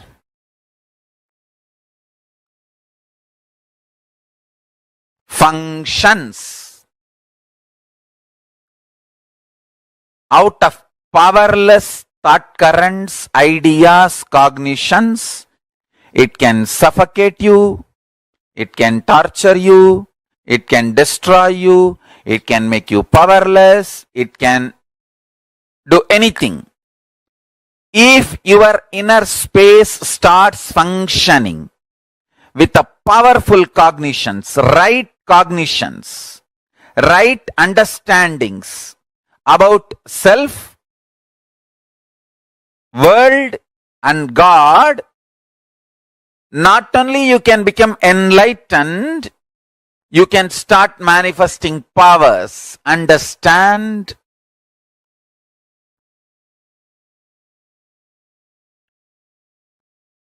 Sivadiksha is all about shifting the way you function from powerless cognitions to powerful cognitions. That's all.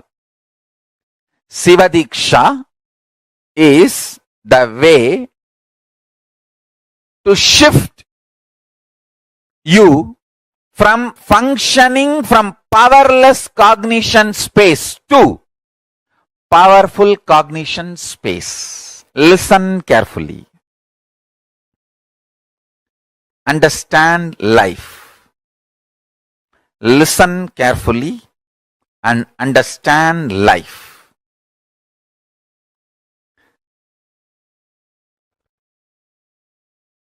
I will repeat. First,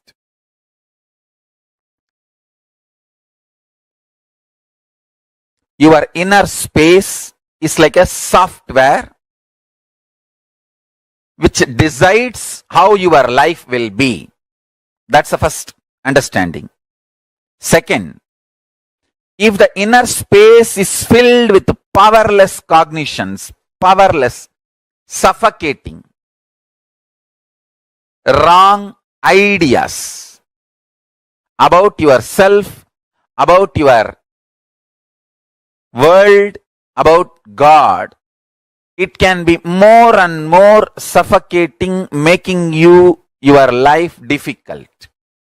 And if you can start building the content of your inner space, powerful, start functioning from powerful cognitions, truths, understandings about you, world and life, you can become enlightened, manifest powers and all possibilities. Now listen carefully.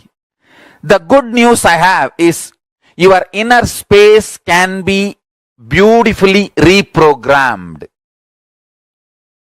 It can be reprogrammed with powerful cognitions.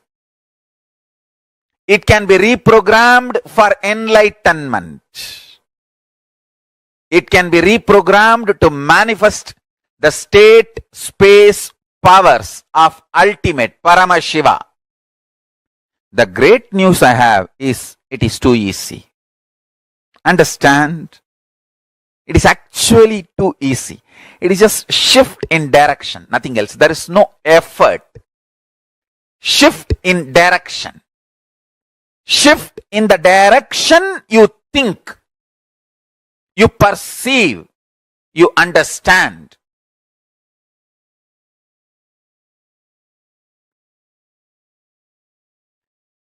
Shiva Diksha is all about giving you that shift.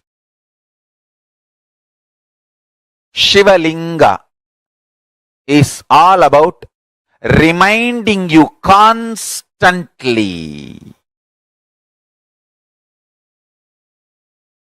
that shift and making you start living, manifesting that shift, enjoying, entertaining that shift inside you.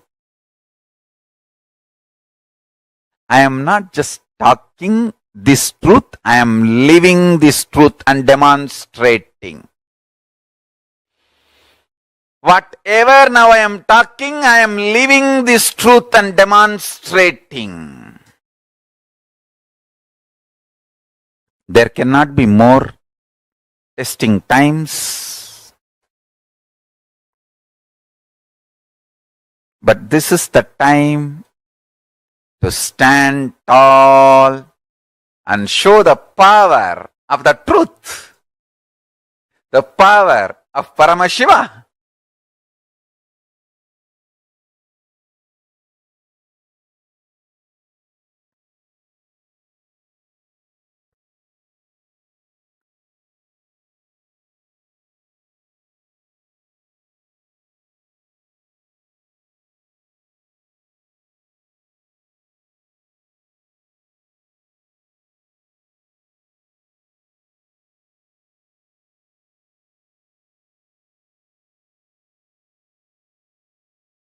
All of you understand?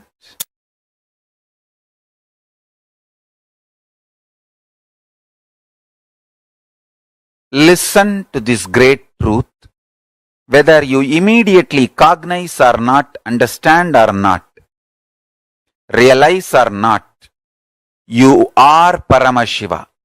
Because all these 5 actions, creation, maintenance, destruction, pulling out of delusion and liberation, all these 5 actions is constantly happening inside you.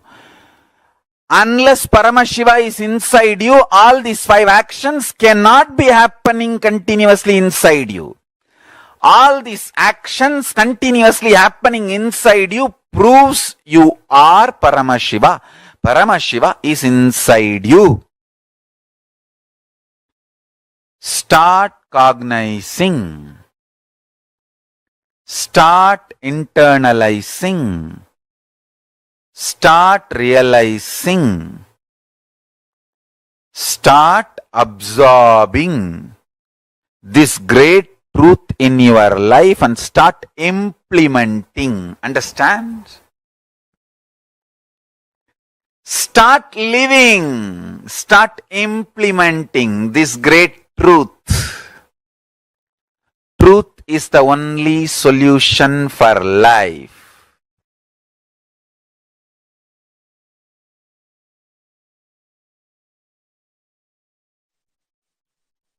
Understand? In Hindu tradition, there are 2 types of initiation. Kriyavati, Jnanavati. Kriyavati means Guru does all the rituals and then initiates you. Jnanavati means in the consciousness itself, Guru performs all the rituals and initiates you. This initiations I am going to give now is both. Kriyas are getting done in Adi Kailasa and inside my inner space Maha Kailasa. Both. So this initiation is most powerful for all of you who receive. I am going to give 5 initiations. Gayatri Mantra Diksha. So if you want to have Yajñobhavitam newly, or the old one you wanted to replace, you can get a Yajñobhavitam and keep in front of my Atmamurti. I am going to give you Samaya Diksha, Siva Diksha. Listen. Normally, when you get a password, mantra, you need to repeat it, master it through your practice. But if you receive the same mantra from an incarnation, he has already mastered it. I have already mastered the mantra. This key will directly start working for you. You do not need to do anything specific, special. For example, normally, if you receive a mantra, with 5 letter, 5 syllable.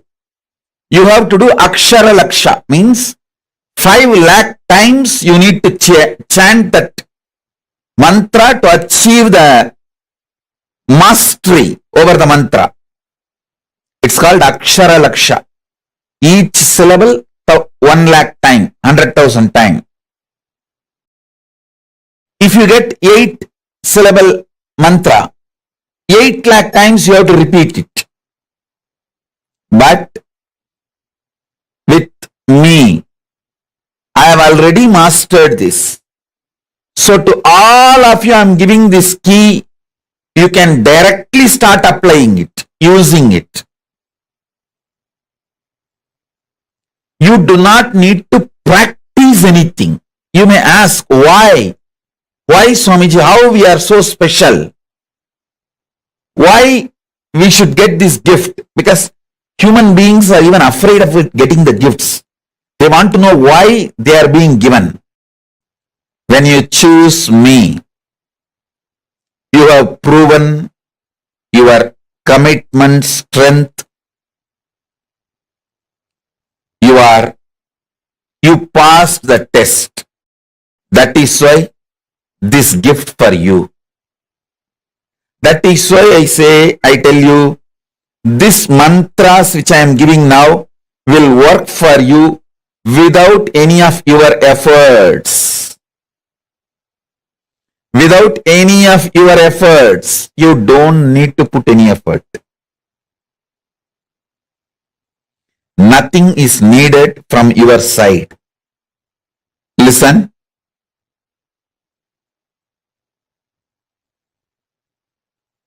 I am going to give you 4 mantras.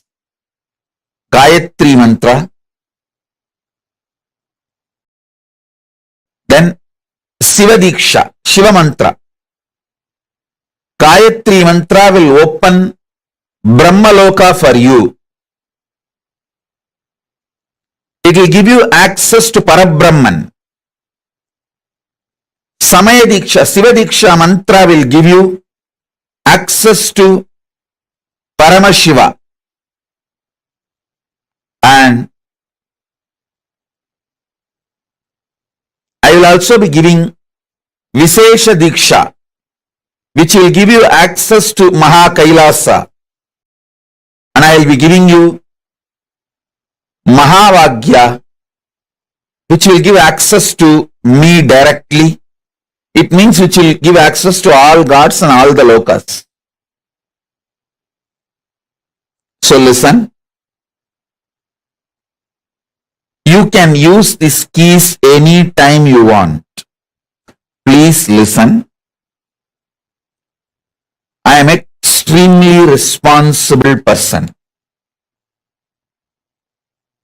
Whether it is some simple headache and physical problem, or grave dangers and crisis, health crisis or business crisis or life crisis or accident, any crisis, use these mantras. I guarantee you I will be there with you. I am the cosmic 911. I will be there immediately to attend, protect, take care,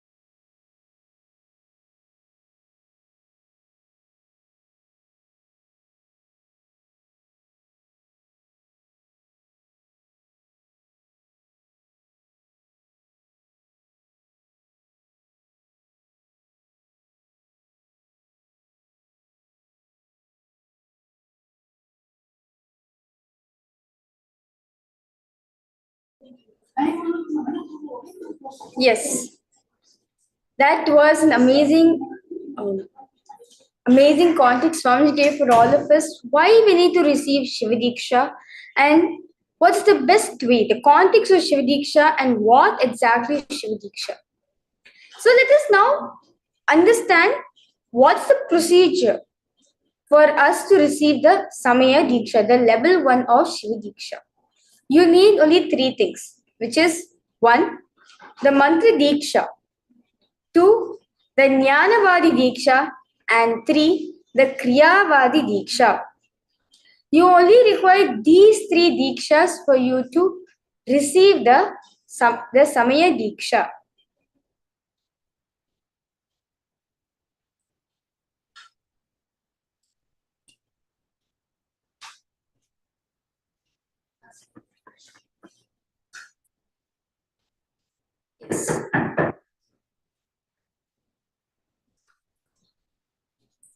Yes. So you need 3 Dikshas. Mantra Diksha has the mantras, getting initiated in the mantra. So the Shastra Pramana for Samaya Diksha is taken from the Soma Sambhu Pattati, which is taken from Kamikagma. In the Soma Sambhu Pattati, Samaya Diksha Vidhi and Shloka number 12 and 13, where very beautifully Bhagavan Paramashiva says, Vivideyam Viropaipi Pratyakamu Pajayate Eka Kriyavati Tatra Kunda Mandala Purvika Manovyapa Ramatrena Yasa Yanavati Mata Itham Labdhva Adhikarena Diksha Acharyena Sadhayet. Yes, so it means Diksha is which is classified as Sadhikara and Niradhikara. It's the 2 types of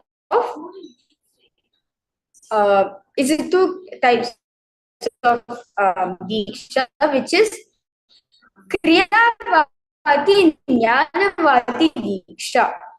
Kriyavadi Diksha and Jnanavadi Diksha is that wherein the process that needs to be done is done through Guru's enlightenment inner space. Through his power of enlightenment, the Jnana. This way, Diksha is done by the Guru who has got the power and authority to initiate. As all of us understood today that Swamiji got 16 type of initiations for him to be authorized to initiate others into any types of initiation, whether it's Shivadiksha initiation or the Samaya Diksha initiation, any initiation, Swamiji is authorized to give these initiations. So this initiation empowered Maregana Sambandha to learn the Vedas and Agamas at the age of 7, who is also an author of Shaiva Samaya Neri, or a code of Shiva religion, a book on Shiva religion, where guided by great spiritual scientist Arunaneri Shivacharya, Maregnana Sambandha received Shiva Diksha at the age of 7. Subsequently, he started understanding the Vedas and the Agamas and went on to be the 3rd Guru of the world of philosophy of Shaiva Siddhanta, the most sacred sub-tradition of Lord Shiva, contributed through invaluable book that systemized the rituals as found in the various Shaiva Agamas. So to give an example, as the Apta Pramana is taken from the Mareganda Sambandha, and also very beautifully, Swamiji also was initiated into this Diksha at the age of 11. Swamiji received the Shiva Diksha from the 230th Guru Mahasannidhanam of Tondai Mandala Ashram, which is a monastery in India, in Hinduism, in Kanchipuram in South India, named Sri Jnana Prakasha Deshika Paramacharya Swamigal. Swamiji was conferred the title of 233rd Guru Mahasannidhanam Sri Jnana Prakasha Deshika Paramacharya Swamigal. At the age of 11, Swamiji delivered his first public discourse on this ultimate truth. As you can see the picture over here, the Guru Mahasanidhanam has initiated Swamiji into the science of, into the Diksha of Shiva Diksha. And the first public discourse also which Swamiji gave was on this ultimate truth on Diksha. Right after the initiation, you can see the beautiful photograph of Swamiji sitting and having in kavi clothes and just received with the Shiva Diksha, having basma all around him and the blessing hand. Yes.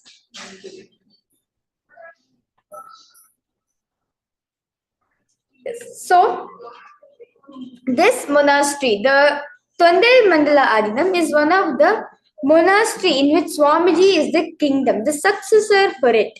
And this kingdom is currently operating from Kanchipuram. It is originated in Kanchipuram. It is still continuing to run from there. So Kanchipuram, South India. And Swamiji was given the title as a 290th Guru Mahasanidhanam, and you can see very beautiful over here. The 230th Guru Mahasanidhanam, who was Srila Sri Jnana Prakash Deshika Paramacharya Swamiji. You can see the photograph which is being shown over here. At the age of 11, he was initiated into the science of Shiva Diksha, into the Shiva Diksha science, and Swamiji was given the title as a 290th Guru Mahasanidhanam of this kingdom.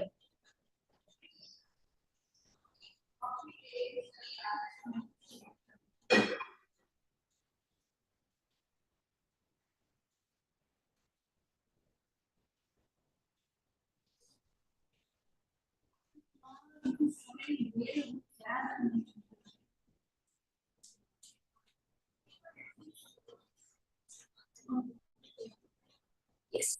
So, now all of us can see the beautiful Shiva Mandala which is being drawn over here. So now let's understand what is this Sadashiva Mandala represents. All Shiva Diksha participants who are attending for the first time are expected to prepare the Sadashiva Mandala in your respective places. So I request all participants to, you don't need to make this mandala. We'll project a mandala for all of you. So usually what happens, the areas where the Shiva Diksha, is being conducted, this drawing is being beautifully made, the Sadashiva Mandala drawing, where a flower, offer a flower and receive their Shiva Diksha spiritual name based on where the flower falls. As you can see very beautifully, there's 4 lingas with 4 different colored rice, and at the middle there is also like 3 circles kind of structure which is at the middle.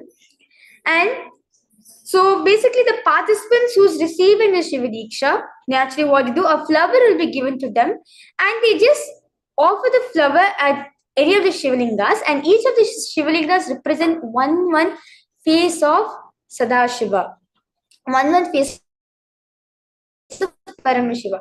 For example, if you put the flower on the black color Shivalinga, if you put this flower on the black color Shivalinga, then it is the Aghora face of Paramashiva. So you'll get the spiritual name as, like for example, if I take the flower and offer it in the Aghora, in the black colored Shivalinga, and I will say, then my spiritual name becomes Manitya Virajananda Aghora Shiva Shakti. So you can see over here very beautifully this Shiva Mandala, the Sadashiva Mandala has been drawn with rice.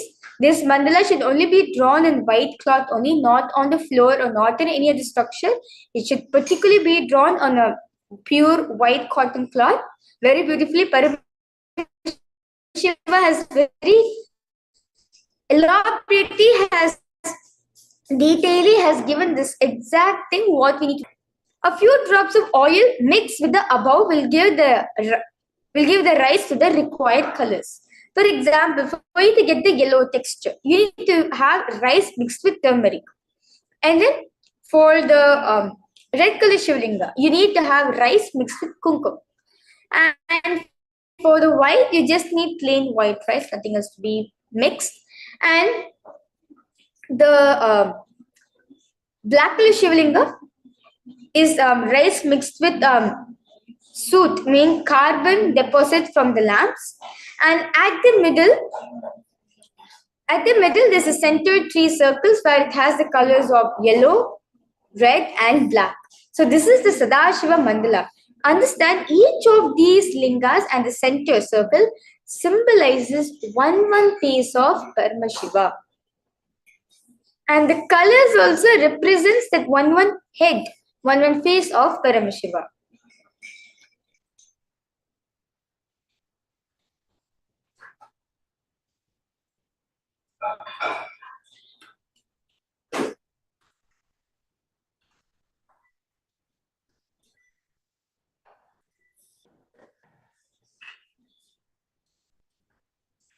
Yes. So, yes. So all the participants, you don't have to draw this Sadashiva Mandala. We'll project the picture for you, for all of you. So the directions for Sadashiva Mandala. So now on the west direction, you are supposed to make the yellow turmeric rice Shivalinga with the border of red kumkum rice. And on the north, you will be making the red color rice Shivalinga with yellow rice outline on it for it. On the eastern side, it will be plain white rice having the red color rice as an outline. And for the south direction, it will be the black color rice with yellow outline for it. So you can see the specific direction also for each position for each of these lingas. So the yellow Shivalinga will be on the west, the red Shivalinga will be on the north, the white Shivalinga will be on the east, and the black color Shivalinga will be on the south. So you can see, draw an Om symbol on the floor in square box with rice flour, preferably, or white chalk. If no other choice was there, then you can use chalk. Yes. So you can see very beautifully the Shivacharyas are doing the Samaya Diksha. Is the photograph, you can see the Sadashiva Mandala being drawn. So basically, how you should stand. So basically, now the Sadashiva Mandala has been there. In front of the Sadashiva Mandala, there is the Om, which all of us are drawn in rice flour. If you do not have a rice flour, you can use a chalk. So the participant who's receiving the Shiva Diksha will be standing on the Om. The Om which you have drawn. So you'll be standing in the east direction.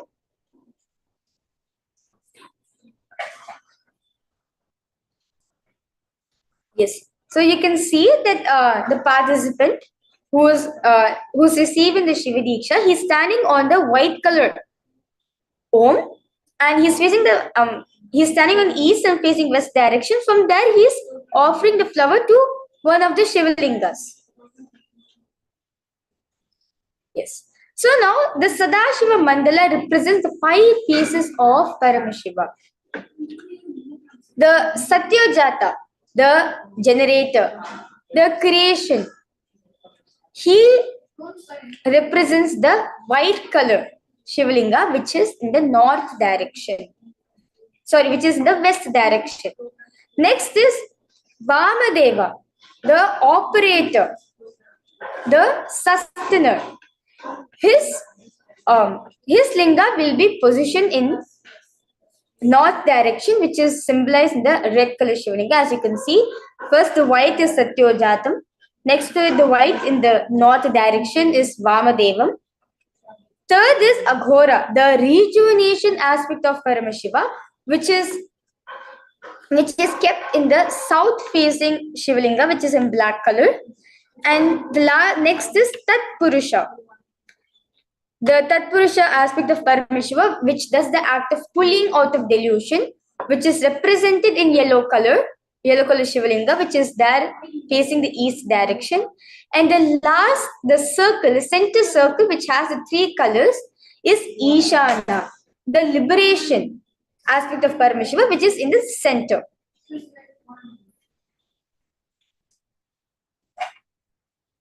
Yes. So, Samaya Diksha spiritual name chart. So basically, Paramashiva has very beautifully, yes, Paramashiva has very beautifully given in the Shivagamas that when we do Samaya Diksha, it is equivalent to you taking a rebirth. It is not just you're changing a form or anything. You are taking a new body. You are taking a new life just by doing the Samaya Diksha.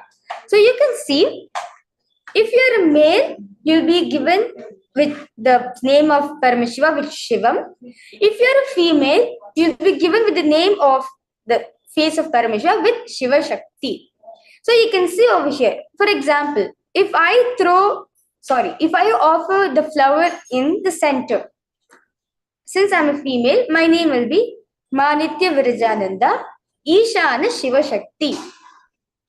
Or if it is a male person who is offering the flower, let's say he is placing it, he is offering at the Tatpurusha Linga. Then his name will become, the participant's name, Tatpurusha Shivam. Or if you if you offer the flower in the red color Shivalinga, if you offer the flower in the red color Shivalinga, if you're a female, then your name becomes Bhamadeva Shiva Shakti. So you can see, so the white color represents Satyojata, the red represents the Vamadeva, the black color represents the Aghora, the yellow color represents Tatpurusham, and the middle, the center represents the Ishanam.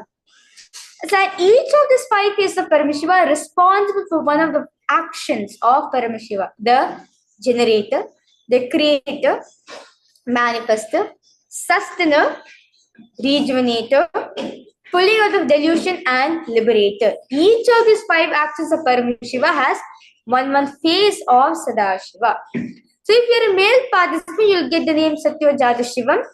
If you're a female participant, you'll get the name as Satyojata Shiva Shakti.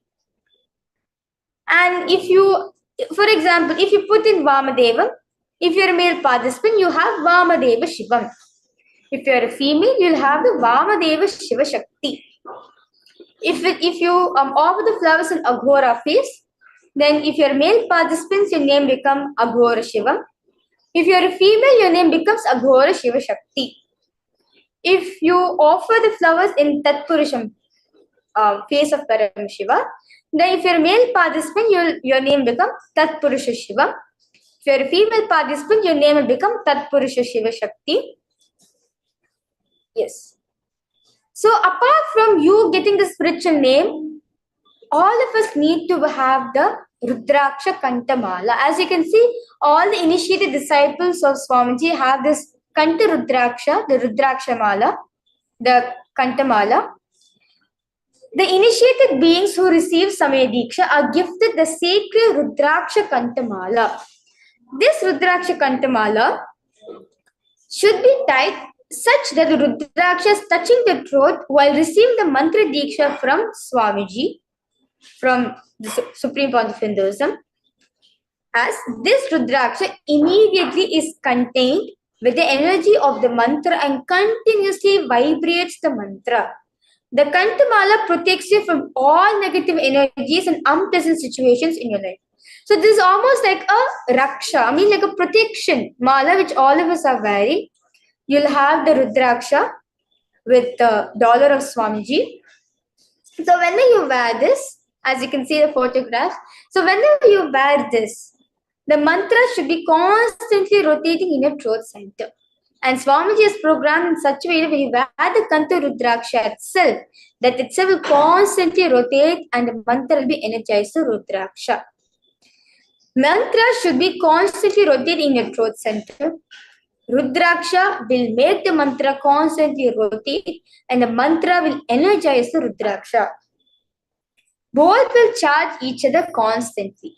So when you wear the Rudraksha, the mantra is constantly rotating and the mantra also energizes the Rudraksha. Both energizes each other and charge each other. That's the one of the main benefits of wearing a Rudraksha Kantamala. As when Swamiji blesses it and energizes it, the vibration, the energy of the Shiva Mula mantra is already energized into the Rudraksha. The second require which you need to take in is the wearing the Yagnopavita. Males to wear the energized sacred thread on themselves from left shoulder below the right armpit. And the Yagnopavita consists of 9 strands that signifies the awakening of the 9 strands of DNA that are awakened during the Gayatri initiation. Very beautifully, very many of the people might have a question like, how come you guys are wearing 9 strands of Yagnopavita, the sacred thread, is supposed to be only 3, or if you're married, it's supposed to have only 6. But very beautifully, Paramashiva is very elaborately is revealed in the Agamas that the Yagnopavita, the sacred thread, should consist of the 9 strands of threads, which signifies the awakening of the 9 strands of DNA. So one strand of thread represents 1 strand of DNA which is awakening in you, which these 9 strands of DNA are awakened during the Gayatri initiation, which Swamiji will be initiating all of us.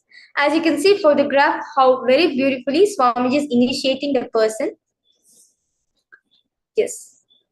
Now, once you take the Shiva Diksha, yes, you can see very beautifully how Swamiji is initiating the person into the Gayatri initiation, where the person should touches his right ear and the Guru places the Yagnopavita on them. It's like an initiation done. Yes. So now, after getting all these initiations and dikshas, what are the do's and don'ts? What you should not do? Number 1, you should not abuse Lord Paramashiva, Lord Sadashiva, who is the source of the cosmos, the one who is the center out of which the whole world is run based on, the one who runs the rules of the whole cosmos and who is the source out of which cosmos has been manifested. Lord Paramashiva, you should not abuse him, since he is the creator. He is the one who revealed this science very beautiful to all of us, for all of us to experience the Paramashivoham state within ourselves, the Paramashivatva space. Second is, you should not abuse the words of Sadashiva, which are elaborately given in the Vedas and Agamas. So basically, you should not abuse the source scriptures of Hinduism, the Vedas and the Agamas. Third, you should not abuse the Guru who gave him the Diksha. You should not abuse the Guru, the Master who had initiated you, who have given you this Shiva Diksha to you. Since Swamiji is initiating all of us, so you should not be abusing Swamiji. Fourth is, you should not abuse other sadhakas, meaning other pandits or other masters. You should not at all. You should not abuse them. And the next thing, you should not cross the shadow of a Shivalinga, as a Shivalinga is a representation of Paramashiva. When you cross the shadow, it's almost equivalent to you are crossing Paramashiva, which is not allowed in the Vedas, in the Agamas. So you should not cross. If at all a Shivalinga is there, and if you see the shadow of the Shivalinga is there, please do not cross the shadow of the Shivalinga. Then next, you should not eat the food kept aside or offered to Chandikeshwara. Chandikeshwara is Chandikeshwara is a deity. He is the accountant. He is the head of accounts in Kailasa. He is the head of accounts in Kailasa. So he is he is a deity. Anything which is offered to him, very beautifully Paramashiva says in the Vedas and Agamas, when the rituals are over, all the fruits, the offerings also needs to be made to Chandikeshwara Bhagavan, because he is the accountant. So we need to inform him that these are all the things I'm using, this is all number of garlands we have been used, that amount of flowers have been used, the amount of fruits have been used, all these accounts, things you need to inform to him. So all the food, the naivedya which is going to be offered to him, or the food which is kept aside to be offered to him, you should not eat by mistake. Then you should not cross the flowers or food kept aside for Chandikeshwara, or offer to Chandikeshwara, or offer to Lord Paramashiva. So no matter what it is, you should not cross the garland or the flowers which is offered to Paramashiva, or which is offered to Bhagavan Chandikeshwara. And the last thing is, no matter what it is, never remove your Kantamala and your Yagnopavita. Always wear a Yagnopavita and Kantamala. Even when you're going for bath also, please have it. Please not remove them at any cost. Yes. So now, if you want to, for all the participants, if you're a newcomer, if you want to receive the Shiva Diksha today, a link is being projected for all of you.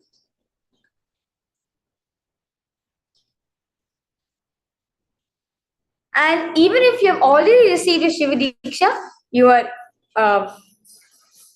even if you have already initiated the Shiva Diksha, you can also fill the form again, and understand only for those who fill the form will receive the initiation today, the Shiva Diksha initiation today, which is going to be given by Swamiji in today's darshan. So please make sure you fill the form. If you're interested in getting this Diksha, you can head to tinyurl.com slash PSM2 Shiva Diksha, and you can sign up for your initiation in this link.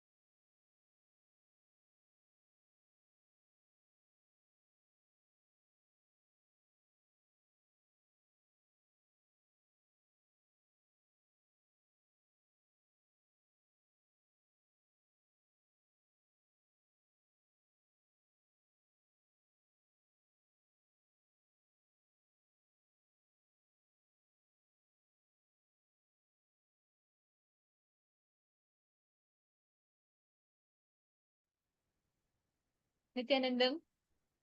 Now it is time for all of us, all the participants here so far. We have learnt about the science of Shiva Diksha, how we receive the Shiva Diksha, and why it is important. Today we have learned some of the most important principles. We have understood about Nada Bindu Kala, manifesting frequency, connecting with frequency, visualization, and vibration. Now it is the most awaited time of the day. We're all going to be receiving the darshan of Bhagavan Gajamukha Anugraha Murti. Today, Swamiji is going to be initiating all of us to manifest the ability to harness the Nada Bindu Kala, the frequency, vibration, and visualization in all of us. Actually, today we learned something very interesting. Swamiji had revealed to us about how the 5 fundamental forces of existence. Swamiji said in Hinduism we have 14 forces, but science only knows 4 forces. The 4 forces which are gravity, electromagnetic force, weak nuclear, and strong nuclear force. But we have totally 14 forces, and Swamiji revealed about the 5th force, the conscious force. How using these you can actually do the power manifestation. How each of these in the macrocosm, like gravity, is related to greed in our microcosm. How electromagnetic force in macrocosm is related to the fear we carry in our microcosm. So Swamiji explained about this, expounded about this so beautifully, right? Now, in this initiation by Swamiji, we are going to be receiving this powerful cognitions as our very experience. So get ready.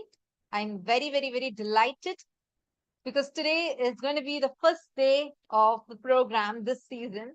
And so many of you that are new over here, I warmly welcome every single one of you, especially those who have been preparing throughout the day. So let's get started. And now, joining with us, we have Ma Jessica Martin, who started her journey too as an avid seeker. But what it has transformed, she too had her small desires that she wanted to manifest.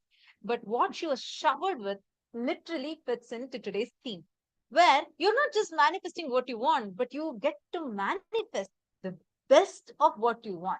Which Swamiji beautifully explained. See, if we want to desire something, what would we desire? We will desire, like for example, in the aspect of like our body, the physical fitness, we will desire good health. Good health is diseaselessness. We'll desire a diseaseless body, which is healthy, yogic, etc.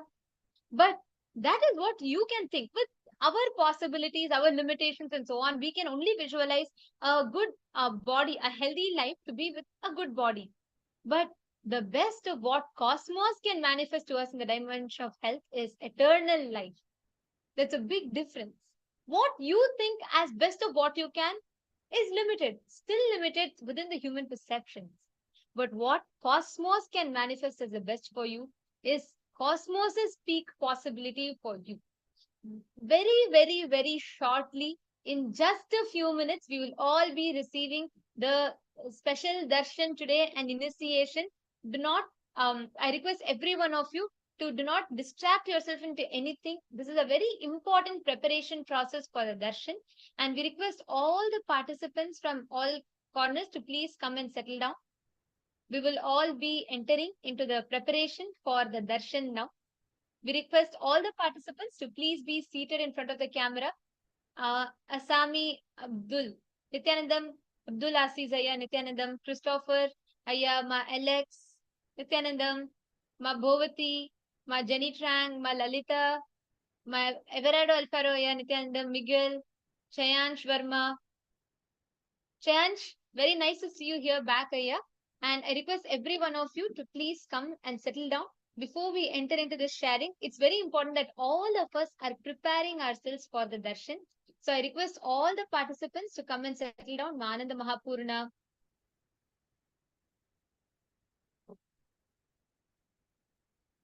Nithyanandam. I request all of you, Mamisi, Nithyanandam. Very nice to see. I think this whole, I see people from all time zones. We have people from Malaysia, Australia, US, Canada. It's so beautiful to see everyone so bright, fresh, up. eagerly awaiting the darshan. I see so many of you put basma, kumkum, and fully decorated your house to receive Swamiji. That's beautiful to see. I request every one of you here, all the participants, to take a few minutes when you are settling down now for the next 2-3 hours. Do not distract yourself into anything. Sit down, sit with the space of deep receptivity. Only then, when you listen to the sharing, right, it will become a deep experience in you. You will not just listen to it, not like a story. You will actually start experiencing that dimension inside of you.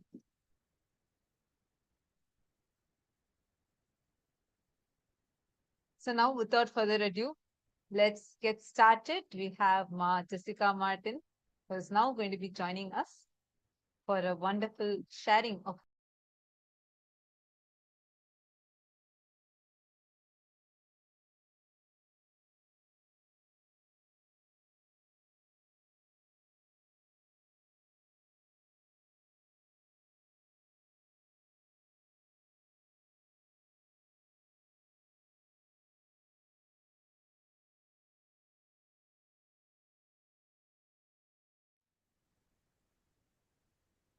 Nithyanandam, Ma Jessica. Wonderful, lovely to have you here. Nithyananda. I'm very excited to be here. I love watching both of you in Paramashivoham all the time, every season. Thank you so much. And I know it's been a wonderful journey for you with Swamiji. And do you want to share probably where you're from? I am from Washington State in the United States. Wonderful. So how was it that you met Swamiji? My friend, I've been looking for a guru, and my friend came to Paramashivoham, and she said, I think I found our guru. And she kept calling me all week. And then finally I got home from travel and I joined and was, this is my guru. This is who I have been looking for. So I first started at Paramashivoham only in August. But this last August. 2023 August. Wow. Yeah. Oh, that's wonderful. Yeah, it's been completely transformational. Before, I've studied many spirituality, enlightenment. I even teach it. Like that's what I do. But I could never break through, right? So as a yoga instructor, I still could not do some poses. I couldn't get on my head. And I had cancer and had a muscle removed out of my back. And so I couldn't do headstands and many other poses. And in darshan, I didn't even know that these things could be healed, from broken neck to cancer, all these things. And I said to Swami, I just asked for healing. And he said, do yoga every day. And I was, okay, I will do all the asana yoga every single day. And on day 3, I heard a plop. And I thought, oh no, like I hurt my neck. Because I didn't fully get in the pose. I just get in the pose a little, but I try to see what I could do. And I just got up and I heard a pop and I thought, oh no, something's bad. And I leaned back and I was like, oh, it doesn't hurt. My headaches, migraines gone, my neck totally straight. And I can put my hair up now. I have lots of hair. It was too big to put up. It hurt. And I have no problems. Then the next day, I know that sounds amazing, but the next day, it's even more amazing. The next day, I do it again. And now I can start putting my legs up. And then I go to Peacock and I hear a pop again. And I was like, oh no. Yesterday was just too good. The muscle in my back where they cut it out, all the cancer, back. And I felt, and I had a muscle back there. And I went and showed my husband and I was like, look. And I got all my muscle strength back in my arm because it was, tied to all of this. And I was just like, because already in the first darshan, I just immediately felt all the energy. Sorry, I'm so excited. It's amazing. And then having all like lupus and fibro and cancer and RA, like I never thought I would get any better than I was. And when I was asking Swami for healing, at the time it was because I was having a procedure done and I thought, just not healing well from it. And I didn't expect to get healed from that. All the past things, and constantly, still every day, healed more and more. I went from sleeping 14 hours to 4 hours. And I knew, like, the first time, first darshan, I could feel that energy. And it never stops. And with all of your teachings, oneness with Swami, every day it never stops. Oh, so many things manifest. I'm so sorry. I don't mean to talk so much, but I'm super excited. Oh, we love to hear from you. It's so lovely to hear from you and so lovely to see you so excited. So I just wanted to understand, so how was it for you when you know you were struggling? You mentioned a list of things, the issues that you were dealing with. How Yeah. was it like before you go? I mean, it was really lovely to hear you share how Somji healed you. One darshan, that's it, and Somji healed you. And of course, now it like you are so feeling so complete, and just the excitement, the bliss that is there in you when you share, ma, that's so sweet to even see. But I'm quite sure, like, before that, before the healing, or knowing that there's a possibility to heal, you would have had a lot of struggles with it, right? So how was it Oh, for yeah. you? Like, how was it happening, and after the healing, what is the difference it made for you? Like, what kind of struggles did you go through? It was hard. So when I first got sick, I was actually in bed. I couldn't get out of bed. I had what they call brain fog. I just couldn't think clearly. I couldn't eat a lot, and I was just sick, forgetful. I lost work. I was completely in bed all the time. So as I started practicing Hindu practices, I was getting better. But to tell you the truth, before I met Swami, I thought I was as good as I was going to get. And when I say I was good as I was going to get, I still, if I stayed up too late, if I travel, like I just came back, I just got done driving. I slept 4 hours last night, got up this morning and drove all the way home, which was 6.5 hours. I ran some errands and then I got praying. But and I'm like, here, fine. Before, I wouldn't have been able to do that. I would come home and I would fall asleep and not wake up till the next day. I'd be sick because of foods, not sleeping. I would have been very stressed from the anxiety of travel. And there's a storm here right now, and there's lots of snow. The road's been closed. And at one point, so yesterday I received my linga and my all of my initiations. And when I was driving, before I had gotten everything, the road was shaky. And before, I would just slow down and try to breathe. But now I have Swami. And so I just said, Shiva, keep me safe, Shiva, keep me safe, Shiva, keep me safe.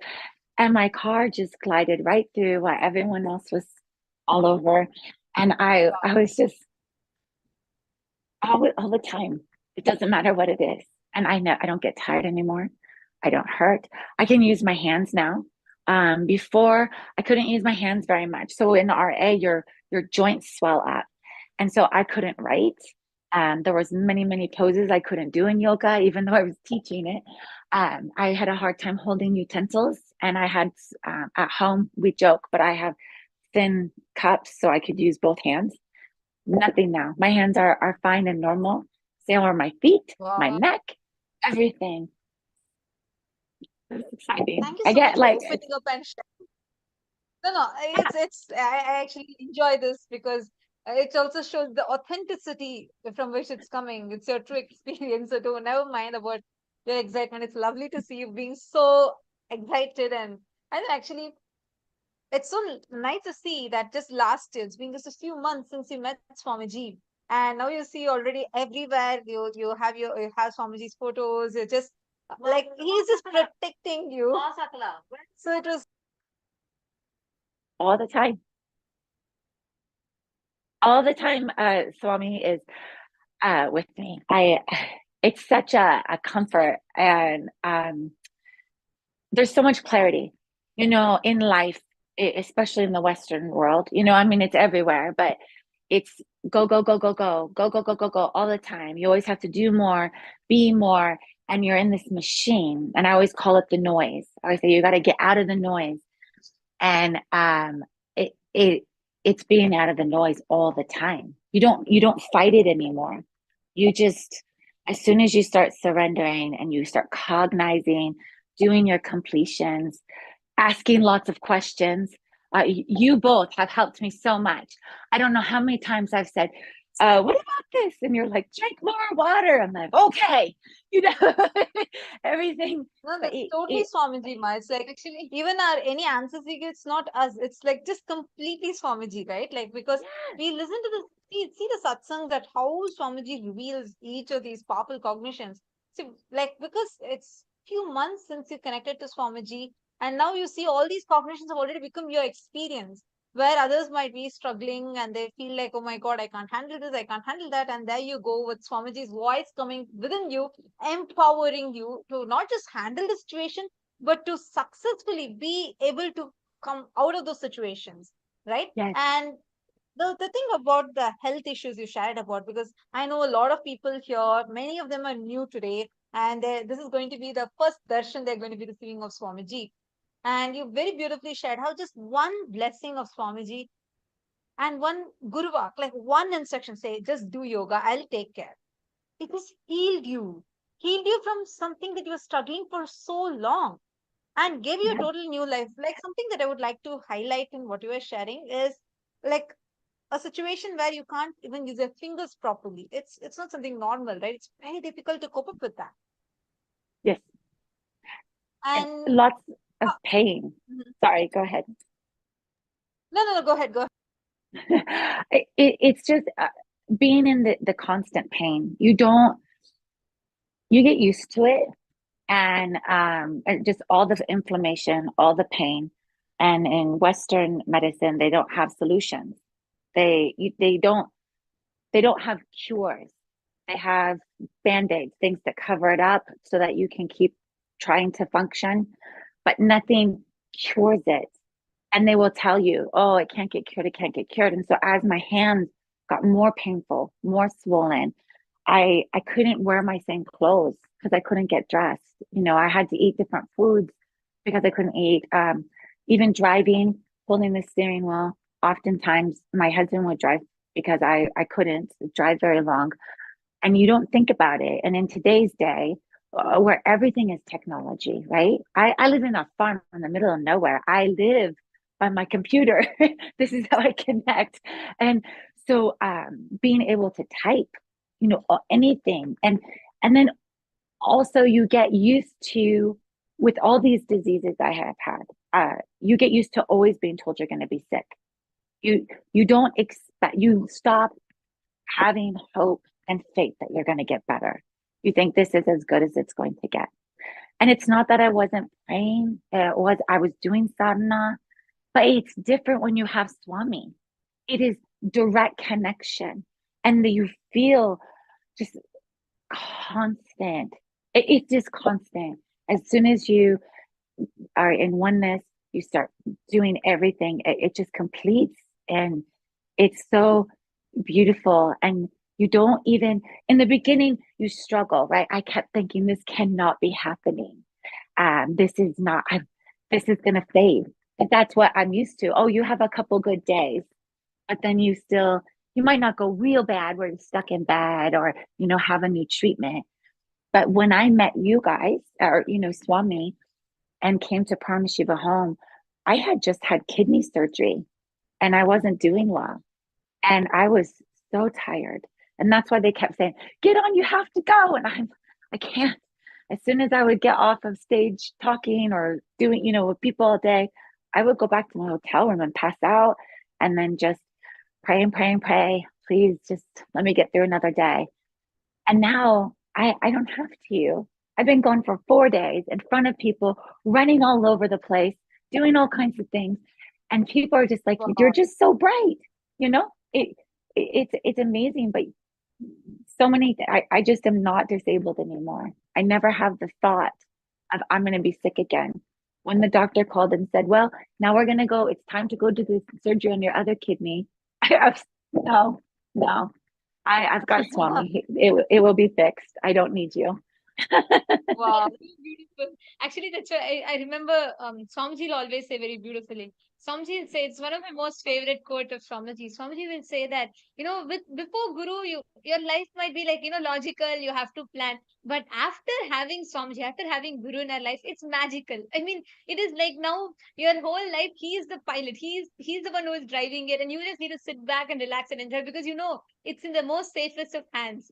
And it's very beautiful hearing that from you. And just the excitement, the joy, and the bliss that you share with shows the authenticity of that whole experience, the being level it has just touched you, and it's so beautiful to see that excitement and joy when you share. It's very sweet, Ma. Thank you for sharing. And also, I just wanted to just add one last thing, which is I am always touched by how, no matter who you are, how long you know Swamiji for, like which country you're from, what's your background, none of these matter, right? Swamiji does not see any of these things. He doesn't see your qualifications. He does not see who you are, nothing.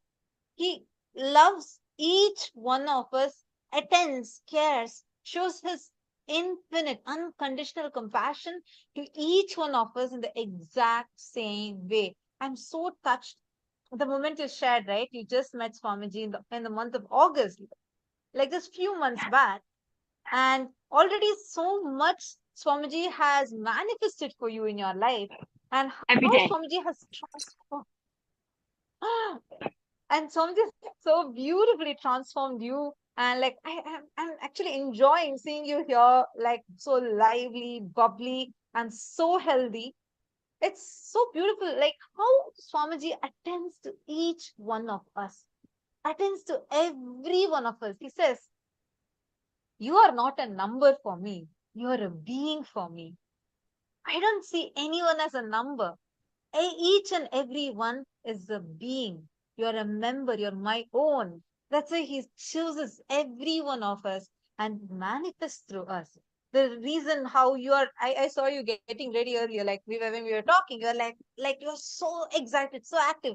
I can't believe that you actually drove such a long distance, did all the things throughout your day, and still you're with so much of energy. The secret behind that energy being Swamiji. Which is something really cool. And like I'm sure like everyone, like all the participants that are here today, who is sitting now with us, understand you all are also going to receive this during today's initiation. Actually, initiation process is just that, where Swamiji transmits his very energy, the bioenergy that is there inside him. In Hinduism, this process is called as Diksha.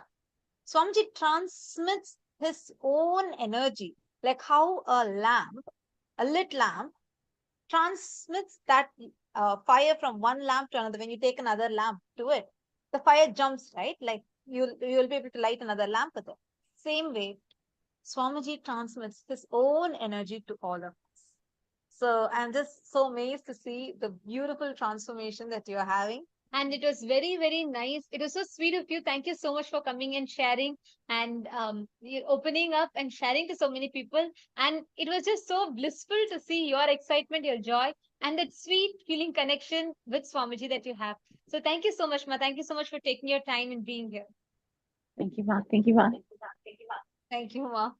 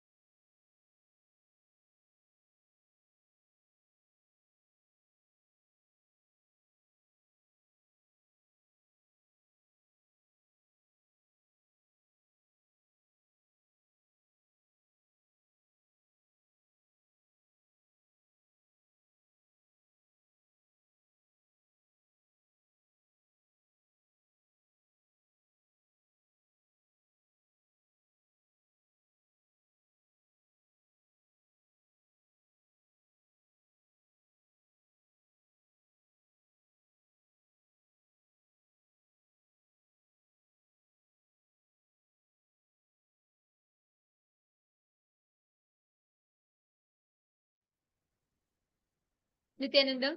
I see so many people have posted in the chat. Ma Ernestine said it. You said you experienced it renewed your.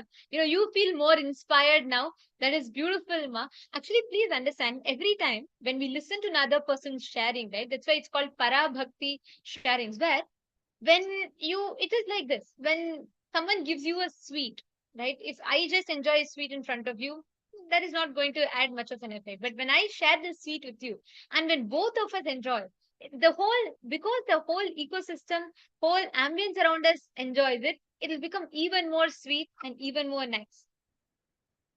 Same way, whenever you listen to that sweet, beautiful sharings, when people share and when everyone, like when we all enjoy that sweet connection with Swamiji, that experience is what Parabhakti gives us. So to each of you that are here, and I see so many of you with a smile on your face, beautifully enjoying the sharing, please understand, literally you are experiencing that same state, the same experience with Swamiji. So darshan is just about to start very soon. How excited are you all for the darshan today? How many of you are ready for the darshan? Put yes, ready in the chat. How many of you are ready, excited, fresh, up for darshan? Yes, yes, okay. I see the whole chat is flooded with yes now.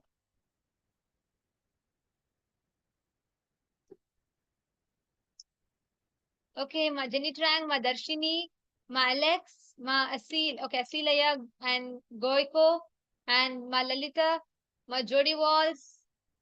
Come on, all the participants. Ma Lucy, ma Shukrendrananda, ma Ning. How about you all? Ma Alagamai. Okay, so many of you putting yes, yes, yes. Okay, great. Asil Abdullah is saying it's late night here, but I'm excited and ready. That energy, that something, beyond our capability, something drives us to sit up. I know, like for many people here, it's late in the night, and you all sit up, and something makes you sit in the camera with that wide smile, eagerly awaiting Swamiji. That energy is bhakti. That is a feeling connection that drives us. That is the love of the master, which flows through us, flows into us, and blossoms as love for the master. So, every one of you that are sitting here today, understand you are here because the cosmos has chosen for you to be here in this form at this moment. You're not here by accident. You're here because cosmos has carefully handpicked you.